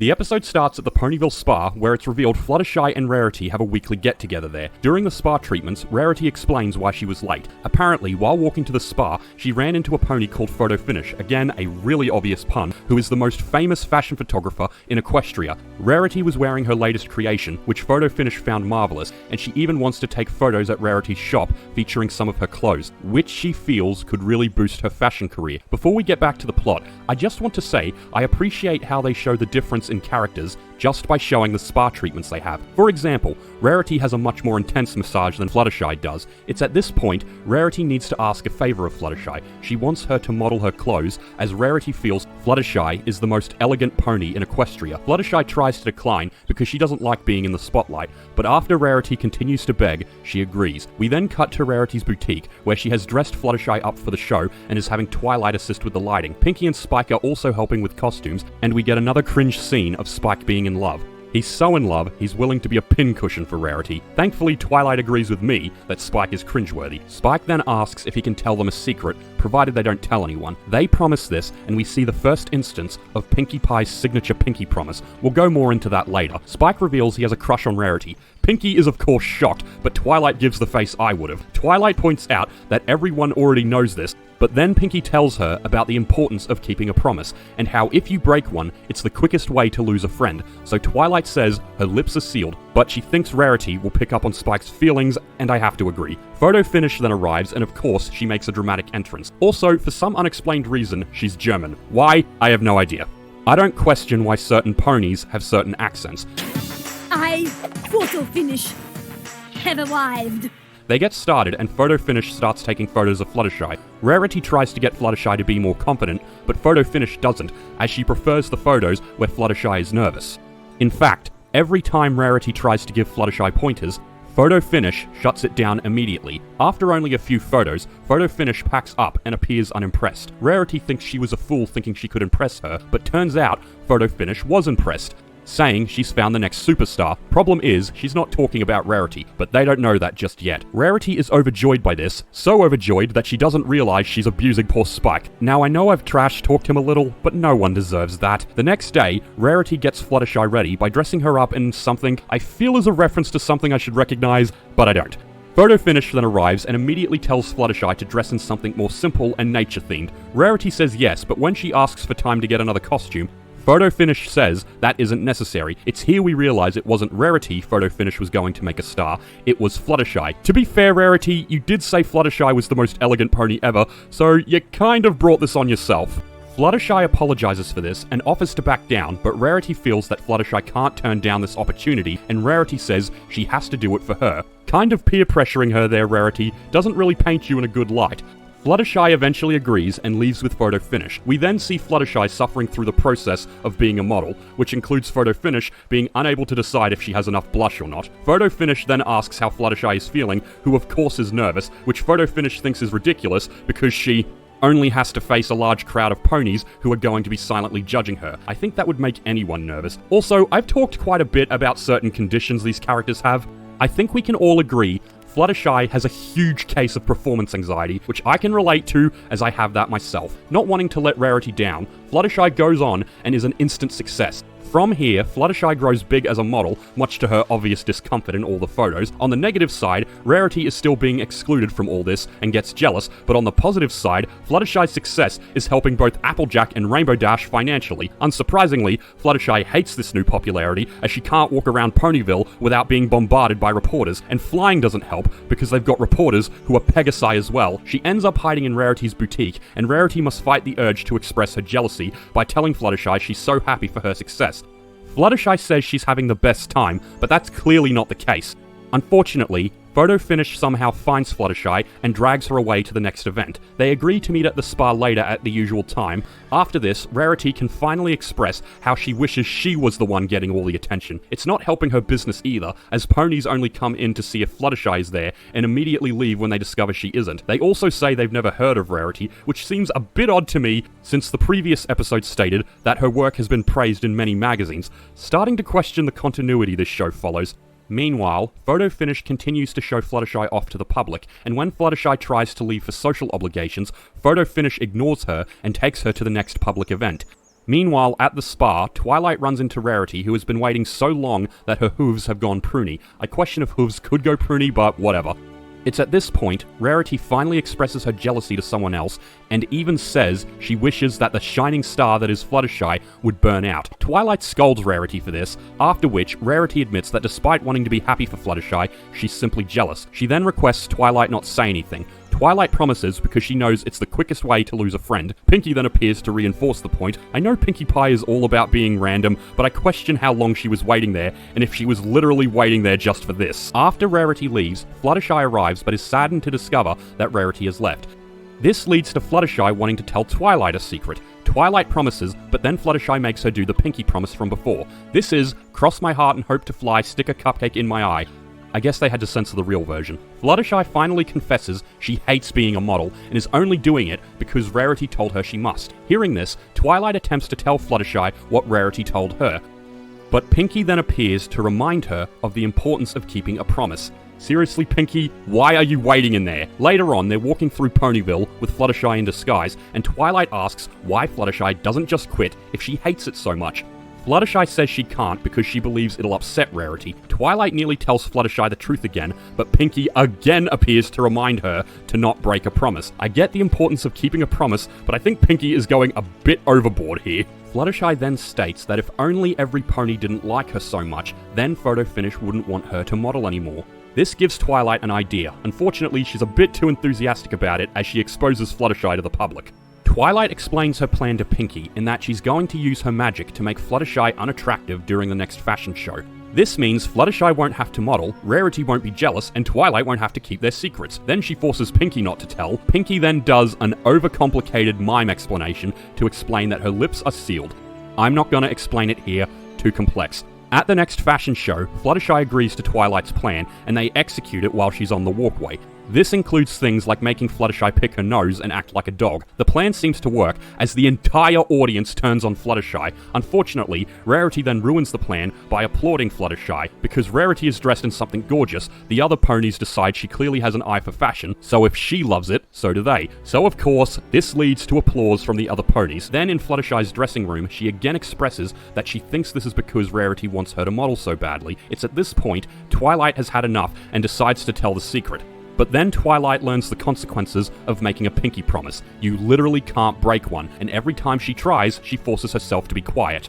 Rarity comes in to ask if Fluttershy is okay. She says yes because she's a famous fashion model. It's at this point, Rarity admits that she initially wanted the crowd to turn on Fluttershy because she was jealous, but then she wondered how could she want Fluttershy to fail at something she loves. During all of this, Twilight is trying to tell the truth, but like I said, you literally can't break a Pinkie promise. From here, Fluttershy is finally able to admit she hates modeling and only continued because she feared Rarity would get mad at her if she quit. Rarity follows this up by admitting she believed if she told Fluttershy she was jealous, Fluttershy would consider her a terrible friend. Fluttershy admits she could never think that, and they realize that if they had just been honest with each other, none of this would have happened. From here, they promise to never keep their feelings a secret again. They even Pinkie promise it. Personally, I don't think I would ever make this. Too many consequences if you can't keep your mouth shut. Photo Finish then comes in wanting to continue Fluttershy's career, but Fluttershy states she won't be continuing, leaving Photo Finish unsure of what just happened.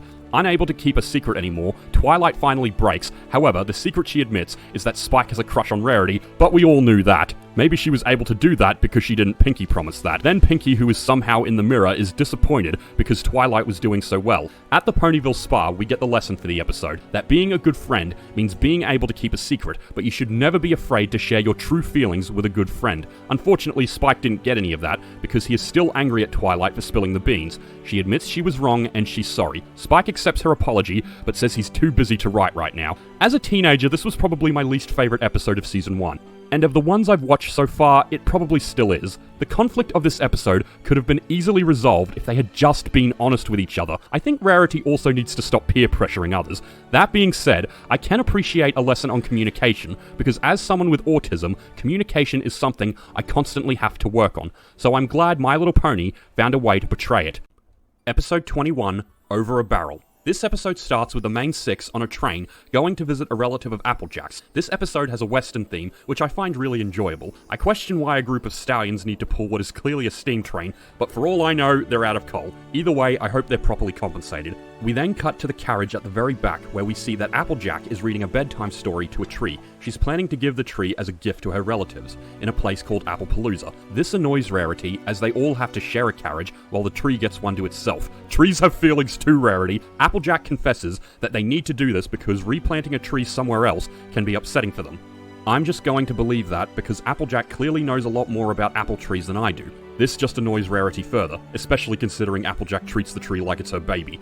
I'm Count Lurchlot, and this is Lukewarm Television. Later that night, the main characters are having fun talking in their carriage, but then Spike tries to break it up, as he was up early roasting snacks for them, and he's tired. However, then Rainbow Dash points out that a few of the kernels haven't popped, and Spike decides to be petty by incinerating them. Twilight then thinks maybe it is time to go to sleep, but most of the main characters keep having a conversation by candlelight, and they're not exactly being silent with their whispering.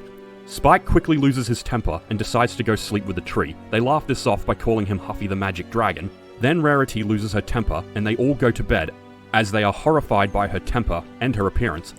Normally I wouldn't be on Rarity's side, but I constantly got kept up by people at uni when I was trying to sleep, so I can understand her annoyance. The next morning, the main characters are awoken by a buffalo stampede. It doesn't seem too bad at first, but then they start ramming the train carriages. Meanwhile, Spike is somehow sleeping through all of this. Is it wrong that I feel more concerned about the stallions and whether or not they've gotten a break? Speaking of the stallions, the buffalo start ramming them. I don't care what you do to the train, but leave the stallions alone. They work very hard. Eventually, a few buffalo jump on top of each other, allowing a smaller one to jump onto the train's roof. Rainbow Dash follows the smaller buffalo. Unfortunately, every time she tries to talk, the buffalo runs past her and even jumps over her at one point. The chase ends in a Looney Tune-like fashion, with Rainbow Dash hitting a sign with her face. Then the buffalo steal the back carriage, includes Spike, who has only just woken up. They then arrive at Applepalooza, and I can't emphasize this enough, I really hope those stallions are paid well. They run into Applejack's relative Brayburn. Like the other Apple relatives we've seen, he's very friendly, to the point that he is more interested in showing everyone around town than hearing from Applejack that they have a problem. Also, I really like the look they gave this town, as it adds to the western theme. This is a town that settler ponies have built over the last year. This does lead me to an odd question I have about this universe, because they have horse-drawn carriages. Why would they need these? I mean, it would be just as quick to walk. At least they are fair in the sense that they take turns pulling. Applejack tries to explain the situation, but Brayburn just keeps showing them the sights. The last place he shows them is the pride of Appaloosa, the apple orchard. Applejack is finally able to speak and tells Brayburn how the buffalo stole the carriage with the apple tree, Spike is missing, Rainbow Dash went after them, and they can't find Pinkie Pie. Turns out, Brayburn is all too familiar with the buffalo. Apparently, the buffalo don't want any more trees added in and want the settler ponies to remove the ones they've planted. Brayburn doesn't know why the buffalo want this, but the ponies refuse to remove them, because they worked hard on planting those trees and they use them to feed their families. I'm not familiar with American history, but I'm guessing this is a reference to the conflict between American settlers and the Native Americans. Again, not greatly familiar with American history, but that's the impression I get. Something tells me though the conflict is a lot more censored than it was in real life. We then see Rainbow Dash on her quest to find Spike, at which point she runs into Pinkie Pie, who is also searching for Spike. Unfortunately, Pinkie's loud talking angers Rainbow Dash, who yells loud enough that the buffalo surround them. The buffalo are about to charge, but thankfully Spike is with them and vouches for the ponies. Also, Spike has become good friends with the buffalo since we last saw him. The buffalo actually seemed pretty chill. Later on, we discover the buffalo took Spike by accident, which they feel bad about, and they respect dragons, so they treat Spike like an honored guest. They still don't like ponies very much, and only tolerate Pinkie and Rainbow because they're around Spike. They then run into the smaller buffalo from before, who's named Little Strongheart. Understandably, Rainbow Dash isn't too thrilled to see her. This makes Rainbow Dash want to leave, but Little Strongheart steps in front to explain the buffalo's point of view on the orchard. They consider it selfish because with trees all over the land, they can no longer run through their traditional stampeding grounds. This leads them to meeting the Chief Thunderhooves, who explains the situation in more detail. They have a long stampeding trail that they have run through for many generations. It is a sacred tradition to run the path every year. The settler ponies have now planted trees all over the land without their permission, preventing them from practicing their traditions. They've asked the ponies to move the trees, but they refuse. Initially, Rainbow Dash appears to have no sympathy, but this story has convinced her they need to talk to the Appaloosans. This is actually an interesting moment for me, because being loyal to a fault, you'd think Rainbow Dash would only want to help the ponies, but I think this shows that she respects the Buffalo's traditions and their loyalties to them. Meaning that while she is loyal to her friends and ponies, she's also willing to help others in their loyal endeavors of their traditions. The others are about to head out to find them, but they immediately run into Pinkie Pie, Rainbow Dash, and Spike. It's at this point they reveal they promised the Buffalo a chance to talk. Little Strongheart is the Buffalo who has come to talk to them about having the Appaloosans move the trees. Brayburn is willing to listen, but then Applejack interjects, saying Brayburn only wants to talk about why the trees should stay. Rainbow Dash points out that the Buffalo had the land first, so by right, it is theirs. Applejack points out that they can't plant the trees anywhere else, as it's the only flat land and they need to feed their families. Interestingly enough, neither Little Strongheart nor Brayburn actually get to talk during this bit when they're supposed to be the negotiators. Thankfully, Twilight breaks it up by recognizing that both the Buffalo and the ponies have good reasons to use the land. Pinkie then has an idea. They gather the Buffalo and ponies to the town square, where we get another Pinkie Pie musical number. In keeping with the Western theme, it's a ragtime song with Pinkie dressed up as a saloon dancer. The basic message is that the Buffalo and ponies aren't that different, and she thinks that the best thing for them to do is to share and care about the land, as it's the right thing to do. Most of the crowd just looks confused by Pinkie's performance. This does thankfully lead the sheriff and the chief to an agreement, but the agreement is that they think that was the worst performance ever. Poor Pinkie's heartbroken by this. The Buffalo chief declares that they will be doing their stampede at high noon the next day, another Western reference, and that if the orchard is still there, they will flatten it along with the whole town. The sheriff counters, saying that they should bring their best as they will be ready for them. Little Strongheart and Brayburn try to interject, but their pleas fall on deaf ears. The two sides leave, and Pinkie is disappointed that neither of them understood the message of her song. While I understood and appreciated it, Pinkie, maybe portray your message in a more understandable way next time. The town is in panic as they wait for the Buffalo. The main characters try to reason with the ponies, but they refuse to listen. What's good about this episode is that it really makes you think. The Buffalo are the traditional owners of the land, and that should allow them to run the path as they've always done. I can understand also why the ponies want to use the land, because it is to feed their families. That being said, I support the Buffalo more as they had the land first. During this time, the ponies harvest the apples, create barriers around the town, and make apple pies for ammunition. Meanwhile, the Buffalo train for the upcoming stampede. Spike asks if there's any way they can stop this, but Little Strongheart says unless they remove the trees, she doesn't think so. Rainbow Dash talks to the chief, but he points out that they've taken their land. What are they supposed to do? Rainbow argues that it's never too late to find a solution, but the chief declares that at high noon it will be too late. The Buffalo get prepared to charge the barricaded town. At first it appears the Buffalo can't bring themselves to destroy a whole town, but then Pinkie does her song number again, which annoys them apparently. The chief must really hate that song if it's enough to send him into a ballistic rage. The Buffalo charge and easily break the barricades. This doesn't deter the ponies, however, as they immediately fire back with apple pies. Surprisingly enough, this does manage to keep the Buffalo at bay. We also get another Looney Tune-like scene with a Buffalo running into an anvil. Nevertheless, the Buffalo start successfully destroying the town. The Buffalo chief charges a defenseless sheriff who appears to resign himself to death. Thankfully, however, a pie hits the chief just before he hits the sheriff. If this wasn't a kid's show, something tells me that would have been a lot more violent. With the chief down, the battle is paused. A piece of pie then drops onto the chief's tongue. The chief loves the pie, which gives him a better idea. We then see the ponies cutting down a path within the orchard, allowing the Buffalo to stampede through. The chief will allow them to keep the orchard in exchange for a share of the fruit, along with a few apple pies. Although it's not said, I'm guessing this also helps the ponies because the stampeding helps with the harvest. Either way, the ponies and Buffalo are satisfied, and the Buffalo stampede into the sunset. Twilight then gives the message for the episode, but I'm not going to repeat it because it is literally just a rehash of Pinkie's message from before, which Pinkie points out during an angry fourth wall break. To be fair though, Twilight's version was a bit easier to understand. I think this was a very good episode for the following reasons. Not only did it make reference to real-life historical events, but it also makes you think because you don't really want to take a side in this confrontation. Both sides have genuinely good reasons for why they need the land. Like I said though, I side with the Buffalo more because they were the owners first. That being said, I am glad they came to a compromise. I think episodes like this are why this show was a big success. Episode 22, Bird in the Hoof. This is another Fluttershy episode and starts with her treating an injured mouse at her cottage. I'm Count Lurchalot and this is Lukewarm Television. Her rabbit Angel then arrives to remind her that she's late for something. Then Fluttershy remembers that she's supposed to be at a brunch Ponyville is hosting for Princess Celestia, and she quickly leaves, but not before having a panic, and thanking Angel a little too much for reminding her. Thankfully, Angel reminds her again, and even locks her out for good measure.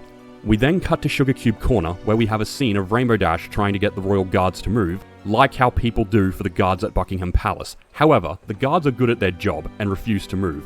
leading Rainbow to give up and go inside. She just wanted to know how to become a royal guard. Might have been better to ask the princess that. Fluttershy arrives, but initially the guards refuse to let her in. Thankfully, Twilight arrives and vouches for her.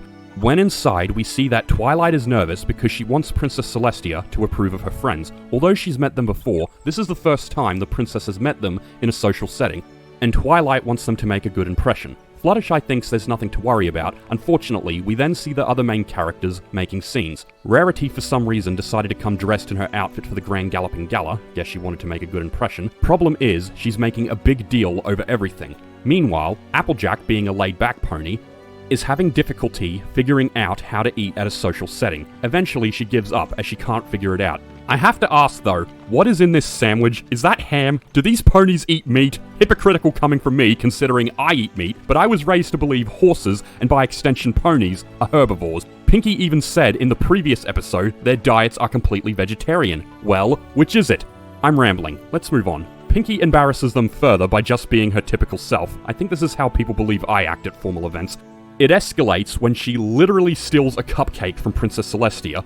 Most of the ponies are horrified, but Celestia is just amused. Regardless though, Pinky's landlords and employers, Mr. and Mrs. Cake, drag her away and apologize to the princess. The princess, however, doesn't mind though, and goes back to enjoying her cupcake and tea. However, every time she finishes, they immediately refill it, which leads her to pull a rather humorous prank. It's at this point, Celestia asks about Fluttershy, as she's interested in hearing about Fluttershy's love for animals. Turns out, Celestia also loves to care for animals, because she loves all creatures, great and small.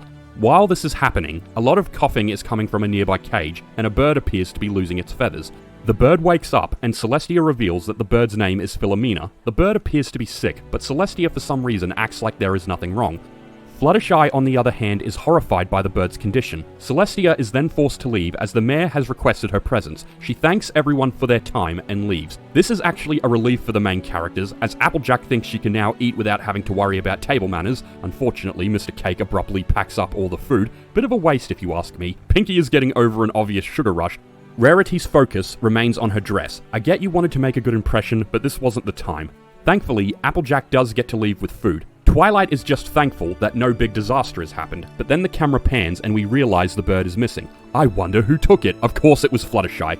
She takes Philomena back to her cottage as she wants to nurse her back to health. She wants to do this as a favor to the princess, as Fluttershy believes the princess is too busy to care for Philomena properly. No matter how you spin it, Fluttershy, you literally stole from a princess, which in most worlds is a crime punishable by death. Be thankful you're in a kid's show. The first thing Fluttershy tries is putting Philomena to bed. Unfortunately, this makes Philomena too hot, so she removes the blanket to cool Philomena down. Unfortunately, this makes her too cold. This goes on repeat for a while until the thermometer breaks. If I didn't know any better, I'd say that bird is trolling Fluttershy. Fluttershy then tries to trick Philomena into taking medicine by covering it with food. I think every pet owner has done this. Unfortunately, Philomena is smart enough to eat everything but the pill. Next they try soup, but of course, Philomena refuses to eat it. To the point, we get to see more Looney Tune antics, with Philomena being able to twist her neck around multiple times. This results in her crashing into the soup, honestly amazed she didn't drown. The next thing Fluttershy tries is bringing in another bird that she's nursed back to health. She thinks having another feathered animal nearby will help cheer Philomena up. They seem to get along alright, then they try to cheer Philomena up by singing the theme song. I'm not kidding, watch the actual episode. They try to get Philomena to sing along, but she just throws up on Fluttershy. Next they try a humidifier, and of course it doesn't work, it just causes Philomena to lose more feathers. This leads to a montage of treatments, including aromatherapy, a warm bath, and ointment. All these do is cause Philomena to lose more and more feathers. Fluttershy tries to surgically put them back on. I think we need to check her credentials as a doctor. It's at this point, Fluttershy doesn't know what else to do, as she's tried every nursing treatment she knows. They hear a knock on the door, and before Fluttershy can answer, Twilight literally barges in. At first, she wants to thank Fluttershy for making a good impression, but she quickly realizes that Fluttershy is in possession of Philomena. Fluttershy explains herself, but this obviously causes Twilight to panic, who points out, regardless of Fluttershy's intentions, she shouldn't have taken Philomena without permission. While this is happening, Philomena is getting worse. Fluttershy concedes and agrees to take Philomena back. They hope to get her back without anyone noticing. Unfortunately, the royal guards turn up to inform Twilight that Philomena is missing. Meanwhile, Philomena isn't being quiet while Twilight tries to play innocent. If I didn't know any better, I'd say she's trying to get them in trouble. Thankfully, they fool the guards by convincing them that they are the ones who have the cough. Twilight then manages to get the guards to leave while thanking them for keeping her in the loop. With the guards gone, Fluttershy starts to leave as well, but Twilight says she can't leave as they have no idea what the princess will do to her if she finds out Fluttershy was the one who took Philomena. They predict the princess might banish Fluttershy from Equestria, throw her in a dungeon, or banish her, then throw her in a dungeon. These ponies have such active imaginations. However, all Fluttershy cares about is that Philomena gets well. She then convinces Twilight that they just need to get Philomena well and everything will be fine. Fluttershy confesses she wasn't able to give Philomena any medicine, so Twilight says you need to force the medicine down because you can't be too much of a pushover. I think that's what my parents did to my pets. This leads to Twilight literally forcing the medicine down Philomena's throat. Then, to stop Philomena from pulling out her feathers, they put a cone on her head. Fluttershy points out that she doesn't seem to like it, but Twilight says, "That's tough love," and that really cracked me up. They then lock her in a cage to forcefully give her bed rest. She doesn't seem to want to go to sleep, however. Then Twilight notices the soup Philomena refused to eat, and upon learning she refused to eat it, Twilight decides to force that down her throat as well, while looking weirdly psychotic. Unfortunately, Philomena really doesn't want that soup and runs. A chase around Ponyville then ensues, much like the one we saw in episode 3. Pretty sure they even use the same music. This leads to a real funny chase, because first they chase Philomena around a tree and she manages to lose them by climbing it. Then she climbs through ropes around town while the royal guards are looking for her. She even tries the newspaper and mustache gag, and it actually works. I can understand Fluttershy falling for this, but come on, Twilight, you're better than that. Nevertheless, the chase continues, and we even get one of those scenes where they're constantly running in and out of doors. One more funny thing to add, Philomena changes her own wanted poster. Eventually, the guards spot Philomena on top of the fountain, and the poor thing has lost nearly all her feathers. Philomena then decides to have one of those death scenes where she pretends to kick the bucket more than once before falling off the fountain and bursting into flames before Fluttershy can catch her. Again, if I didn't know any better, I'd say she's trolling you. At this point, Philomena is nothing but a pile of ashes, which is devastating for poor Fluttershy. Princess Celestia then appears to see what's going on. Twilight tries to take the blame as she feels Princess Celestia will go easier on her. However, Fluttershy feels she has to tell the truth. This leads to an argument between them over who should take the blame, to the point that Pinkie tries to take the blame, despite not knowing what they are arguing about. Fluttershy, however, wants to do the right thing and admits to Princess Celestia that she was the one who took Philomena, but she only did so because she believed Philomena was sick and wanted to help, and even admits she was going to bring Philomena right back. Fluttershy is even willing to take her punishment, but Celestia just stares at the pile of ashes and tells Philomena to stop fooling around. Philomena then rises from the ashes, revealing herself to be a stunning phoenix. For those who aren't familiar with phoenixes, when it's time for them to die, they shed their feathers and burst into flames before being reborn from the ashes. Told you Philomena was trolling them. Celestia acknowledges this and forces Philomena to apologize to Fluttershy. Fluttershy still feels the need to ask if Celestia is going to banish her. Celestia says of course not, and we even get another name drop of the series. Of course not, my little pony. Twilight then interjects, revealing that Fluttershy was only trying to help, and while Celestia appreciates Fluttershy's gesture, she points out that if Fluttershy had simply asked her, she could have pointed out that Philomena was a phoenix and saved her a whole lot of trouble. This leads to Fluttershy recognizing the lesson of the episode, that you should ask and get confirmation before taking things into your own hands, or in their case, hooves. Philomena also appears grateful for Fluttershy's effort and gives her one of her feathers as a thank you. Personally, I feel this is one of the more comedy-focused episodes of Season 1, as I did find myself laughing a lot during it, particularly when Fluttershy is trying to treat Philomena. That being said, I also appreciate the lesson. You should ask before taking something that isn't yours, because even if your intentions are good, you shouldn't do something without having permission or having the full details. Episode 23, The Cutie Mark Chronicles. In my opinion, this is one of the most important episodes of Season 1. I'm Count Lurchalot, and this is Lukewarm Television. The episode starts with the Cutie Mark Crusaders trying another activity to get their cutie marks. In this case, they're trying ziplining. The connectors to the ropes overheat and literally burn through the ropes. So, yeah, this was an epic fail, and I'm amazed they all survived this. And again, no cutie mark. Having tried and failed at getting their cutie marks in a number of activities, they decide to ask around Ponyville and hear from older ponies on how they got their cutie marks. With encouragement from Scootaloo, they decide to seek out Rainbow Dash to hear how she got her cutie mark. Using Scootaloo's scooter, they wander around Ponyville trying to find Rainbow Dash. However, before they can do so, they nearly crash into a family of rabbits. Applejack is chasing these rabbits as they stole apples from her. As an Aussie, I can sympathize with your annoyance with rabbits, Applejack. Unfortunately, instead of catching the rabbits, she crashes into the Crusaders. Realizing they need all the help they can get, Applebloom decides to ask Applejack how she got her cutie mark. Applejack explains that when she was younger, she didn't want to live the farm life. She wanted to live the sophisticated life like her aunt and Uncle Orange. I guess they're also related to an orange family or something. Also, if you know as much as I do about this series, this scene is a lot sadder than we initially thought, especially with how emotional Granny Smith is getting over Applejack leaving, but I might leave that for another video. Anyway, she leaves Sweet Apple Acres to go live with her aunt and Uncle Orange in Manhattan. Yes, another obvious pun, but I think that's a good one. Though I do have to question, why is no one traveling with Applejack? She's clearly only a child here. Before long, Applejack arrives at her aunt and Uncle Orange's, who, while finding her southern accent quaint, feel they'll make her a sophisticated Manhattan pony in no time. At first it seems to work, but then the other sophisticated ponies are disturbed when Applejack mentions roosters. Why are roosters so odd to them? I don't know. Anyway, they go to eat, but Applejack is also put off by the small portion sizes. It's at this point Applejack becomes homesick. She suddenly sees a glorious rainbow heading back to Ponyville, which at this point she feels she knows what she's meant to do and runs home to Ponyville. It honestly brings a tear to my eye to see how overjoyed Granny Smith and Macintosh are to see her return. It's at this point Applejack gets her cutie mark and she reveals she's been working the farm ever since. Pay attention to that rainbow from before. It's very important. While Sweetie Belle and Apple Bloom liked Applejack's story, Scootaloo found it boring. That wasn't boring, it was touching. I'm sorry, let's move on. Because of this, Scootaloo declares they need to find Rainbow Dash so they can hear a cool way of earning a cutie mark. However, before they can find Rainbow Dash, they run into Fluttershy and have an epic stack. If you're wondering what Fluttershy was doing, she was leading some ducks into a pond. Good old Fluttershy and her love for animals. Fluttershy inquires on what they're up to, and upon hearing they are looking for Rainbow Dash to find out how she got her cutie mark, Fluttershy reveals that she wouldn't have got her cutie mark if it wasn't for Rainbow Dash. It's at this point Fluttershy tells her story, which started at summer flight camp. We discover that when she was a child, Fluttershy was a very weak flyer. Because of this, she was regularly bullied by other Pegasi. And if these two cults look familiar, it's because they were part of the same group who bullied Rainbow Dash in the Sonic Rainboom episode. Even as kids, they were jerks.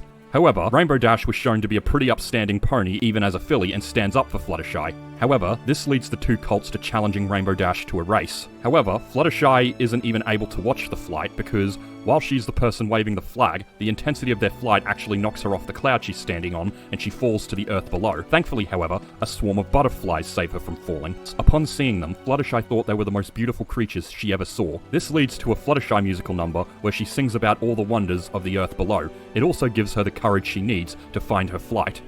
The song is interrupted, however, by the same rainbow we saw in Applejack's story. All the animals are frightened, but Fluttershy manages to find the courage to comfort them. This led Fluttershy to realizing she had the ability to communicate with the animals on a different level, which eventually led to the appearance of her cutie mark. Despite the interesting story, all Scootaloo cares about is what happened to Rainbow Dash. Unfortunately, Fluttershy can't confirm what happened in the race because she wasn't there. Scootaloo is still disappointed by this story, so now she thinks they have to find Rainbow Dash immediately. I really don't think you're getting the point of these stories, Scootaloo. Thinking Rarity might know where Rainbow Dash is, they decide to go talk to her next. Hearing the Crusaders are still obsessing over their cutie marks, Rarity decides to tell the story of how she got hers. We then see a flashback to her childhood, where it's revealed she made the costumes for a performance her school put on. While the teacher thinks the costumes are nice, Rarity feels they need to be spectacular. Rarity was about to give up her dream of being a fashionista because she couldn't figure out how to get the costumes to look the way she wanted. However, then her magic ignited and dragged her from her home.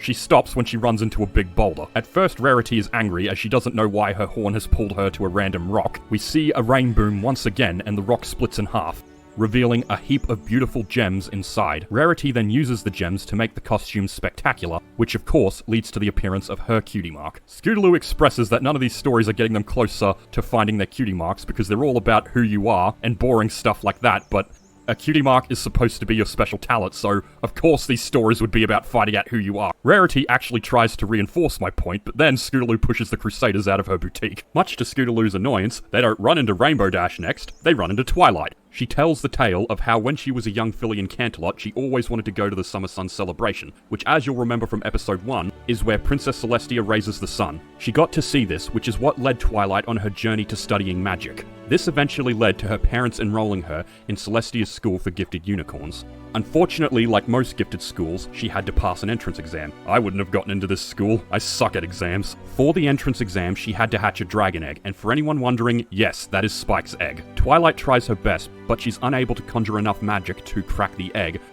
But then we see the rain boom once again, and lo and behold, she's able to use her magic correctly. This leads to the birth of Spike. Unfortunately, her magic's out of control as she causes the instructors to levitate, turns her parents into plants, and makes Spike grow into a fully grown dragon.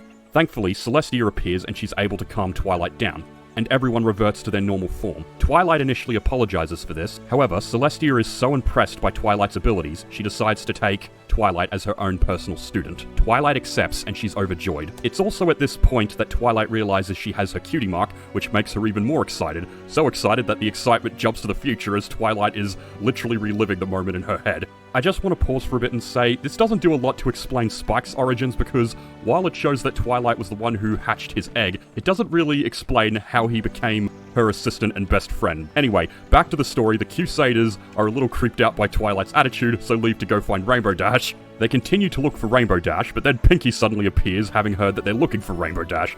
Upon hearing that they're looking for Rainbow Dash to hear how she got her cutie mark, Pinkie offers to tell them the story of how she got her. Pinkie reveals she was raised on a rock farm with her sisters outside of Ponyville. What do you do on a rock farm? I literally have no idea. I've watched the entire show, and I have no idea what's the purpose of a rock farm.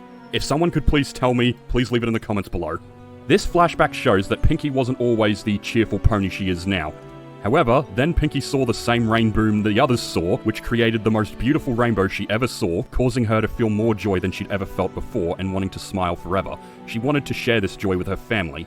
She invites the family into the silo to show what she's done. She's thrown them, you guessed it, a party. I guess this was the beginning of her party obsession. Her family doesn't seem to know what to think at first, but then they crack the same smile she does and they all have a good time. The joy this brought Pinkie led to the appearance of her cutie mark. You know, it's honestly amazing the origins Pinkie came from, but hey, I guess your origins don't define you.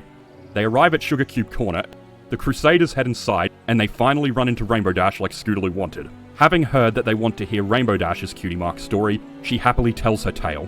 It actually brings us back to the earlier scene where Rainbow Dash was about to have a race with the Bully Colts. We actually see Rainbow Dash was dominating in the race. Rainbow Dash talks about the adrenaline she felt while racing. She loved the speed, the adrenaline, and the wind in her mane. However, Rainbow Dash discovered there was one thing she loved more than flying fast, and that was winning. So she flew faster than imaginable, which led to her performing her very first sonic rainboom, and of course, this led to the appearance of her cutie mark. The Crusaders are of course blown away by the story, but then the main characters connect the dots about their stories. It occurs to all of them that they all saw the sonic rainboom, and all of them got their cutie marks on the exact same day. Meaning, Rainbow Dash was responsible for all of them getting their cutie marks. Which, as Fluttershy points out, means all of them had a special connection even before they met. Apple Bloom and Sweetie Belle are of course touched by this, but Scootaloo of course thinks it's sappy. Again, I really don't think Scootaloo got the point of this episode. We then cut to Twilight writing her message to Princess Celestia, and how today she learnt that every pony has a special magical connection with their friends, maybe even before they've met. If you're feeling lonely and still searching for your friends, just look up in the sky, because maybe you and your future friends are looking at the same rainbow. Like I said, I think this is the most important episode of Season 1 because it shows that they were all destined to be best friends even before they met, because they were all connected by a very important event. Episode 24, All's Well That Ends Well. For this episode, the main character reigns go to Spike. There are times where I feel it should be the main 7, not the main 6, because Spike is just as much of a main character as the ponies are. The episode starts with Twilight and Spike getting ready to go see a meteor shower. It's here we see just how much Spike does for Twilight, which is why she considers him her #1 assistant, which Spike clearly takes with great pride and arrogance. So much so that he makes Twilight repeat it constantly. Thankfully, Twilight is able to catch on to what he's saying. Also, I feel this is another example of Twilight being autistic, because people have done that to me and it's taken me a while to catch on. They leave, but not before getting one more old dusty book. And it's really dusty because poor Spike sneezes on it. And as a dragon, this has pretty bad consequences. Spike puts the book back, not telling Twilight he's accidentally destroyed it. Not so much the #1 assistant now, are we, Spike? Twilight questions where the book has gone, and Spike still isn't able to admit that he accidentally destroyed it.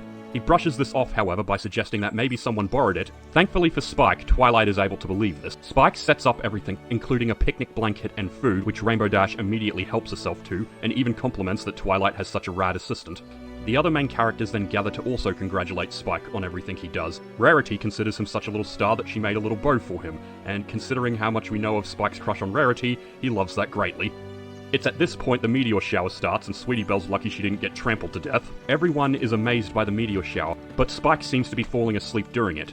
Later on, when everyone is enjoying snacks, they notice that Spike has fallen asleep in the punch bowl. This leads to Pinkie making a pretty funny pun joke about how the punch has been spiked. Back at Twilight's library, she puts Spike to sleep before starting to write a paper on comets, but she stops when she hears creaking outside. She goes outside to investigate. Good thing that this is a kid's show, because I feel this would be the start of a horror movie if it wasn't. She hears creaking again, looks outside, and the wind blows in. Again, I feel this is really misleading and belongs in a horror movie. The paper flies out the window and she is forced to go get it. Thankfully, she notices that an owl has brought her paper back. The owl starts to leave, but Twilight begs it to stay. She thanks the owl for their help, and upon seeing that it's a cold night, invites them inside. The owl accepts and comes inside. The next morning, Spike is horrified to discover that he has overslept. Spike is worried that Twilight will be angry that he hasn't done his morning chores, but Twilight tells him not to worry, as Aloysius has already done the chores for him.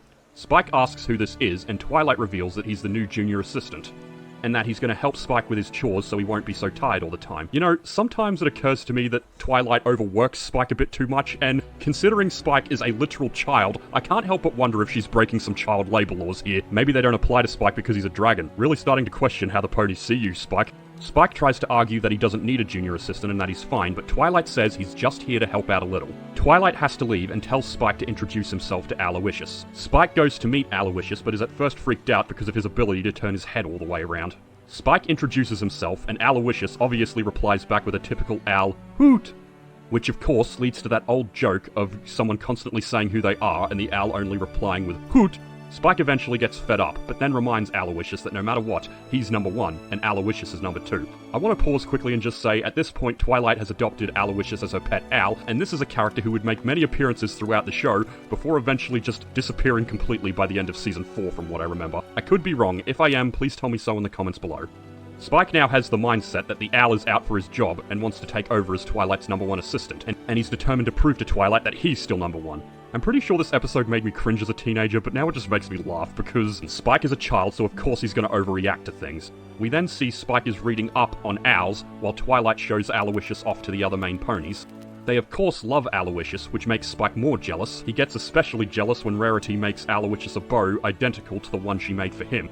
Spike tries to prove himself when Twilight asks him to fetch a book, but Aloysius fetches it before he can. This of course makes Spike angrier, but he tries to prove himself again when she asks for another book. But of course, Aloysius gets it first. He's a quick one, isn't he?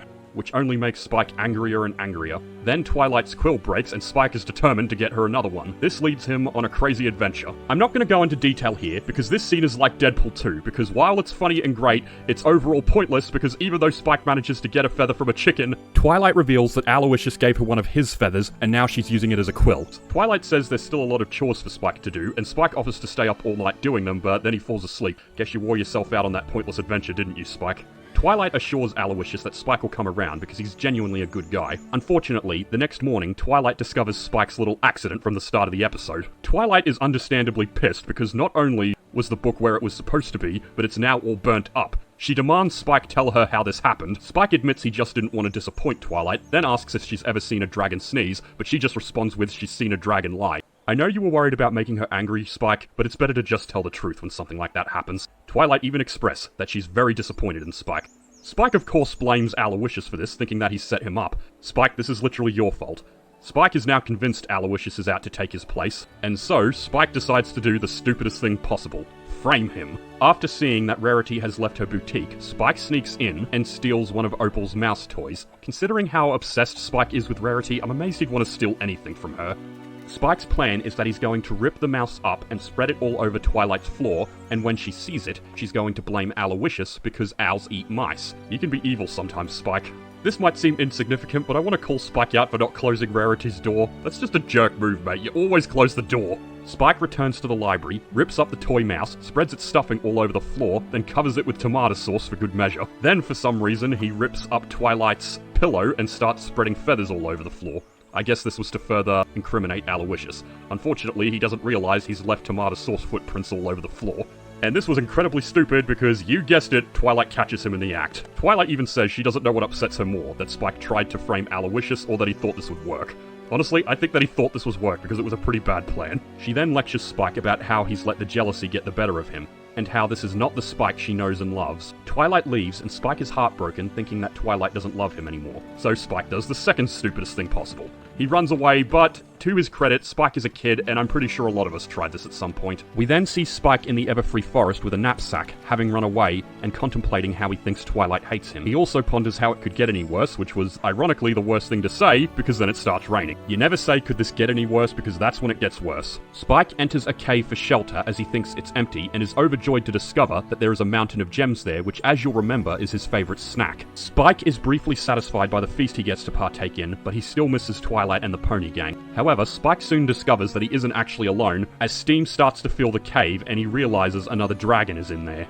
The dragon asks Spike what's he doing in his cave, and why Spike is eating his gems. Spike tries to play innocent by pointing out that he didn't know it was the dragon's cave or his gems. He asks the dragon if they're cool, but they clearly aren't. Spike tries to stand up to the dragon, but this dragon is much bigger than he is, and this dragon has very sharp claws and a spiky tail, and currently Spike can't conjure up enough fire to seem intimidating. This dragon, on the other hand, can. Spike tries to leave, but this other dragon is angry and won't let him leave. Spike resigns himself to death, but then we hear the hooting of Aloysius, who comes in to save Spike from the dragon, as he actually manages to fight off the dragon, even hurting the dragon by fooling him to hit himself with his own spiked tail. Twilight even reveals herself to be at the entrance to the cave and calls Spike over. Spike hops on Twilight's back and the three of them begin to flee. They try to escape, but it's too dark for Twilight to see. Thankfully, as an owl, Aloysius can see in the dark, and they follow him out of the forest. When they're safe, Twilight asks Spike why he ran away because she was so worried about him. Spike confesses it's because he thought she didn't need him anymore, and that she didn't love him anymore. Twilight admits that while she was disappointed, Spike will always be her #1 assistant and friend. Twilight confesses that she also needs help at night, and she can't ask Spike to stay up all night, as he's a baby dragon. And again, you'd probably be breaking child labor laws. Owls, however, are nocturnal, so Aloysius is able to help Twilight during the night. However, she never intended for Aloysius to take Spike's place. They both apologize to each other, as Spike acknowledges he shouldn't have been so jealous, and Twilight acknowledges she should have been more sensitive to Spike's feelings. Spike then apologizes to Aloysius and asks for forgiveness. However, Aloysius again just responds with hoot, which Spike mistakes as him saying who. For God's sake, Spike, owls can't talk. Twilight, however, just thinks this is funny and tells Spike that Aloysius forgives him. When back at Twilight's library, Twilight suggests that maybe Spike should write the letter to Princess Celestia, as he was the one that learnt a lesson this episode. Spike learnt that being jealous and telling lies will get you nowhere, especially in friendship. He also learned that there's plenty of love for every friend to share. Unfortunately, Spike falls asleep before he can finish the letter, but I think his lesson was clear. When I was a kid, I considered this one of the lesser episodes of Season 1, but looking at it now, I can see a better side to it. Like with the Crusader episodes, it accurately shows how kids act sometimes. While Spike is generally a good kid, he is prone to jealousy and runs away when he feels not enough attention has been given to him or if he feels no one likes him anymore. One could argue that makes him a bit of a brat, but I don't think it makes him a brat, it just makes him a typical kid. And I applaud this show for portraying that accurately. Episode 25, Party of One. In my opinion, this is one of the funniest episodes of Season 1, but that might be because Pinkie Pie is the main character, and as we know, she is the element of laughter. The episode starts with Pinkie visiting Twilight, sending her a singing telegram inviting her to a party. That party being celebrating her pet alligator Gummy's first birthday. She sends this telegram to the other main characters and has a costume change for each. She also gets progressively more tired the more she has to do this. I guess even she doesn't have that much energy. She should also be glad that Gummy doesn't have any teeth. After she's finished, Pinkie just decides that next time she'll just hand out written invitations. We then see the main six at Gummy's birthday party, and everyone's having a good time. Even Gummy. The other main characters even acknowledge that Pinkie Pie throws the best parties.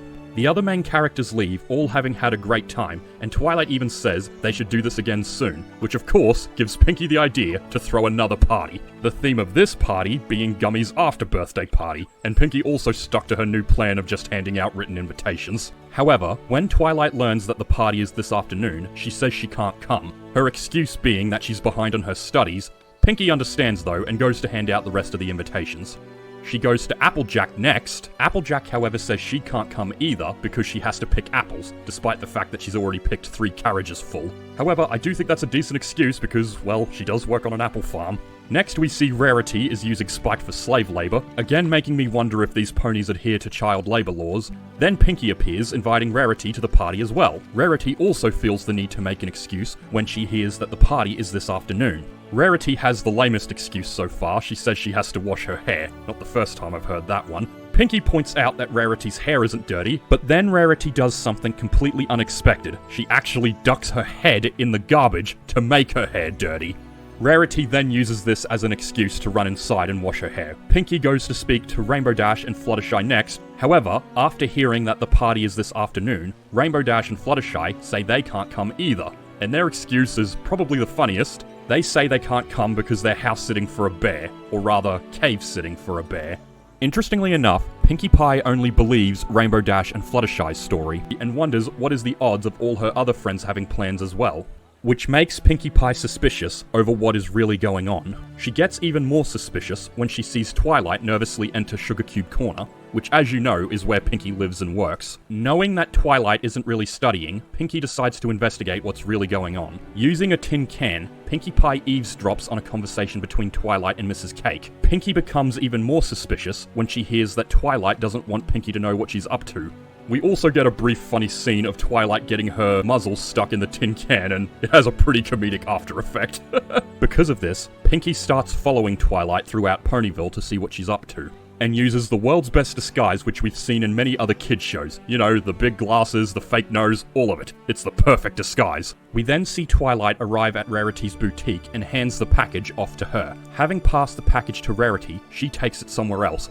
I just want to stop quickly and say I'm impressed Rarity can carry it in her tail hair like that. We then see that Pinkie Pie has improved her disguise by jumping into a hay barrel. Why did she keep the glasses? I don't know. I stopped questioning why Pinkie does stuff a long time ago. Rarity is then seen meeting up with Fluttershy, and Pinkie Pie has added to her disguise again with a hat and a trench coat. If you ask me, she's made herself really obvious by this point, and she learns they truly did make up excuses to make sure they didn't have to go to the party she was throwing. They then say what they're doing is going to be so much better. Rarity then hands the parcel off to Fluttershy, who also starts taking it somewhere else. Pinkie Pie nearly blows her cover when she crashes into Fluttershy, but thankfully Fluttershy is spooked by her appearance and quickly takes off with the package in her mouth. Pinkie, however, is now getting upset as she thinks her friends don't actually love her parties. Then Rainbow Dash passes her and actually recognizes her. But upon seeing her, Rainbow Dash gets worried and takes off with a suspicious bag. We then get another great Pinkie Pie chase scene like we saw in the Griffin episode, and in my opinion, they actually upped the comedy on this one. After Rainbow Dash stops, Pinkie magically appears in the barrel right in front of her, so Rainbow Dash takes off again and hides in the bell at the Ponyville school. But of course, Pinkie Pie is already there, and she's disguised herself as the thing that rings the bell, which is just absolute genius. Rainbow Dash then takes off towards a high cliff, and this leads to my favourite moment of the episode. Not only is Pinkie Pie there waiting for her, but she actually gives her a hand up. Absolute brilliance. Pinkie demands to know what's in the bag, but Rainbow Dash takes off again. Instead of predicting where she'll turn up and appearing in front of her, however, Pinkie just decides to chase after her. And amazingly, Pinkie is able to keep up, even with Rainbow Dash flying. Applejack and Rainbow Dash then head into the barn of Sweet Apple Acres and close the door behind them. Pinkie then knocks on the door and demands they let her in. However, Applejack says Pinkie Pie can't come in as they're currently renovating the barn. Then she gets the other main characters to make some very obvious construction sounds, you know, like jackhammers and drills and all that other stuff, and obviously Pinkie isn't convinced. After an intense stare down, Pinkie agrees to leave, but she is definitely more suspicious than ever.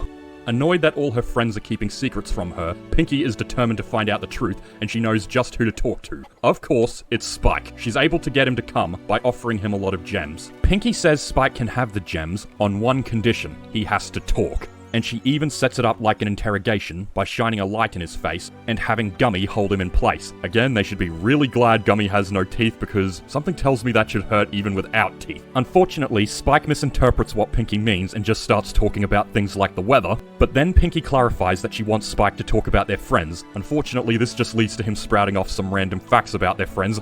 However, at this point, Pinkie is losing her patience. Then she demands Spike confess. However, he doesn't confess what she wants him to confess. First, he confesses that he spilt juice on one of Twilight's books. He used up all the hot water in Ponyville the day before because he took a 7-hour bubble bath. And when no one's around, he looks at himself in the mirror and gives himself compliments. However, this just drives Pinkie more crazy, and it's hilarious to see. It's at this point, Spike just begs Pinkie to tell him what she wants him to say. Pinkie wants Spike to tell her that her friends are avoiding her because they don't like her parties and don't want to be her friend anymore. Spike then regurgitates the words back to Pinkie, who is briefly happy that she thinks she's finally discovered the truth. However, then reality sets in on Pinkie Pie, and she has a complete mental breakdown as her mane deflates like a balloon. For the next scene, we now see Pinkie's descent into madness. She's thrown the party she wanted to, but not with the friends she planned to invite, but a whole heap of inanimate objects. She calls a bucket of turnips Mr. Turnip. She calls a pile of rocks Rocky. She calls some lint Sir Lincelot. And finally, she has a bag of flour which she's given a French accent and called Madame La Flower.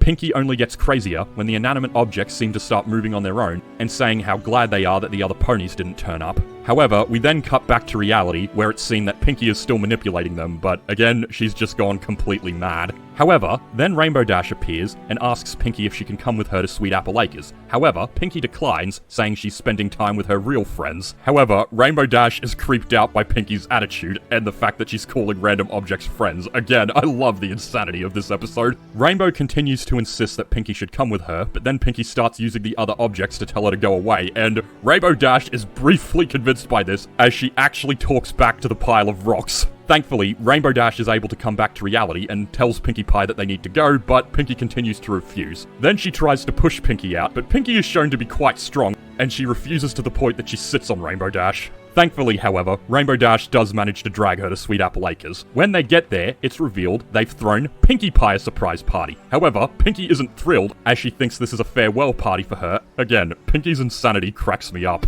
It's then revealed that they were only avoiding her because they didn't want to ruin the surprise, and if you read the cake they got her, it actually says, "Happy birthday, Pinkie Pie." That's right, it's Pinky's birthday, and they were just throwing a surprise party for her.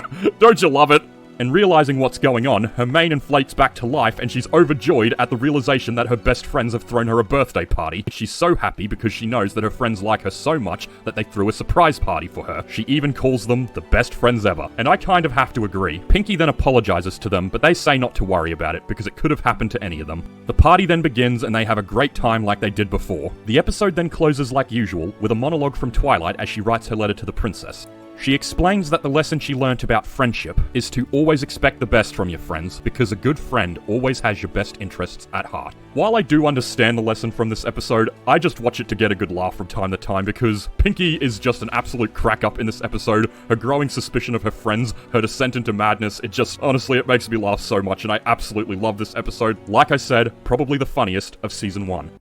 Episode 26, The Best Night Ever. This is the final episode of Season 1, and is the outcome of the plotline that was set up in Episode 3, with the main characters going to the Grand Galloping Gala. I'm Count Lurchalot, and this is Lukewarm Television.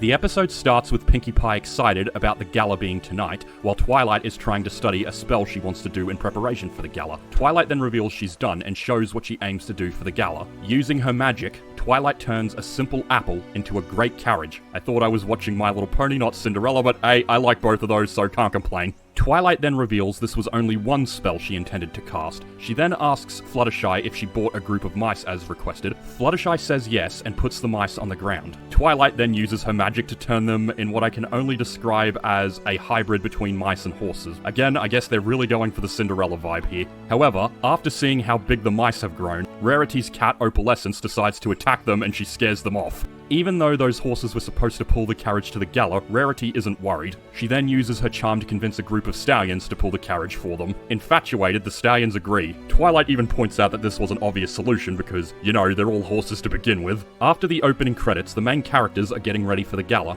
Spike then asks if he can come in, but Rarity says no as they're getting dressed. But then Applejack points out something so obvious it's funny. She points out how they don't actually wear clothes half the time, so there is no real issue. As a guy with two older sisters though, I have to side with Rarity here. Spike is excited for the gala because not only are they going to his and Twilight's hometown of Canterlot, but they'll get to hang out with each other all night. But, as Rainbow Dash points out, they all have other plans. But Twilight tells him not to worry as they'll all find time to spend together once they get there. Turns out Spike had planned a fun night for them. Wanting to get there as quickly as possible, Spike does the stupidest thing imaginable. He tells the stallions to hoo-yah, forgetting that they themselves are sentient, and they scold Spike for this. Upon arriving at Canterlot, they get out and Twilight expresses that they are to have the best night ever as all their dreams are about to come true. You'll find out soon, however, that the title of this episode is really ironic. This leads to another musical number where they all sing about what they plan to do at the gala. If you'll remember, Fluttershy has wanted to come to the gala so she can see the princess's garden and all the lovely animals in it. and how she wants to befriend them. Applejack has come to the gala to open up an apple stand to sell apples and other apple-related treats. She wants to do this to raise more money for her farm. Rarity came to the gala for the most cringy reason. She wants to meet the most eligible bachelor in Equestria, a prince by the name of Prince Blueblood, and she wants to have a real fairy tale romance. And look, I like Cinderella as much as the next guy, but oh my god, this is just so cringeworthy to watch. Rainbow Dash, of course, came because she knew that the Wonderbolts would be at the gala and she wants to hang out with them. And again, Pinkie has the most misguided reason for wanting to come, as she thinks this will be the greatest party ever. She's in for a rude awakening in that it's not the type of party she would normally attend. And finally, Twilight just wants to spend time with Princess Celestia and talk to her about magic and everything she's learnt since moving to Ponyville. I know it would be a big honor to go to this, but if I was invited, I honestly wouldn't come because I just know I wouldn't have a good time. I'm not really a formal person. Spike finally expresses why he thinks it's going to be the best night ever because they're all going to spend time together, but once the song's over, they immediately disperse. Poor Spike. Twilight immediately goes to see Princess Celestia and tells her that she wants to spend the night catching up with her. Celestia agrees and asks Twilight to stay by her side so they can spend a lot of time together. Rarity immediately spots Prince Blueblood and goes to pursue him. Fluttershy immediately follows a bird to the garden and she even thinks they're calling for her. We then see Applejack set up her apple cart and she immediately gets a customer, as one of the Wonderbolts immediately buys one of her apple pies. She thinks the rest of her night will be very lucrative. It won't be. Rainbow Dash is about to follow the Wonderbolts into the VIP, and she manages to make a good first impression after she rescues the pie one of them has just bought from Applejack. Then another one by the name of Spitfire actually remembers Rainbow Dash as the pony that saved them on Cloudsdale. Impressed by her skills again, Spitfire offers Rainbow Dash to hang out with them. Pinkie still thinks she's going to have a great party. Again, Pinkie, you've really misinterpreted the type of party this is. She even starts jumping around and singing, and all the other ponies aren't amused by her antics.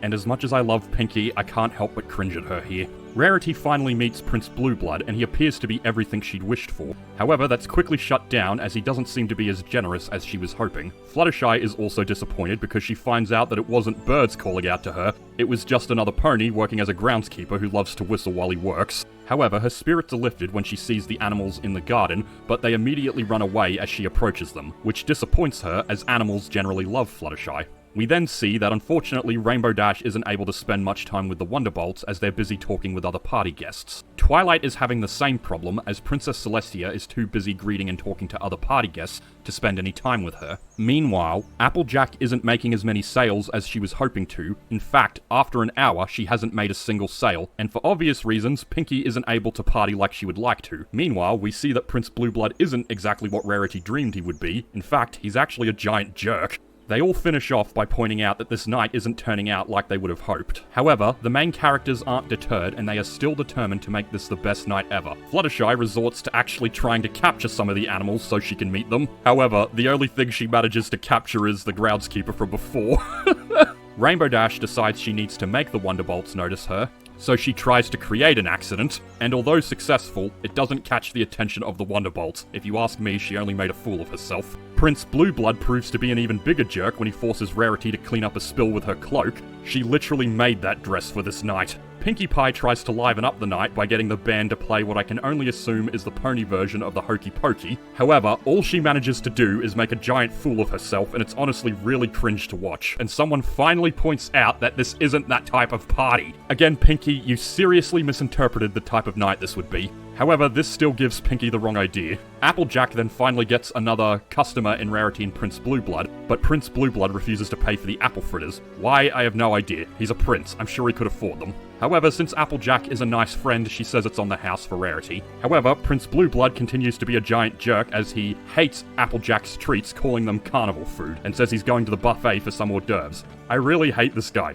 I think I hate him the most out of any pony I've seen this season. However, this just makes Applejack think she needs to dress her treats up to make them look more fancy. For some reason, Fluttershy has also resorted to setting more traps, and she's literally become the Wicked Witch of the West. However, she goes so crazy, she ends up just capturing herself. And like I said from before, Pinkie misinterpreted the type of party this is, and now she's bought in a turntable. Pinkie, again, you're my favorite, but you are really cringe this episode. She only makes it worse after Applejack brings in a fancy apple cake, which Pinkie accidentally flips. The cake nearly hits Prince Blueblood, but then he uses Rarity as a shield. Oh my god, is this guy a jerk. However, Rarity has finally reached her breaking point and says the only thing royal about Prince Blueblood is that he's a royal pain. It's at this point that Prince Blueblood reveals that he hates getting dirty even more than Rarity does, so she does the most sensible thing possible in my opinion. She shakes all the frosting onto him. Good on you, Rarity. I'm proud of you. This eventually leads to a series of unfortunate events where the whole party starts crashing down around them. Twilight and Princess Celestia then come in and are shocked to see what has happened. Twilight then says the worst thing possible, that it can't get any worse because then it gets worse.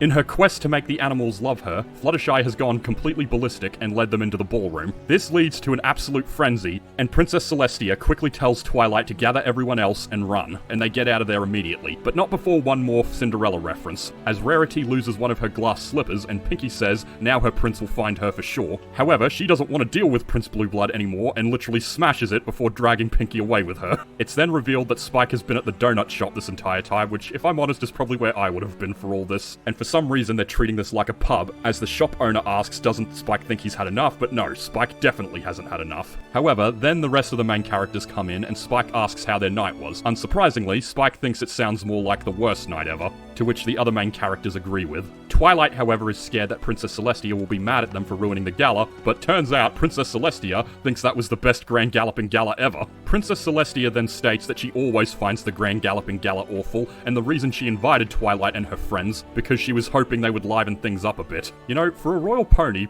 Princess Celestia is pretty chill, and Princess Celestia then points out that even though the night didn't go as planned, she's sure it didn't turn out too bad for them, and Twilight agrees because she feels that the best of friends can even turn the worst night ever into something pretty great. They then point out how the night could have been more fun, and Spike basically says, yeah, everything I wanted to do. Yeah, I'm on Spike's side for this. They even state that even though the night was pretty bad, being there together with everyone has truly made it the best night ever, and the episode ends with all of them laughing. And there we have it, Season 1 of My Little Pony Friendship is Magic. Is it as good as I remember? Honestly, it's better, because I think coming back to this a decade later has given me a different perspective and allowed me to see things I didn't see before. Thanks for watching, please like and subscribe, and I'll see you at the next review in Season 2.